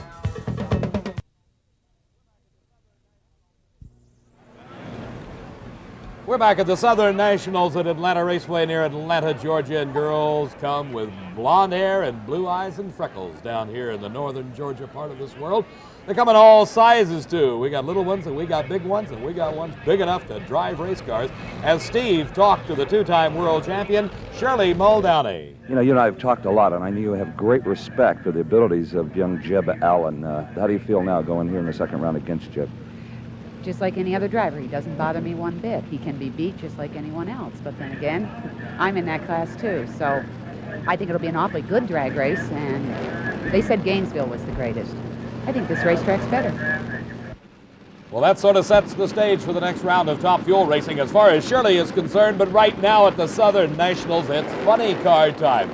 Those fiberglass-bodied creations with the 2,000-plus horsepower engines that have become such crowd favorites. Let's take an opportunity to meet the drivers in this first round of competition. It'll be Raymond Beadle from Dallas, Texas at the wheel of the Blue Max. He is against one of the toughest ever competitors, Don the Snake Prudhomme from Granada Hills, California. Trip Shoemake drives Johnny Loper's car. They come from Phoenix, Arizona to match up against Paul Smith. He calls Hobie Sound, Florida home. Billy Meyer started in funny car racing at the age of 16 out of Waco, Texas. And Kenny Bernstein, now living in Dallas, dropped out of the sport for about 6 years, but he's come back strong. From Easton, Massachusetts, Al Segrini. He's matched against the grand old man of funny car racing, Cheryl Greer, a hometown boy from Warner Robins, Georgia. In the first round, it's the first matchup we'll find the two men that have held the world champion title for the past 6 years. That's right, over the past 6 years, no other racer other than these two have won a world champion title in funny car racing. Don Prudhomme held the title for 4 consecutive years. Then 2 seasons ago, Raymond Beadle, driving the Blue Max, took it away. The second year, Raymond Beadle repeated as the world champion. He reigns with that title right now. In the first round, they're meeting each other. We asked Raymond, who's his toughest competitor? Well, Snake's definitely we always think our toughest competitor, and we try real hard against him, and he tries real hard against us. Last night, we just had a situation where we would have ran him if we hadn't qualified better, and afterwards, when we went to number 1, he went to number 5, so we still run him, so we were in a no-win situation. Well, it's going to be hard to tell. During the heat of the day, during qualifying periods that we've had, our car has run quicker than their car has. In the evening, the way their car is set up with a nice cool air, it showed that they like cool air. And we are thinking that perhaps today they could have a problem of dropping cylinders, having problems with their engine, not performing in the heat, and we think our car can perform quite well. Well, at this point, the talking is over, and it will be decided in just a few seconds. And it is Raymond Beadle out first. There goes Prudhomme towards that center line. He drives away. Beadle's car smoking. And it is Don Prudhomme with the win and the upset. as Beetle had been the low qualifier at 5.96 seconds.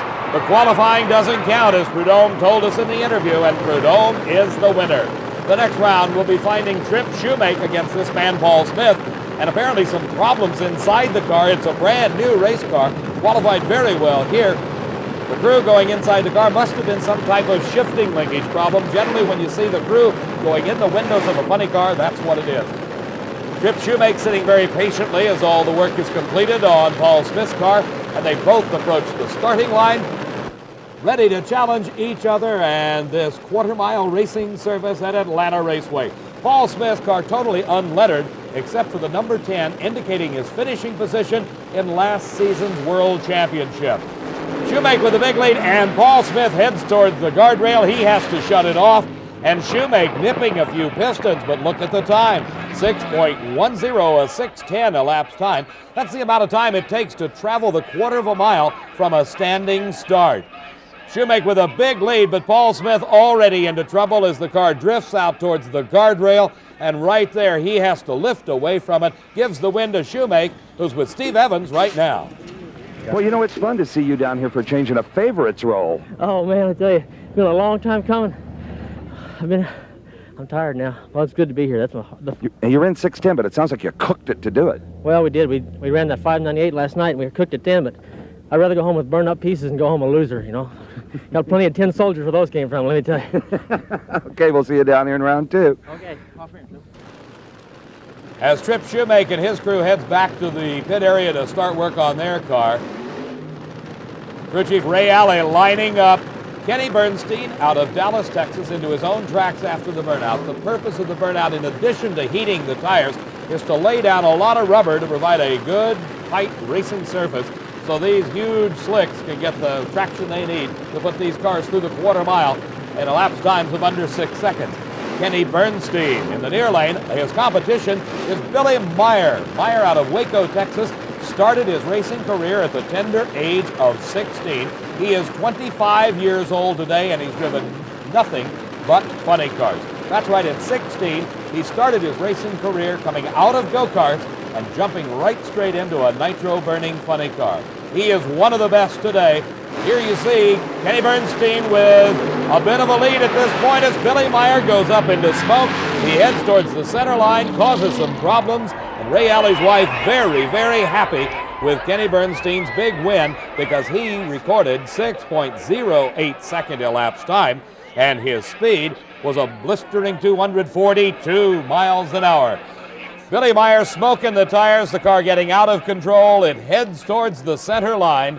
And that's all for Billy Meyer. For Kenny, a big win. Well, Kenny, based now on average elapsed times, you look like the favorite. Well, you know how that goes, Steve. Those favorites come and go in a hurry. But we're into the second round, and that's a start. And now we'll go back and fix her up. We've nipped her a little bit and try it again. Well, now the bad news. You race the snake next round. Sure, yeah. Well, we're on the good side of the ladder. We had Billy, Prudhomme or Beetle, and the final, whoever the other side is. But we had the bad guys. Let's put it that way. It was Beetle, Prudhomme, Billy and me on the same side of the ladder. So you look ahead. A lot of people try not to do that. Oh, I think that's in their minds. I like to know who's coming up next, even if there's a chance, right? Absolutely. Okay, we'll see. You were the snake down here in round 2. That'll be it. Thank you. And obviously elated Kenny Bernstein as we get ready for the last race of this round of funny cars. In the far lane, the Sting of Larry Kugel, driven by Cheryl Greer, while here in the near lane, it is Al Segrini at the wheel of this beautiful green machine.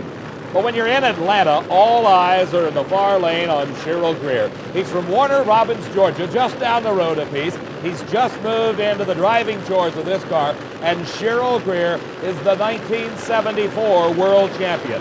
He admits to being at least 39 years of age. We say he's the grand old man of funny cars, and he qualified very well in Larry Kugel's car to match up against Al Segrini here in the first round of racing. Leaving the line together and up in smoke and out of control goes Al Segrini, almost into the guardrail. Now what a tragedy that would have been.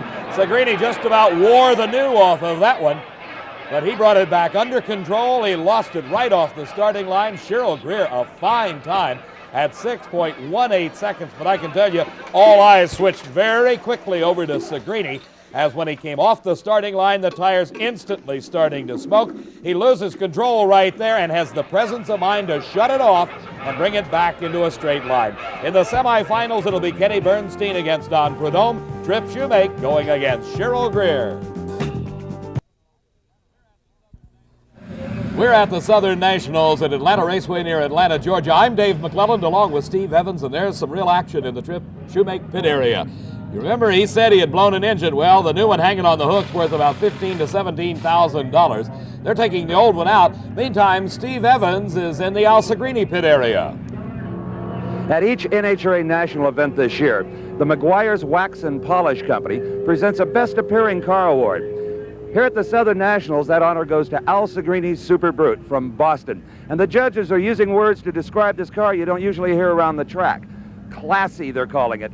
Elegant. And I'll tell you what, this whole operation just reeks of quality. This is the best appearing car.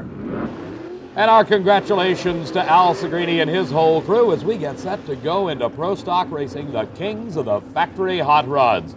Let's take a look at some of the drivers from Reno, Nevada. We have got the Ewell brothers with Mark Ewell at the wheel. He'll be racing Frank Iaconio from Totowa, New Jersey. Warren Johnson comes from Fridley, Minnesota, and he's driving an Oldsmobile against the number 3 qualifier. That's Bob Glidden, the reigning world champion. John Hagan from St. Paul, Minnesota, is driving a Hemi Mopar against Dino Don Nicholson and his Ford. Lee Shepard, of course, the number 1 qualifier, driving the Rare and Morrison Camaro, comes from Arlington, Texas, and it'll be Lee Shepard against the Wayne County Speed Shop car, David Hutchins at the wheel. And a big red light for David Hutchins. He rolled just a second too soon, and it is an easy go for Lee Shepard. He's not about ready to back out of it. His elapsed time, 8.54 seconds. His speed, 157 miles an hour. Back at the starting line, you'll see it. It is the red light glowing there in the circle, and that indicates a disqualification for David Hutchins. Another beautiful Chevrolet Camaro. This, the Ewell brothers, Mark Ewell at the wheel.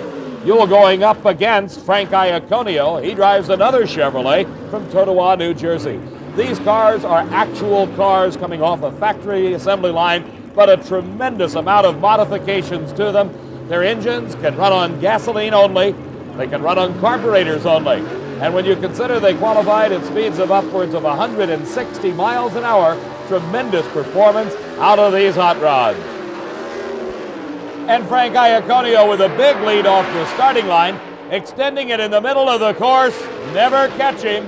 Mark Ewell down to defeat at the hands of Frank Iaconio, 8.53 seconds, a hundredth of a second quicker than Lee Shepard. Here is the new Oldsmobile of Warren Johnson to race against the reigning world champion, Bob Glidden. Johnson debuting this all Oldsmobile Starfire here at the Southern Nationals. Qualified well, but he's racing the number 3 qualifier in this first round of competition. And Bob Glidden is a tough one to beat. Johnson trying to stay with him in the middle of the course. He seems to be hanging in there, but it's over a car length at the finish line. Low elapsed time of the round thus far, 8.50 for Bob Glidden.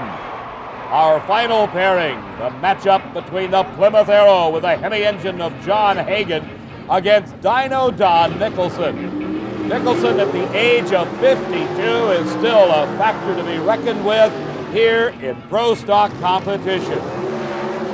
Steve has had a chance to catch up with Bob Glidden and talk to him about strategy. Get the world champion's door open here. We'll chat with him for just a second. Bob, you let him have you in qualifying, but now you step up with the low AT of the round, 850. Well, we messed around in qualifying trying to get between Shepard and Iaconio, and it backfired on us. We ended up 3rd, but we'll just have to do the best we can do. You mean you didn't want number 1, you wanted number 2? Well, I wanted Shepard and Iaconio to have to run the next round, and now as it is, I have to run Shepard. That's not the way we wanted it, but that's the way it is. Back at the starting line, the final race of this first round of Pro Stock competition. It is the Plymouth Arrow of John Hagan going against the Ford Mustang of Dino Don Nicholson. Nicholson's quite a story. He won his first national championship, the Winter Nationals, way back in 1961, and he is still a force to be reckoned with, and you saw it right there, the whole shot he put on John Hagan. It's going to be close at the finish line. but it is Nicholson hanging on for the win, 8.69 seconds. His speed, 155 miles an hour. Let's go back and watch again. Dyno Don Nicholson, you see him right there. He's leaving the line before Hagan ever thinks about letting the clutch out. And I'll tell you, that's going to be tough to beat at the finish line. You saw him holding on for a win of about a car length. The times show how close it really was, 8.69 seconds at 155 miles an hour for Nicholson. In the semifinals, it'll be Shepard against Glidden, Iaconio against Dyno Don. Nicholson putting away his helmet and his driving gloves, talking to John Hagan, getting ready to go back. Headed to the pit area to prepare for the next round of competition. In addition to the professional categories that we've been covering here today, a number of other champions crowned at the Southern Nationals. In stock eliminator, it's Don Holben against Bud Rowe. Holben, a 30-year-old computer company owner, drove his station wagon into the winner's circle for the second time, winning some $3,500 in the process. Superstock eliminator pitted Charlie Taylor against Dave Brunn. Taylor out of Lumberton, North Carolina, was the second win for his career, a previous 80 Gator Nationals victory, $8,000 going to Taylor. Larry Kopp in the Opel GT and modified eliminator put this Opel GT in the finals for the third time this season and won this time as Eddie Conrad of Houston, Texas crossed the center line. Larry Kopp winning some $10,000 in modified eliminator. In competition eliminator, it's a pair of Southerners, Ricky Clark out of Hattiesburg, Mississippi, Steve Green from Belle Chase, Louisiana, and the 26-year-old sod farmer from Mississippi in the Roadster won $11,000 when he won the Southern Nationals competition eliminator title.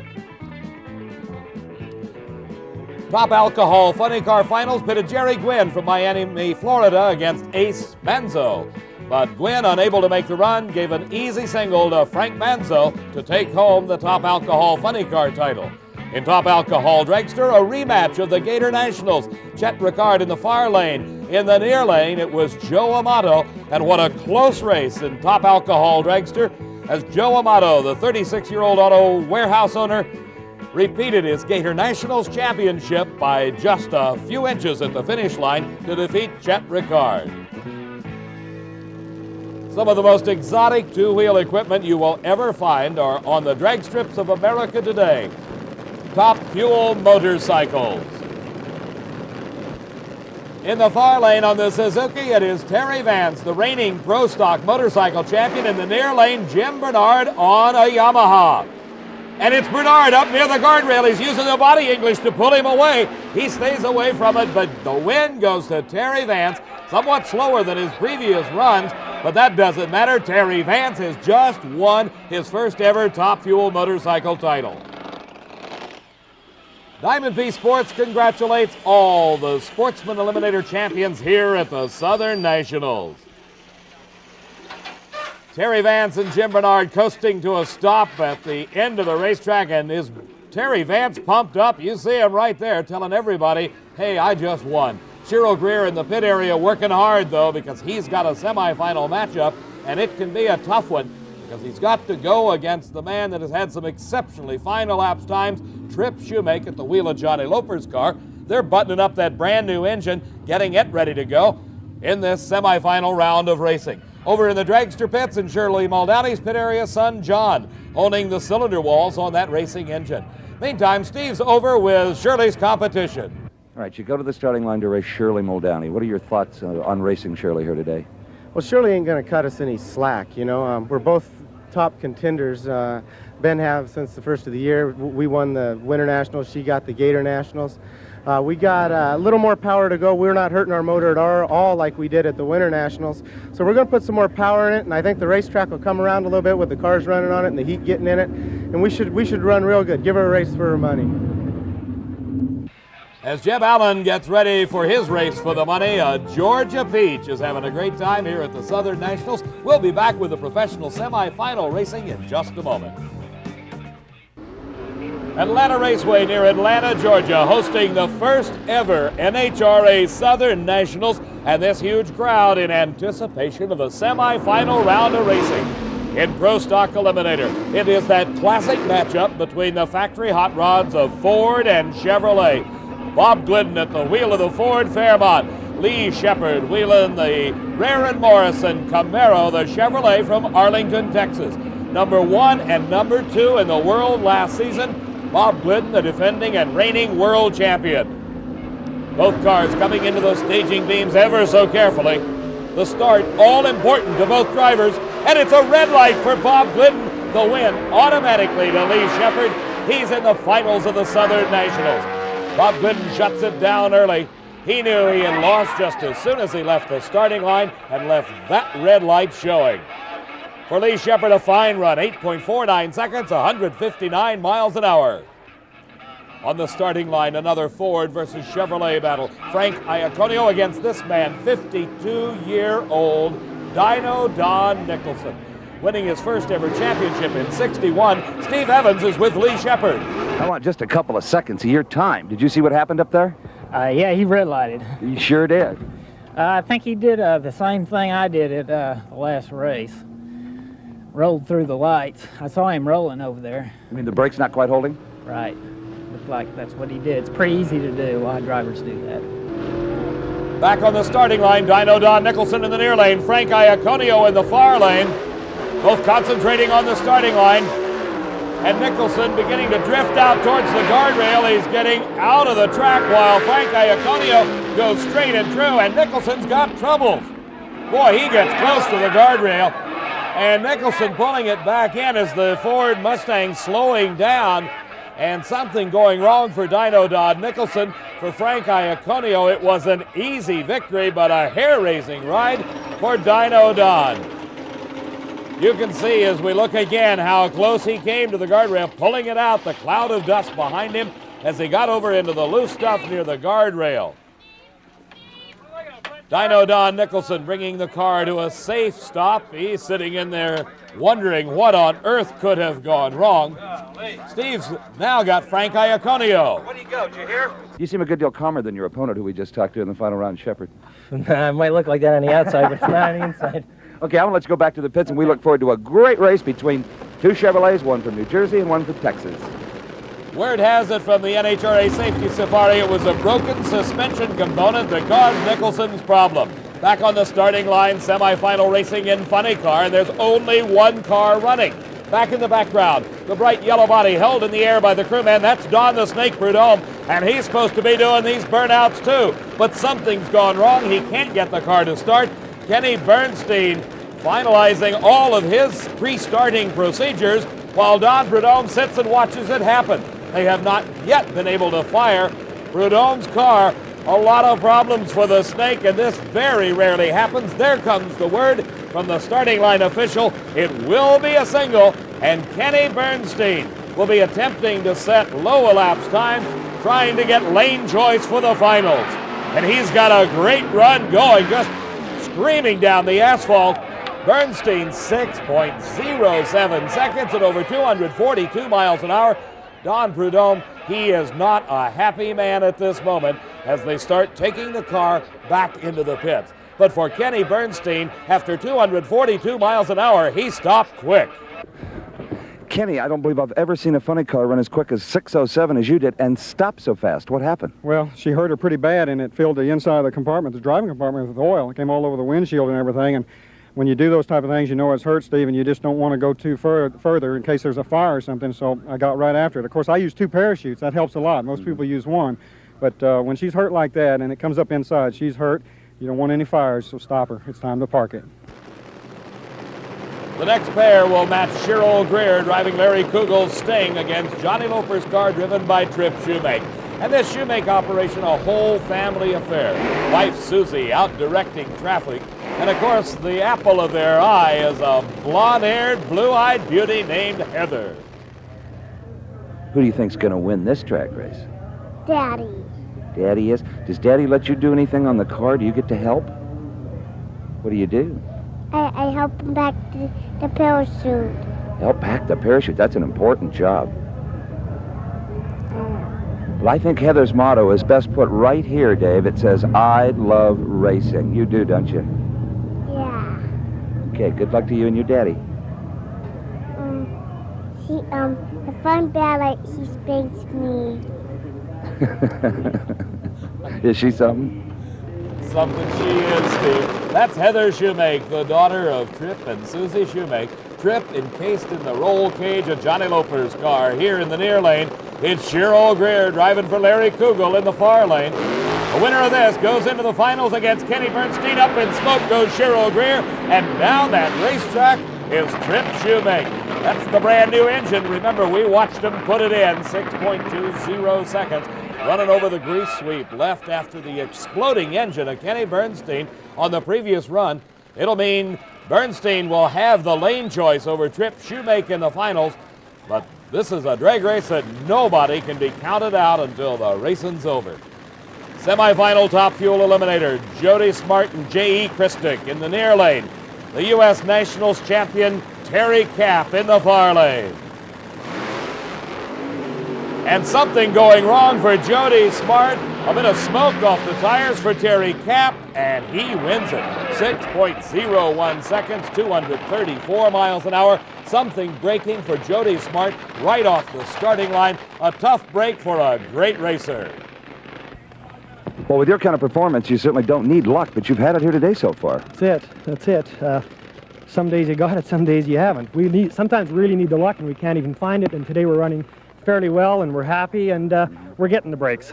Okay, analyze the racetrack for me. It looked like maybe you smoked the tires. Yeah, I almost did last time, and we laid a couple of black stripes down the track about 600 feet, and we were kind of concerned about it this time, so we took some power out of it and put a pile of wing on it. As you can see, the wing is almost like a barn door. I don't think that was quite good enough. Certainly not. Is the track going away maybe a little bit I in the heat? think it's balling up a little bit, yeah. Mind you, we ran at the same times yesterday, so we're okay. We got one left. We're ready. All righty. Let's go back to Dave McClellan on the starting line and see who faces Terry Kapp in the final round. Well, Steve, it will be the winner of this next race, Shirley Muldowney or Jeb Allen. Shirley is riding a hot streak. She won the Gator Nationals just about a month ago down in Gainesville, Florida, and it was on the same track that this man established the lowest elapsed time in the history of the sport, 5.62 seconds ET for Jeb Allen. Everybody on their feet here at Atlanta Raceway, watching intently on the starting line as headed down track. Both Shirley and Jeb concentrating on the tree, and Shirley is beginning to pull a bit of a lead. She continues to pull away at the finish line and wins it with a 5.97 second elapsed time. Her speed, 236 miles an hour. As we watch again, it is Shirley against Jeb. A bit of smoke off of Jeb's tires at that point, and that's just about the moment that Shirley moved into the lead. She continued to hold on, in fact, extended it just a little bit. But this is what they call close drag racing. 5.97 seconds, 6 seconds flat for Jeb Allen at over 241 miles an hour.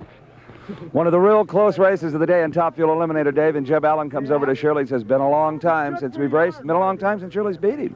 Jeb says his car shook real hard. Shirley Muldowney came up here and said, Steve, I didn't red light, did I? No, she didn't. A good driving job by one of the best in the business. A close race, 300ths difference.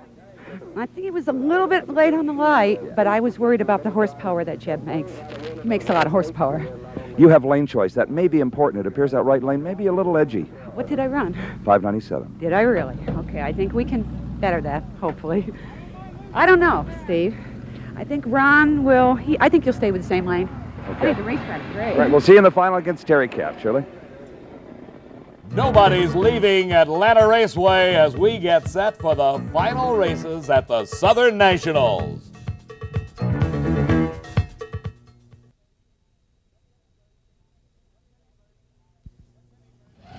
The Kenny Bernstein pit area, a beehive of activity as they're installing a brand new engine. Kenny blew the other one to smithereens, put a hole in each side of the block, so it's a new bullet being installed for the final race against Trip Shoemake. On the starting line, it is Pro Stock Eliminator, a pair of Chevrolets.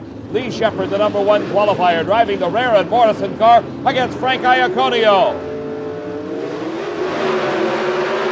From the starting line, side by side, down the quarter-mile Atlanta Raceway surface, Shepard beginning to pull away, and about a car length difference at the finish line.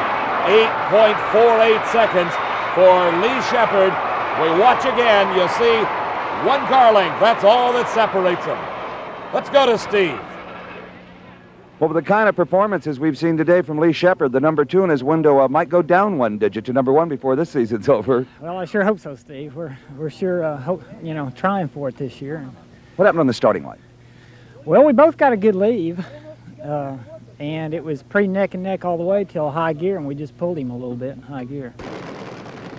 Funny car finals. Kenny Bernstein, he's been here before and won at the 79 Cajun Nationals Championship. His competition, Trip Shoemake, has not won a national event title. He's knocked on the door several times. The 32-year-old Phoenix, Arizona driver wants this one badly. They've done an awful lot of work, that Johnny Loper crew, but of course, so is Bernstein. It takes a lot of work to win in championship drag racing, regardless of the category. All the work comes down to these final few seconds, though, when these cars leave the starting line and head for the finish line. Boy, they couldn't be closer off the starting line. In the middle of the course, it's anybody's race, and it's Trip Shoemake winning his first ever national championship. Susie Shoemake just overjoyed. That's her jumping around with the crew. And as we watch again, you see how it happened. Trip Shoemake and Kenny Bernstein, you can't tell them apart at this moment. And for Trip Shoemake, just the final few feet is what counts. He begins to burn some pistons, it doesn't matter, and Heather's daddy wins the big one.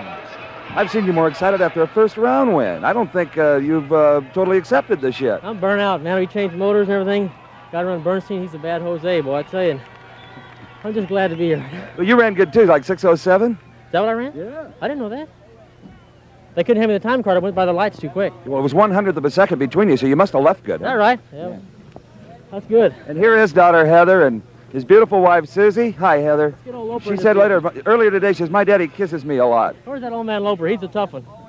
Johnny Loper, the car owner from Phoenix, Arizona, who has backed this young man for so many years. And as I said before, they always had the parts and the ability and the desire, but it just never came their way. Congratulations to all of you. Wonderful moment down here as Trip Shoemake wins his first ever national event, the Southern Nationals. Steve, our congratulations to the whole Shoemake family and to Johnny Loper, as here it is, Top Fuel Finals. The world champion, Shirley Muldowney, against the national champion, the wheeler-dealer, Terry Cap from Edmonton, Alberta, Canada. Atlanta, Georgia, their meeting ground. And in just a few seconds, we'll know who will be the first ever NHRA Southern Nationals Top Fuel champion. Shirley taking the left-hand lane, the lane nearest the camera. She feels it maybe just a little bit better. She had the choice. Boy, Terry Cap was a whole lot late. And it is so close at the finish. The crew knows it by the wind lights. Shirley Muldowney wins it 5.95 seconds. Her speed over 234 miles an hour. But for Terry Cap, it was a very expensive driving lesson, as he recorded an elapsed time that was quicker. Each lane a separate racetrack as far as the timing devices go, and you'll see Shirley Muldowney winning it by 0.04 of a second. Really something, Steve. I know, the lady did it again. The most incredible reflexes in the sport of Top Fuel drag racing. But what's so astounding, and I have to repeat it again, she has now won 4 out of the last 5 NHRA National Championship events. The only one she missed, the opening race this year, the Winter Nationals. David, a lot of excitement down here, but it's winding down. Shirley Muldowney now concludes this first inaugural NHRA Southern Nationals with a beautiful hole-shot victory over the national champion, Terry Cap. We've seen some of the closest side-by-side racing ever in this inaugural NHRA Southern Nationals from Atlanta Raceway. We'd like to offer an especial congratulations to Trip Shoemake and his entire family on their first big win. For Steve Evans, I'm Dave McClellan saying so long from Atlanta. The 1981 Southern Nationals has been brought to you by Suzuki, the Performer. See the full line of Suzuki motorcycles at your local Suzuki dealer. And by Fram, makers of oil, air, and fuel filters, windshield wipers, and Autolite spark plugs. And by Goodyear Arriva, a steel-belted radial so new even its footprint tells you it's different. Promotional consideration provided for and a fee paid by Datsun. Own the new Datsun Turbo 280ZX and you own the road. Goes from 0 to 50 in 5.1 seconds. Now that's awesome and then some. And by Brute. Today's your Brute Day. Great days seem to happen more often when you're wearing Brute by Fabergé. After shave, after shower, after anything, Brute by Fabergé. Additional consideration provided for and a fee paid by... I'm very handy thanks to 3-in-1 oil. It fights rust, lubricates, stops squeaks. 3-in-1 oil is so easy, even you guys can use it. I do home repairs with plastic wood. I fixed my chair, molded my baseboard, built holes in my wall. Plastic wood is so easy, even you guys can use it. And by Datsun. Own the new Datsun Turbo 280ZX and you own the road. Goes from 0 to 50 in 5.1 seconds. Now that's awesome and then some. The executive producer of Diamond P Sports is Harvey Palish. Produced and directed by John D. Mullen. Coverage of the 1981 National Hot Rod Association Southern Nationals is a presentation of Diamond P Sports.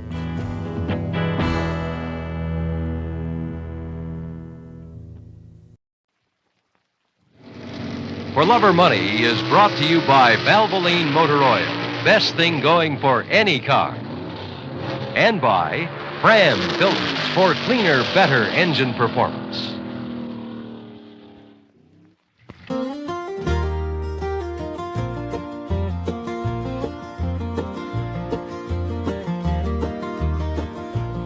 Technical inspection for the National Hot Rod Association's World Finals at Dallas International Motor Speedway. These drag racing machines have come from every corner of North America. Sherwood Park, Alberta, Canada, to Metairie, Louisiana. More than 10,000 contestants entered the NHRA's World Championship Series at the start of the 1970 season. Only 350 earned enough points to win an invitation. The entry list is a slice of drag racing life rich with the nuggets of character and color that give the sport its unique flavor. Stock 55 Chevys, double Hemi-powered rail jobs, odds-on favorites, and guys who don't stand a chance. Ma and Pa hobbyists and highly organized, well-financed professional teams. At stake, $235,000 in prize money. The Plymouth factory team of Sox and Martin, manager Buddy Martin and driver Ronnie Sox, brings one of the most incredible records in all motorsport to the World Finals, literally winning everything in sight. Every major Pro Stock Class championship at least once, 9 in all, and 95% of their races since 1965. To top it off, they've never lost at Dallas. In drag racing, there's nobody heavier than Sox and Martin. But there's far more to the business of being a winner than just winning races. We have a lot of experimenting and testing and things like that we have to do for the factory that a lot of other people it's just handed to them because we did it first and worked it out and made it work.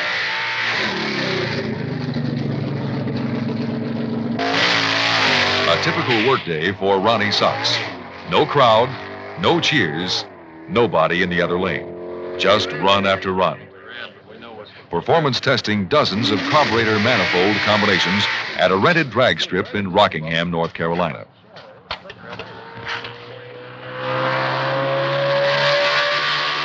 This is only one aspect of the Sox and Martin business empire. A robust young giant growing almost as fast as Ronnie Sox flies through the quarter mile.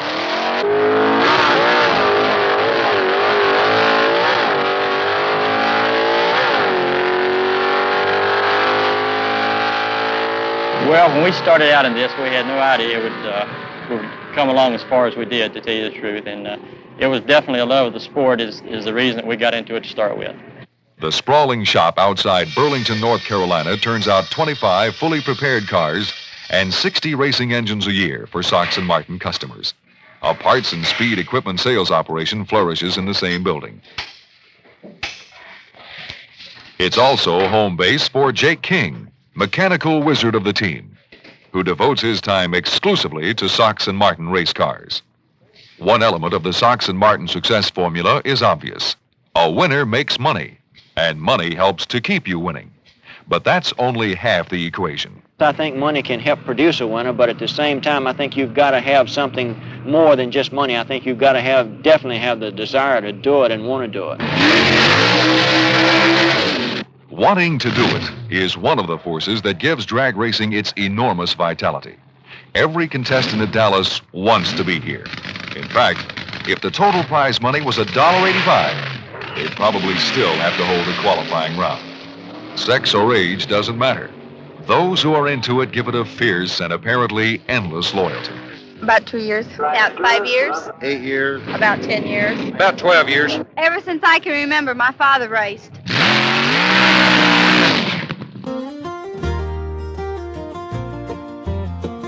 Some people claim it's because drag racing is physically addictive. Take a racer away from the sport and his body goes through withdrawal symptoms. Clean air without the smell of burning rubber will shorten his breath. Lack of hydrazine fumes will cause his vision to fade. And the worst enemy of all drag racers, silence, will ruin his hearing.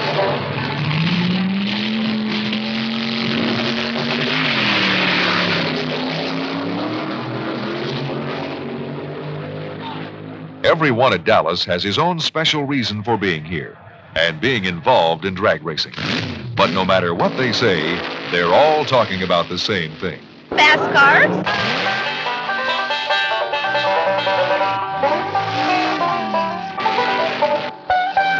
The people.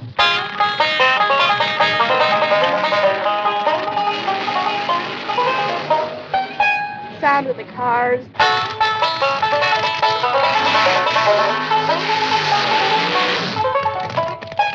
I hope to win.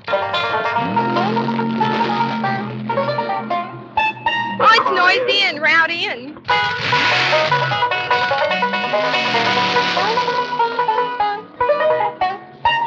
I just like to go fast.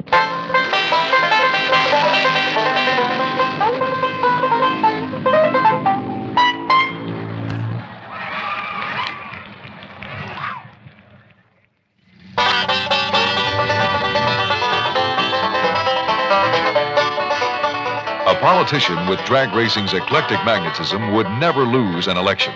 It's Something for Everyone appeal features more than 100 different kinds of cars. Sox and Martin race in the Pro Stock class, highly modified American cars manufactured since 1968. After a Pro Stock machine is prepared for racing, only the steel body shell and engine block remain from the original car. Mechanic Jake King must blueprint the engine and top it with 2 4-barrel carburetors to boost horsepower, beef up suspension and transmission, and replace hood, deck, and fenders with lightweight components. These cars are capable of covering the quarter mile in less than 10 seconds. The Sox and Martin team races 2 of them, a Duster driven by Herb McCandless and Ronnie Sock's Barracuda.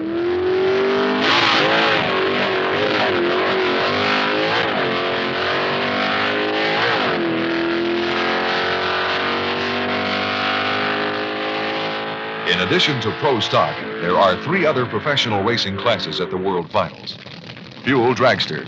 They're supercharged, burn nitromethane, develop 1,500 horsepower, and blast through the quarter in less than 7 seconds. Gas Dragster. Most with twin engines. These are the gas-powered cousins of the Fuelers. Funny Car. The name given to the fuel-burning, plastic-bodied Frankensteins of the sport. The non-professionals are in the sports racing category, which includes competition, modified, super stock, and stock classes. These machines and the people who race them are the flesh and blood of drag racing. Well, I think the non-professional drag racer has got to be one of the most dedicated persons to this type, any type sport, because if you just look around the pits and see the time and effort they put in this equipment and all the expense they go to traveling thousands of miles to get here, just for that one crack at the title, I think they're definitely a dedicated bunch. From the slowest stocker to the wildest AA altered, they all feel the same. Dedication can't be measured in dollars and cents, but it's a start. I have a 63 Plymouth 426 wedge. Cost me $2,000. Oh, about $5,000. About $10,000. 13 grand maybe. Probably 20. You're looking at around $30,000. $32,000, $33,000 in the total car.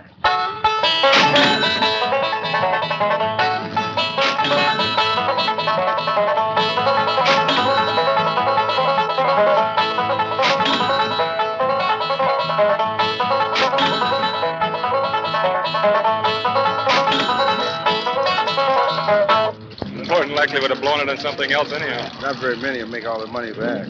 You get enough to kind of pay expenses as you go. It gives us extra spending money when we win. No, I've never won. Someday I hope to win a big meet, get it back. But not without help. Whole families are pit crews. In fact, most of the non-professionals and many of the pros couldn't get off the line without their wives. Female involvement in drag racing produces a romantic triangle that would make Sigmund Freud lie down on his own couch. A passionate love affair between man and machine, aided and abetted by his wife. I love it. I take out the spark plugs, drain the water, little things. I love it.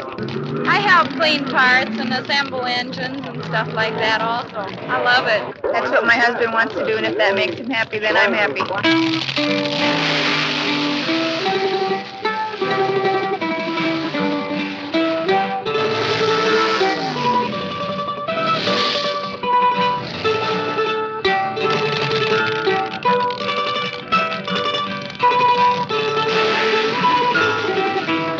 They do it for love, and they do it for money.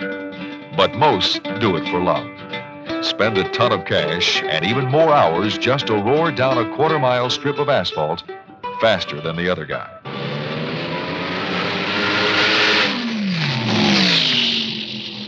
At Dallas, there are 350 entrants and room for only 128 cars in the finals. Divisional champions like Ronnie Sox and his Barracuda, or Assassination, a funny car driven by John Decker, are guaranteed a place.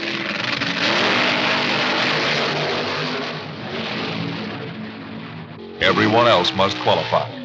Let it all hang out today so you can do it again tomorrow.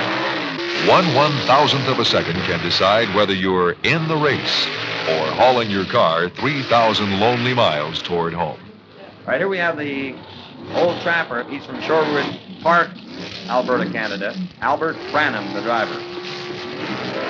The 1970 Barracuda.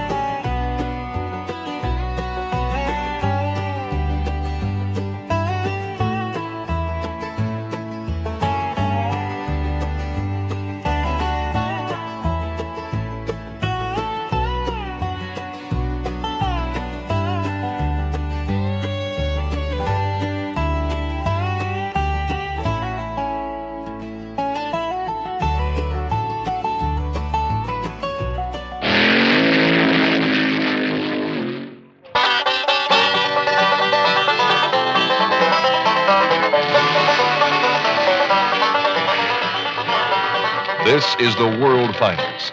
16 cars in each of 8 classes race until only one in each class remains unbeaten, the world champion. Every race is the big one. If you lose, it's a long wait till next time. And in drag racing, defeat can come to winners as well as losers. An early round victory is worth exactly nothing if a sick engine, a broken transmission, or an accident keeps you from continuing.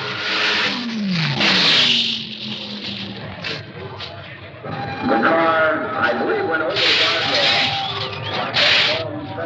Or crews or what have you, let the emergency crew do their job. So Love won the race, but lost the war. We just received word that the driver is out. Marshall Love is out of the car and walking around. It's funny car time, ladies and gentlemen. The plastic-bodied replicas of Detroit Iron. Some 1,500 horsepower available to the drivers. Moving out into the breach area, John Decker from Denver, Colorado. Decker driving a Plymouth. His opponent, Houston Platt from Atlanta, Georgia. Platt driving a Ford. So it's Ford versus Chrysler in this one. They use Ford in the starting line. Trying to wait for the smoke to clear so you can see where you're going. And you're thinking about a lot of things, you know, how to stage and how many RPMs, watching the oil pressure and trying to figure the best place in the track, and just a lot of things to think about.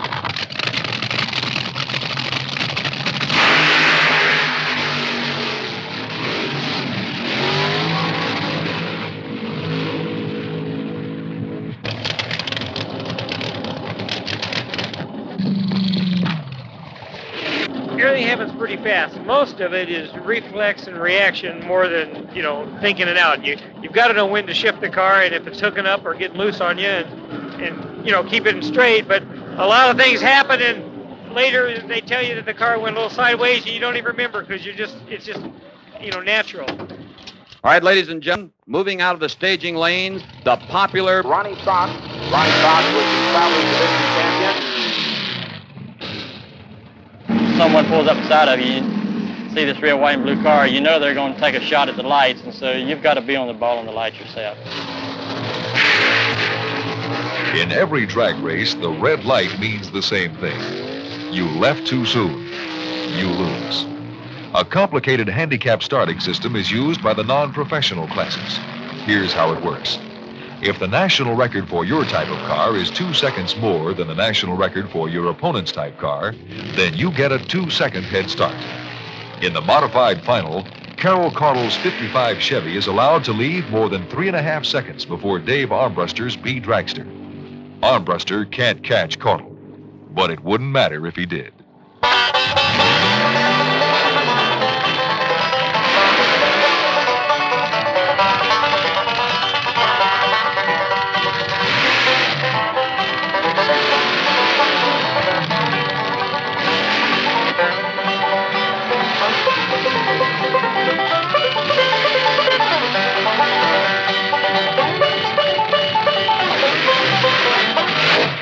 Jeg Coughlin's injected A funny car faces hometown hero Ben Griffin's powerful A fuel dragster in the competition final.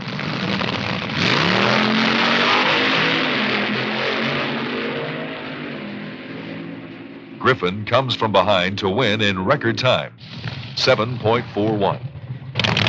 Right now, 20 car time. Will be Gene Snow, Graham Bunches, up against Diamond Jim Annan's Mike Snively funny car. Two pistons blow on Snow's fire red rambunctious, but he wins anyway, as Snively red lights.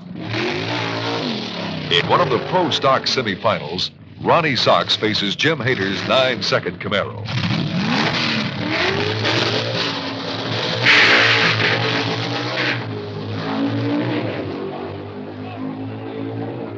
Sox outpulls Hader through the high end and continues his steady march toward the World Championship. The Top Gas Eliminator Final is a dream race. Jack Jones, holder of the brand new Top Gas national record, 7.14, established in qualifying, opposes Kansan Ray Mose, the man who only a month before made the fastest run ever on gas, 7.08.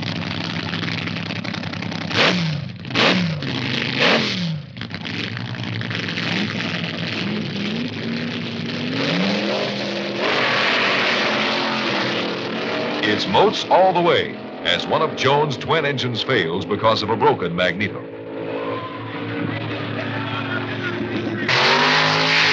After frenetically replacing the two pistons he lost in the semifinal, Gene Snow is back in the final to face Mr. Red, a Barracuda-bodied machine driven by Ed McCullough.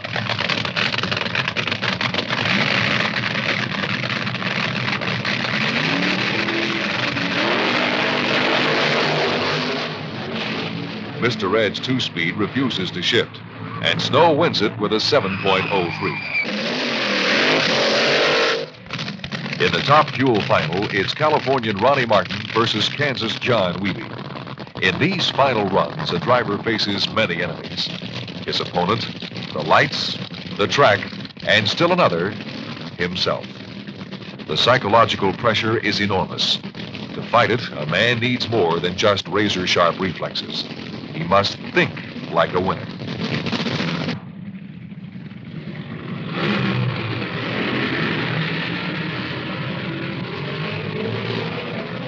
Ronnie Martin wins by inches.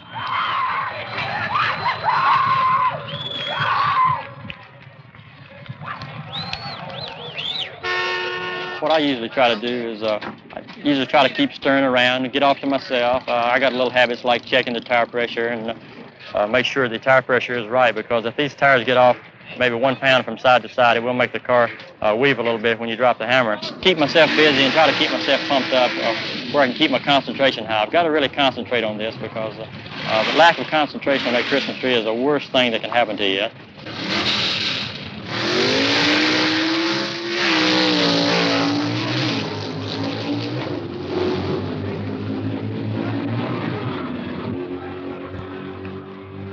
Ronnie Sox beats Harlan Banke by 6/100ths of a second. Ronnie Sox, NHRA Pro Stock World Champion. He's fantastic, really. You just put him up against anyone and he comes out on top.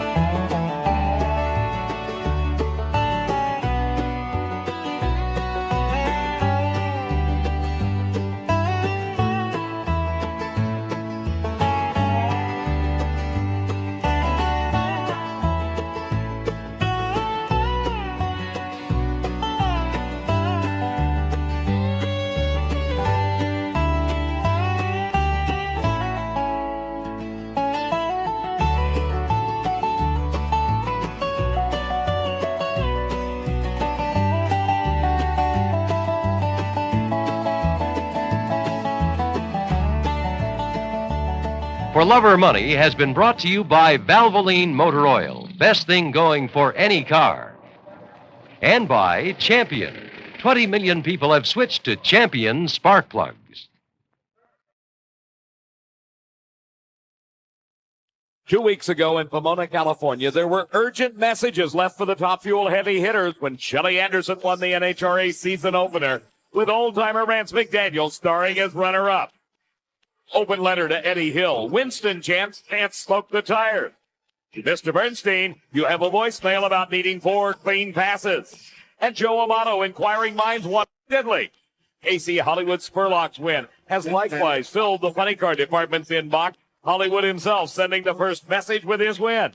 Al Hoffman, your plane load of new parts ready for immediate use. Grapevine for Chuck Etchell, still waiting for 4-second passes. Here's a FedEx from outer space for John Force. And it's ticking.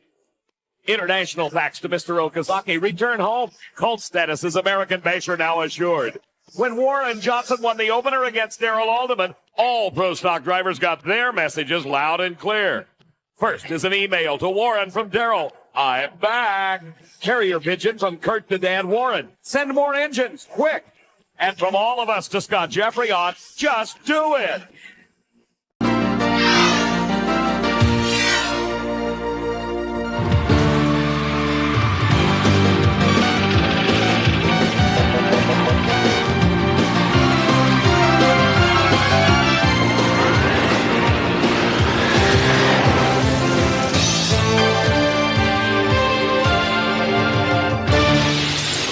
Today, the $19 million 18-event NHRA Winston Championship Drag Racing Series presents same-day coverage of the 10th Annual Ford Quality Care Nationals from Firebird Raceway in Phoenix, Arizona. It was just about a month ago, back in the middle of January during preseason testing, that a message was sent from here at Firebird Raceway that resounded throughout the drag racing world. It was the quickest elapsed time in Top Fuel history. Hi, everybody. I'm Dave McClellan, and welcome to the Ford Quality Care Nationals here at Firebird Raceway. This is normally known as the Valley of the Sun, but cloudy conditions have prevailed all weekend, uncharacteristically cool, and that has led to the quickest field in the history of the sport. For more on that and other stories, here's my good pal, Steve Evans. Well, Dave, as you know, 1994 marks the third year for the McDonald's Top Fuel Dragster on the NHRA Winston Pro Tour. You'll recall their debut season in '92 had some good success. Won the U.S. Nationals with driver Ed McCullough. 1993, virtually nothing to write home about for this team. And nobody blamed McCullough, but sometimes you just got to change the recipe. And new driver Corey McClanahan has brought a spark to this team, along with a new engine combination from crew chief Lee Beard. 2 weeks ago, the season opener in Pomona, California, #1 qualifier, Corey Mack in the Big Mac. And here in Phoenix yesterday, Saturday's qualifying, how about a brand new national record for the team, 4.75 seconds, and a career best speed for Corey. Is it as much fun to break your own national record as it is somebody else's? It's more fun, especially when you can go in with a fresh team and do it the second race out. I am so proud of those guys, Lee Beard and the whole crew. And Larry Miner giving me the opportunity to drive this McDonald's car. I'm just happy to be here. You've still got a shot at a speed record to back up that 304. Yeah, we really like to do it. It kind of hesitated in the middle there, then kicked it in the butt in the end. And boy, that's what it's all about, right? Couldn't have hesitated too much. Well, it's all smiles, as you might imagine, in the McDonald's pits, but over in reigning Winston champ Eddie Hill's Top Fuel operation, a lot of this going on. Scratch in their head. They did not qualify well in Pomona, got beat first round smoking the tires, and here on virtually every qualifying run, same problem. They don't know how much power they have because the tires smoke before they get down the track far enough to find out. Everybody's talking about John Force in Funny Car, not because he's dominating like he did last year, but because he is struggling. Did not qualify well in Pomona, got beat first round by Kenji Okazaki. Here in qualifying, he had some blower problems that actually damaged the body. John, that's a lot of body damage from a small little blower pop. Shouldn't happen. Yeah, pretty exciting. We got some new stuff in here we're trying, and she shook real hard, and I pedaled her, and I hit her, and she went and boom, banged, but that's kind of the way we race, and we like it that way.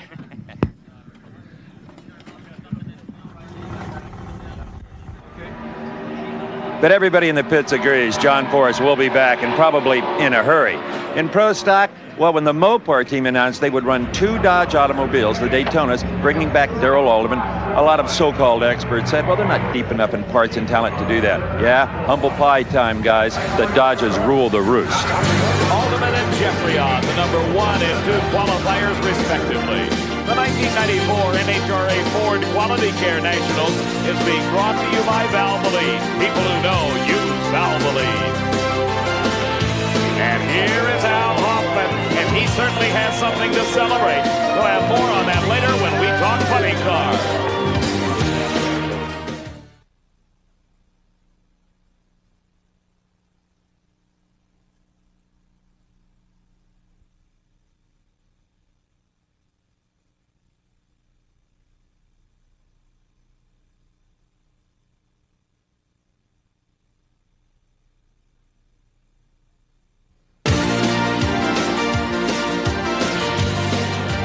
Welcome back to Firebird International Raceway near Phoenix, Arizona, in the 10th annual running of the NHRA Ford Quality Care Nationals. Just a little bit earlier, we posed the question, can Joe Amato run fast? But more importantly, can he do it with consistency? I think that question has been answered at this race. He qualified with a brilliant 475. That put him #2 in the field, and in eliminations, he has been running very strong. Joe had a lackluster season last year, and he gives all the credit to his new crew chief, Jimmy Prock, and the guys that put this race car together. With one event completed in the 18-race series, let's take a look at the Winston point standings. After her win at Pomona, Shelley Anderson the leader, followed by Rance McDaniel, Pat Austin. Joe Amato is 4th, then Mike Dunn.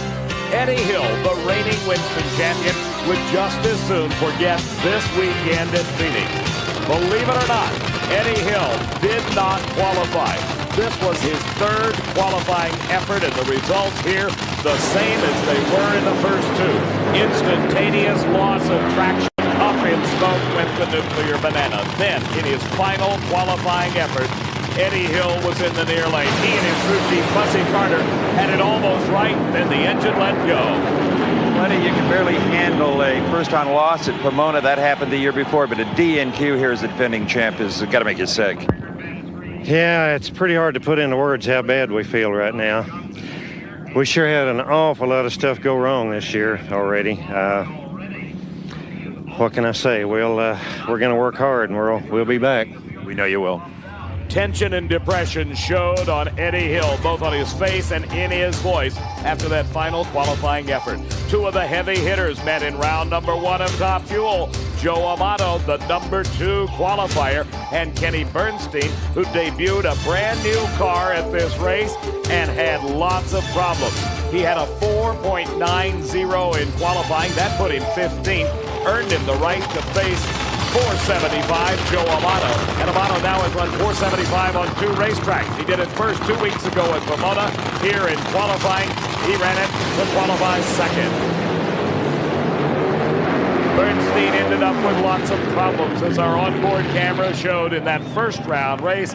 It was Amato winning the race at a 476 at 208 miles an hour.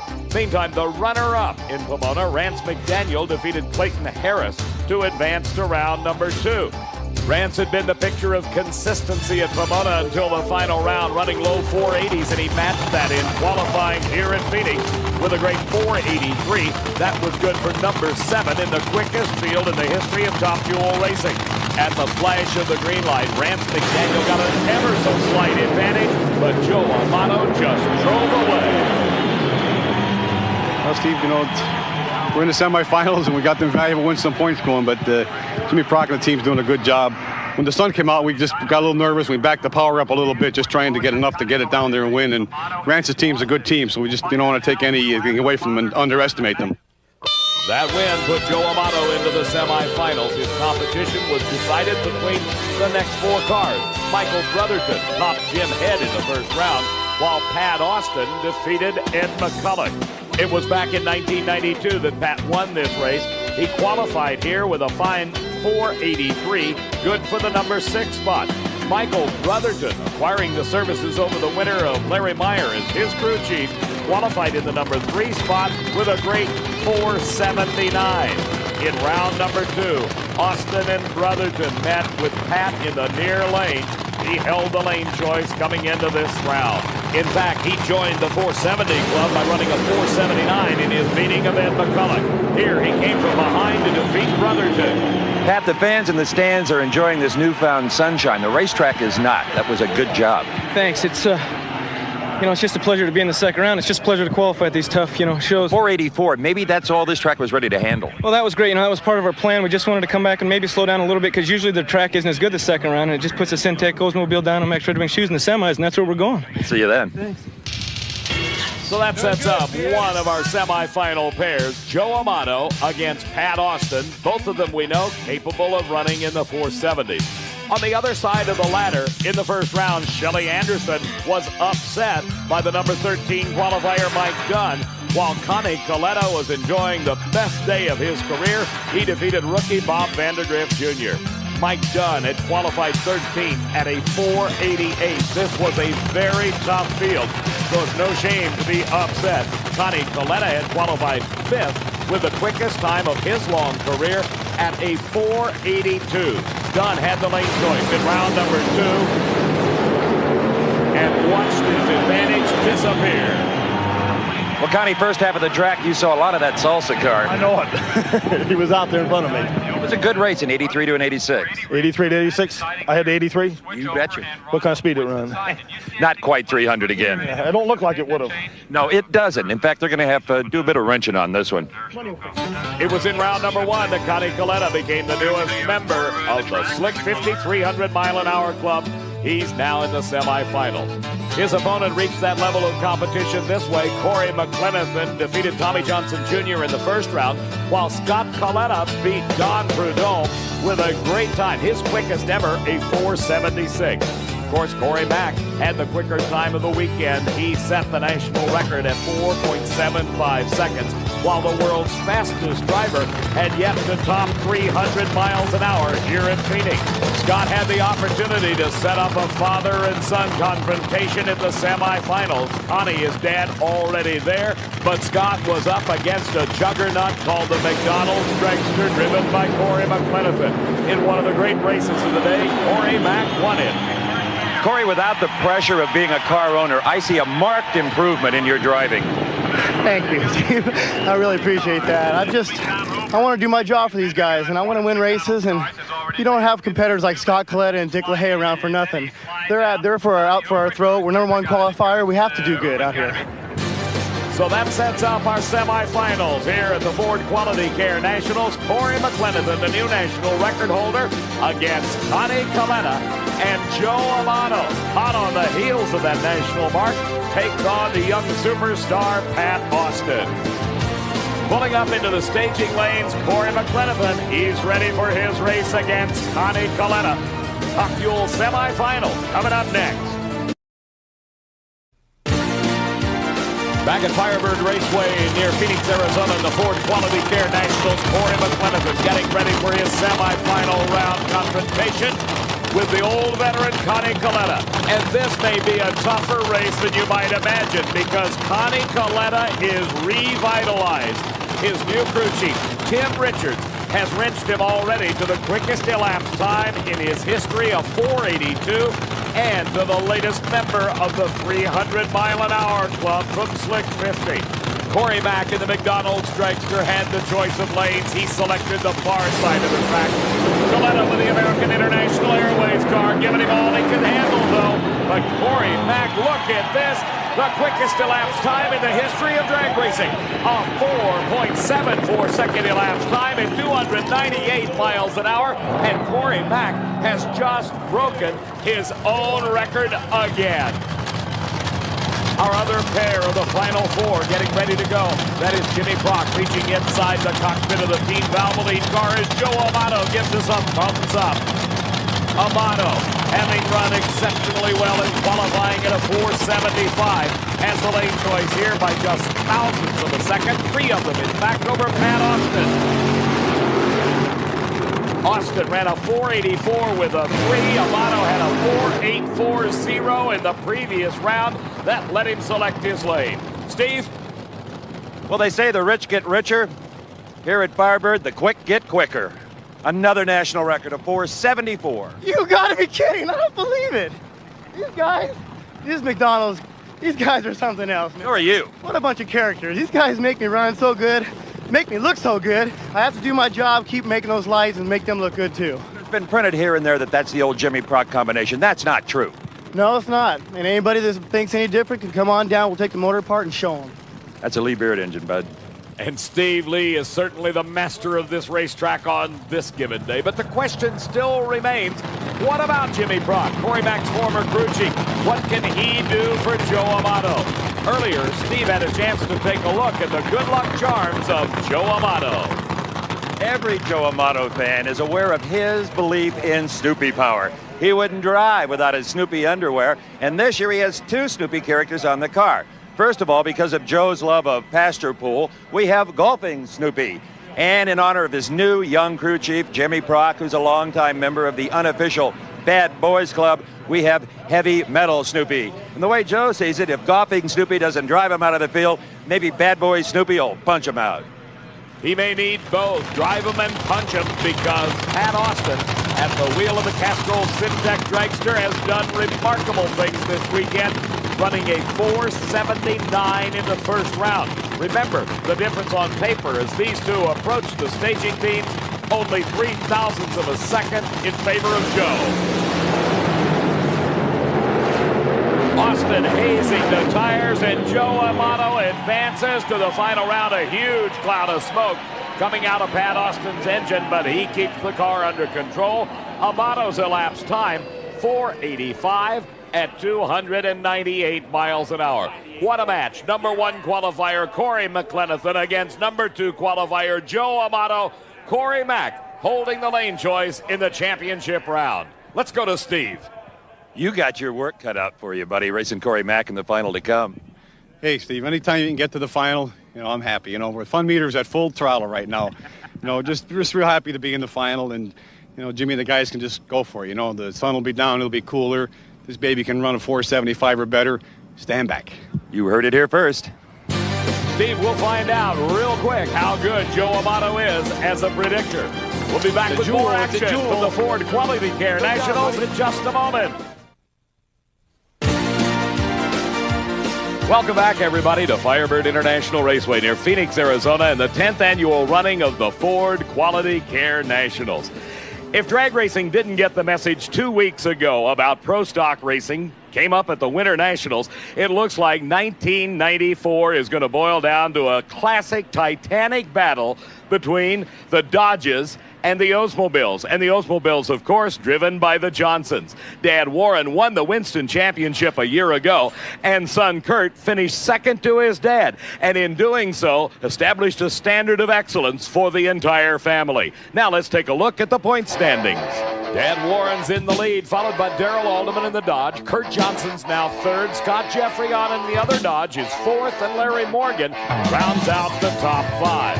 In round number one of competition here at Phoenix, Kurt raced Steve Schmidt and won, while Mark Powick met up against the Pontiac of Jerry Ekman, and it was Powick who prevailed. Then in round number two, Powick, who had qualified number 5 with a great 7:15 in the Summit Racing Oldsmobile, had the opportunity to race the Oldsmobile Cutlass of Kurt Johnson from Lawrenceville, Georgia, and sponsored by Mark Christopher Olds of Ontario, California. Remember, it was Kurt who went on his head here a year ago. And you talk about peaks and valleys, it was Mark Powick winning this race just 12 months ago.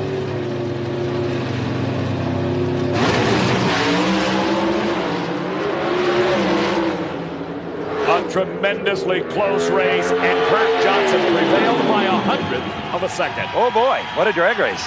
We got by that nasty second round we had here last year anyways. 18 to a 19. Wow, it's definitely tight out there. Heat's gotten to the track, and we just haven't been able to hit our butt all weekend. Hopefully we'll have some luck here. Those Dodges are going to play a part in your future before this is over. Oh, they're going to have a problem with the Oldsmobiles, I believe. I love it. And so does every drag racing fan in the world. Also in round number one, the low qualifier, Darrell Alderman, defeated the number 16 car, Jerry Haas, while David Rampy, who had qualified 8th, and Larry Morgan squared off. Morgan won with a whole shot. Alderman used a track record time of 7:07 to qualify in the top spot, while Larry Morgan had run a 7:17 in his qualifying effort in the Castrol Super Clean Oldsmobile. Alderman had the lane choice in round number 2 based on a 7:11 time in the first round. A 7:21 was the best that Morgan could muster in defeating Rampy. We were on board in the Castrol Super Clean car as Morgan hit the button and Darrell Alderman pulled the levers in the Dodge. Out the window, you can see Larry Morgan. Alderman won by half a car length. 7:15? Yeah, I got a little loose. I knew my time was off that time. You can fix that? Yeah, I think so. The boys at the trailer will tune her up for me. Alderman was runner-up to Warren Johnson 2 weeks ago at Pomona. Now he is in the semifinals and facing the same man he did at Pomona, Kurt Johnson. The other side of the ladder, Scott Jeffrey on, the driver of the number 2 qualified Dodge, defeated Ray Franks, while Gary Brown met up with Mike Thomas in a battle of Oldsmobile Cutlasses, and Brown prevailed. Scott Jeffrey on had run 7:08 in qualifying, only 100th of a second slower than his teammate Darrell Alderman. That put Scott in the number 2 spot. Gary Brown qualified with a 7:18. He matched it in his first round win, and Scott Jeffrey on ran 7:08 in round number 1 to match his qualifying time.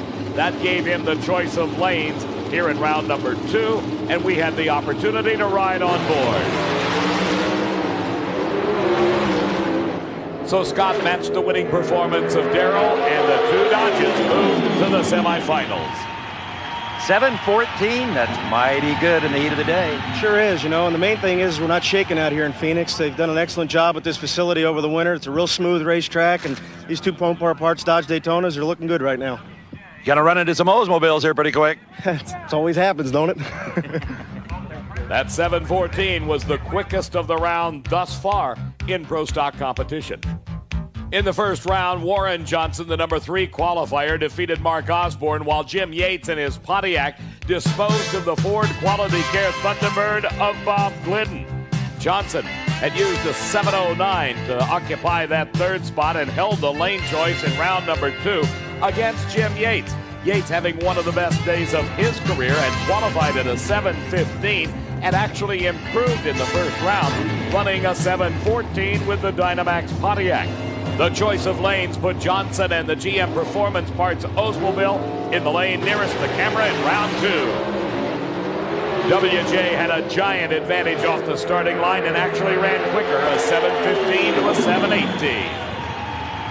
Well, a 7:15 sounds pretty good until I tell you lost lane choice to the dreaded Dodge at Jeffrey on next round. I never heard of a dreaded Dodge, just dreaded Oldsmobiles. You're going to handle them? No problem. Confidence definitely prevailed with Warren Johnson, and a wink to our camera. He will be racing Scott Jeffrey on in a rematch of what happened 2 weeks ago in Pomona. Same for the other side of the ladder in the Final Four, Darrell Alderman against Kurt Johnson, and in both cases, the Dodges hold lane choice. We're in the pit area of Corey McLenathan, that's Lee Beard, the crew chief on the McDonald's dragster, and he's been working some magic this weekend. We'll be right back. Just outside of Phoenix, Arizona is the Motorsports complex known as Firebird International Raceway. And here is a view of the sprawling grounds and the huge crowd that is jammed in for this Ford Quality Care Nationals. We're in the semifinals of Pro Stock Eliminator. That is Kurt Johnson at the wheel of the Mark Christopher Oldsmobile. Alongside of him, we're inside the car during the burnout. That is Darrell Alderman driving the Mopar Parts Dodge Daytona. The Wayne County Speed Shop crew has had quite a chore on their hands. Earlier, Steve took a look at it. 2 weeks ago in Pomona, the Darrell Alderman Dodge had an intermittent miss. In fact, it may have cost him that final round win over Warren Johnson. Rather than replace one component at a time trying to find it, they stripped this puppy and replaced everything electrical, starting with the distributor and the coils. Moving into the cockpit, they completely overhauled it, replaced the MSD ignition system, every switch, every gauge, the batteries, the starter, even the fuel pump for good measure. The miss is gone. Alderman qualified number 1, is terrorizing the competition, who hopes it comes back. The question remains, though, what was the problem? They'll never know, will they, when they changed everything, but it solved the difficulty, and now Darrell Alderman and Kurt Johnson square off for the 2nd race in a row. It was at Pomona just 2 weeks ago that Alderman was able to defeat Kurt Johnson and advance to the finals, where he was laid away by Kurt's dad, Warren. Look at the concentration on Darrell's face as he approaches the staging beam.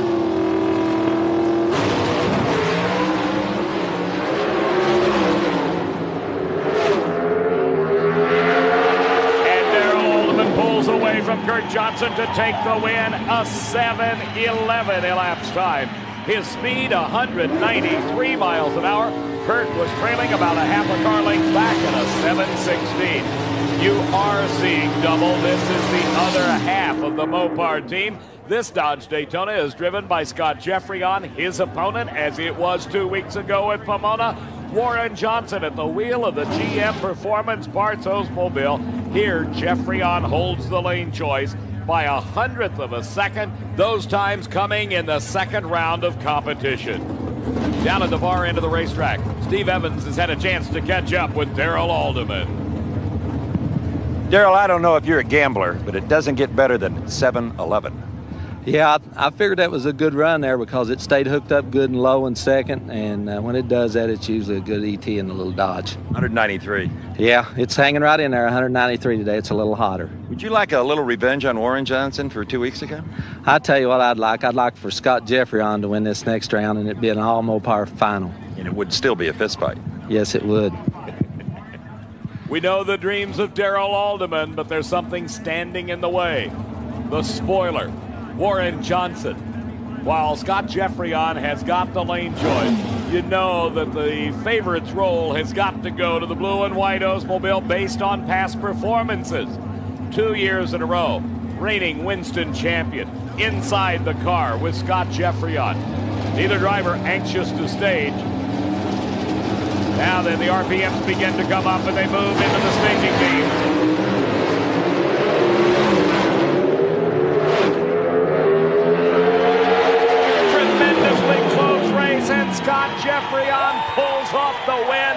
Darrell Alderman's dream comes true. Scott Jeffrey on in the last time of 7:13 at 193 miles an hour. Warren Johnson trailed with a 7:14. WJ had the advantage, also slide off the starting line. At the finish line, you can look at the amount of distance between the front of these two cars as they cross the finish line in time. That is 0.006 of a second. And Scott Jeffrey is the winner. He will go against his teammate, Darrell Alderman, in the final. And Darrell, with his 7-11, has the choice of lane. Steve? Can anybody out there remember an all Dodge Pro Stock final? I can't. How about you? I don't know, but I think there's going to be plenty of them this year. We got an answer to Brand X this year, and it's named Mopar. Darrell was down here wishing you into the final round. That'll stop now. Tell you, he's a heck of a guy. We're competitors this round, though. All right. 7:13, Scott. That is truly a happy man, Scott Jeffrey on.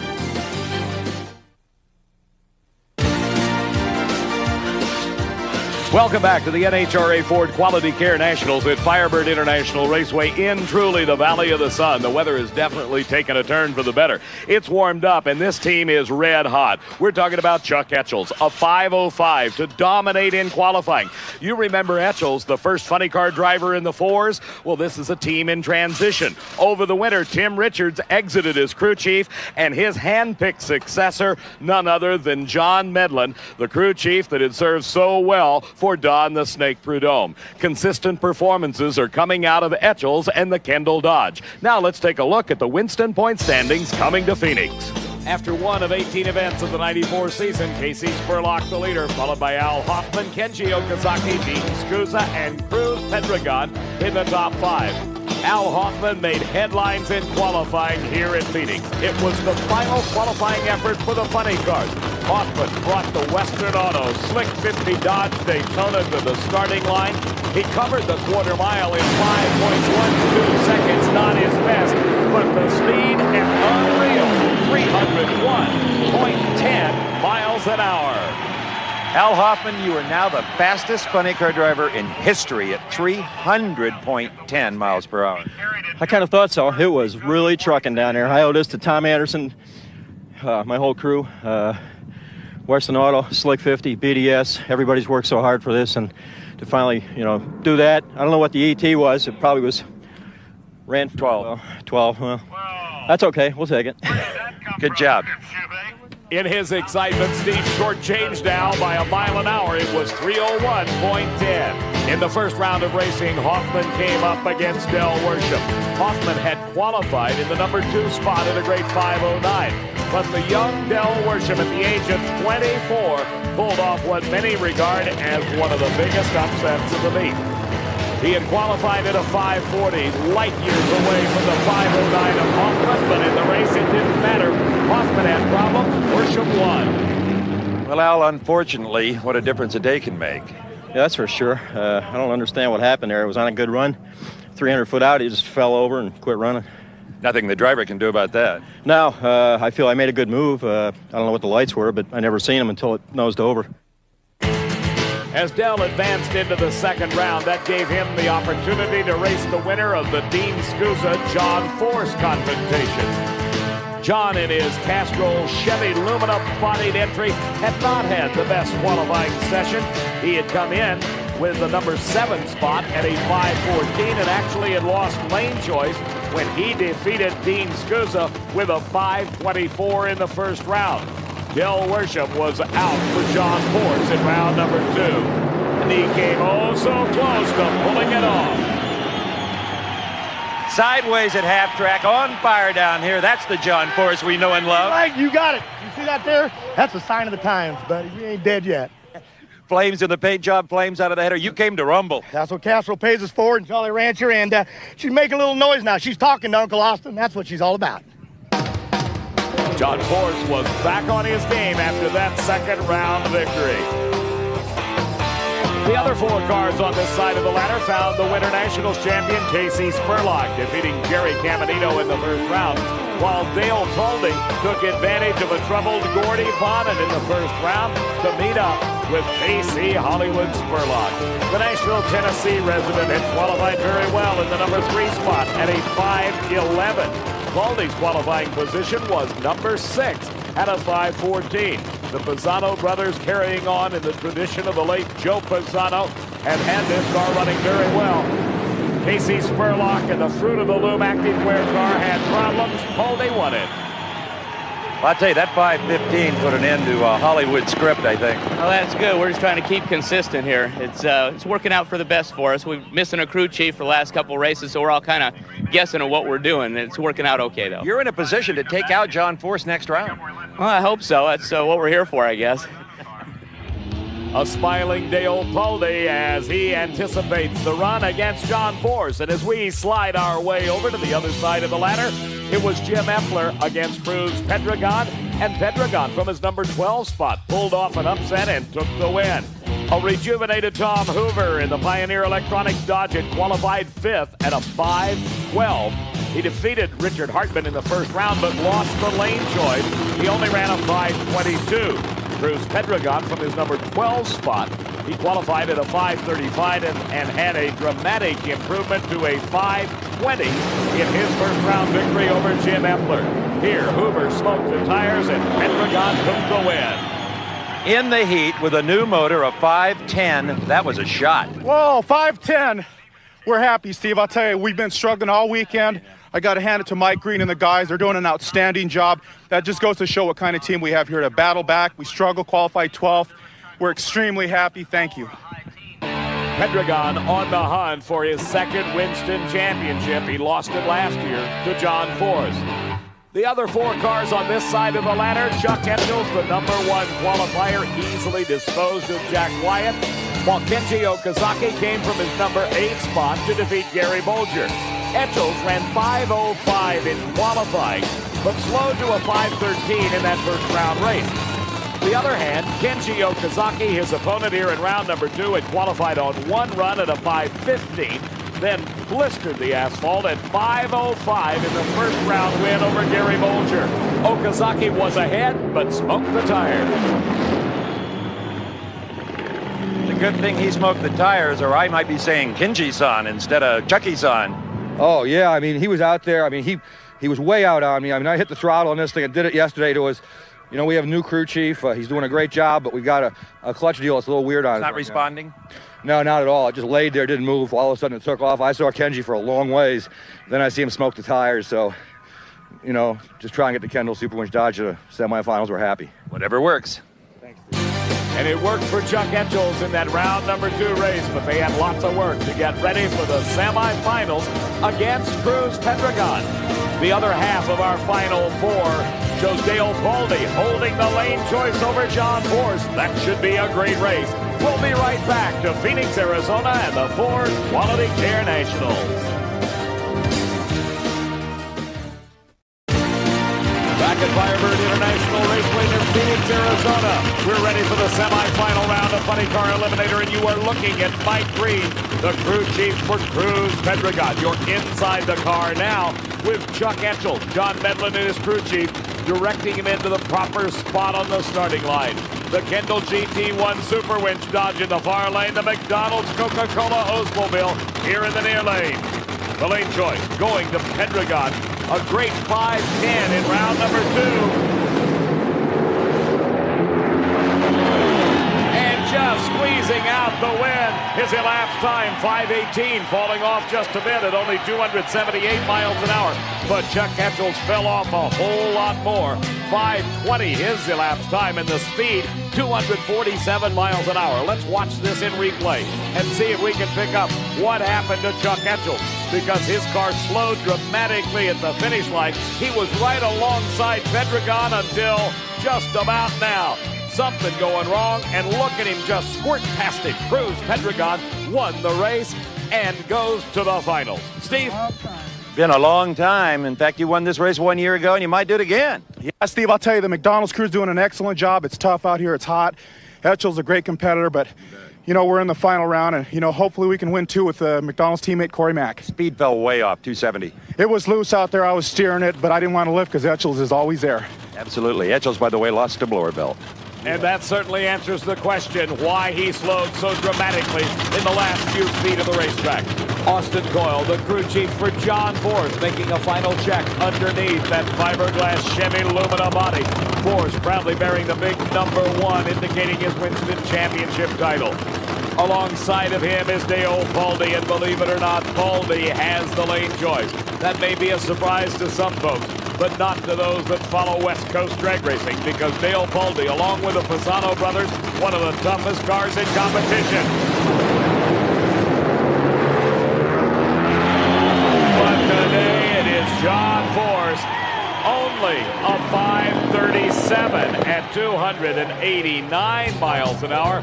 Not the kind of performance that John would have expected or wanted, because what it does, it lets Cruz Pedregon pick the lane in the championship round.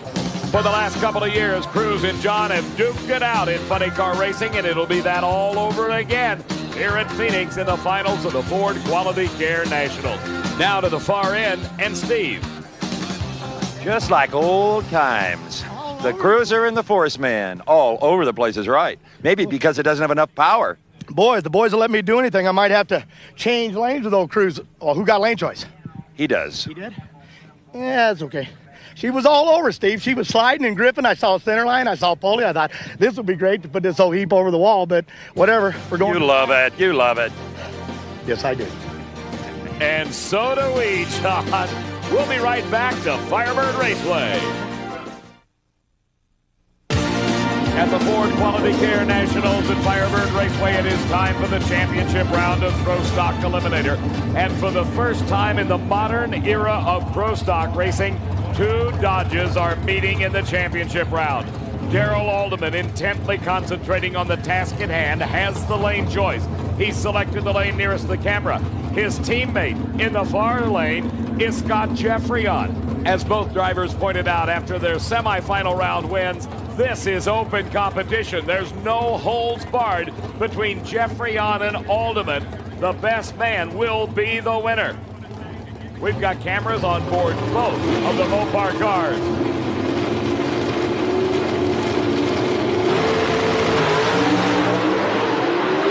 You're riding with Jeffreyon. Now you're with Alderman. Look at this, side by side. And at the finish line, it's just inches that separate the two, and Scott Jeffreyon has defeated Darrell Alderman. The times, don't look at your screen, listen to me, 7-11 for both drivers. Let's watch it again in replay. Scott Jeffreyon got oh so slight an advantage. Darrell Alderman tried to keep pace, and he did. As you saw on our in-car camera during the run, it was side-by-side racing all the way to the finish line, until Scott Jeffreyon crossed it first. The margin of victory, 0.006 of a second. So Scott Jeffreyon has upset the number 1 qualifier to win Pro Stock.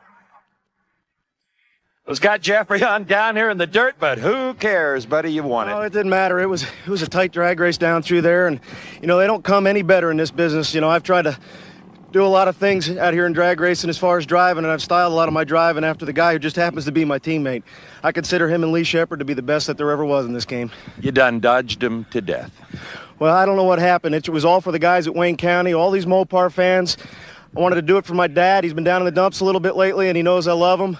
And I'll tell you what, I had a dear friend here pass away in Phoenix about 2 months ago, and his name was Mr. Tom Demby, and this one's for Tom. I told him I was going to do it for Tom. You both ran 7-11. You must have left first. Well, that's all that counts. What counts is who gets to the finish line first, and Scott Jeffreyon did. That moved him into third in the Winston points chase. Led now by Darrell Alderman. Warren Johnson only 2 points behind. Kurt Johnson in fourth. Jim Yates, number 5. Scott Jeffreyon celebrating with Darrell Alderman his second national event win. Our funny car finalists fired and backing up after their long smoky burnout. Mike Green directing traffic for the driver of the McDonald's Oldsmobile, Cruz Pedregon. Alongside of him, Austin Coyle is doing identically the same for the reigning Winston champ, John Force, at the wheel of the Castrol GTX Chevy Lumina. A quick check under the body. Austin Coyle making a very slight adjustment. He says to John, everything's okay. A crewman checking out the back end of the Pedragon-driven Oldsmobile. As it has been last season and the year before, John Force and Cruz Pedragon duking it out in a quarter mile of NHRA Winston Championship drag racing. The lane choice here to Cruz Pedragon, a substantial difference on paper. 5:18 to a 5:37. Those times coming from the semifinal round of racing.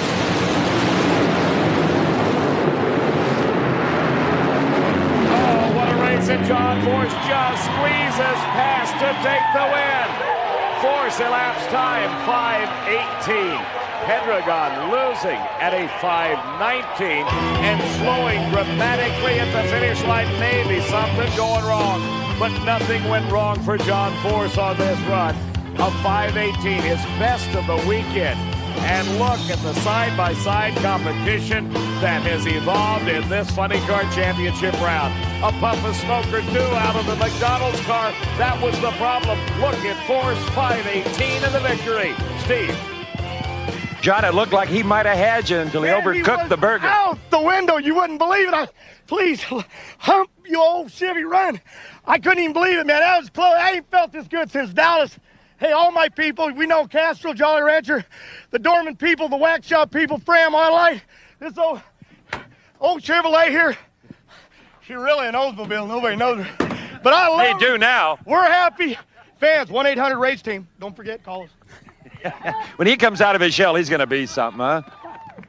Sorry that the man doesn't get emotional for you, folks, but John Force has just moved into the top 5 in the Winston point standings after 2 of 18 events. Still led by Casey Spurlock. The Cruiser is second, Al Hoffman fourth, and Kenji Okazaki rounds out the top 5.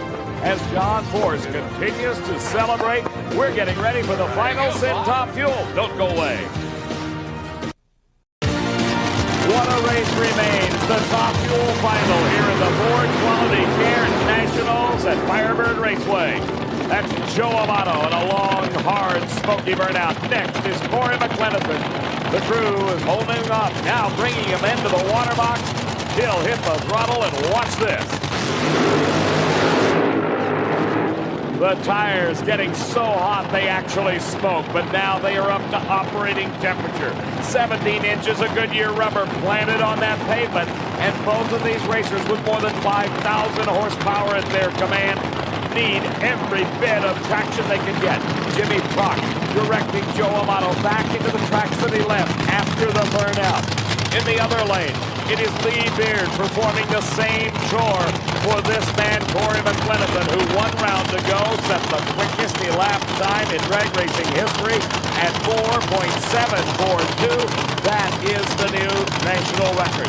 These are the 2 quickest Top Fuel racers in the country today, and you could not ask for a better final. The number 1 qualifier, McLenithan, against the number 2 qualifier, Joe Amato.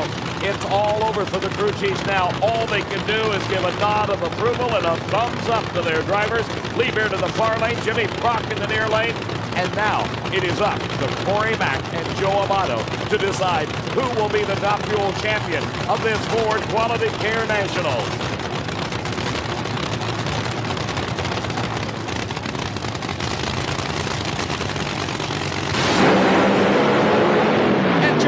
Smokes the tires.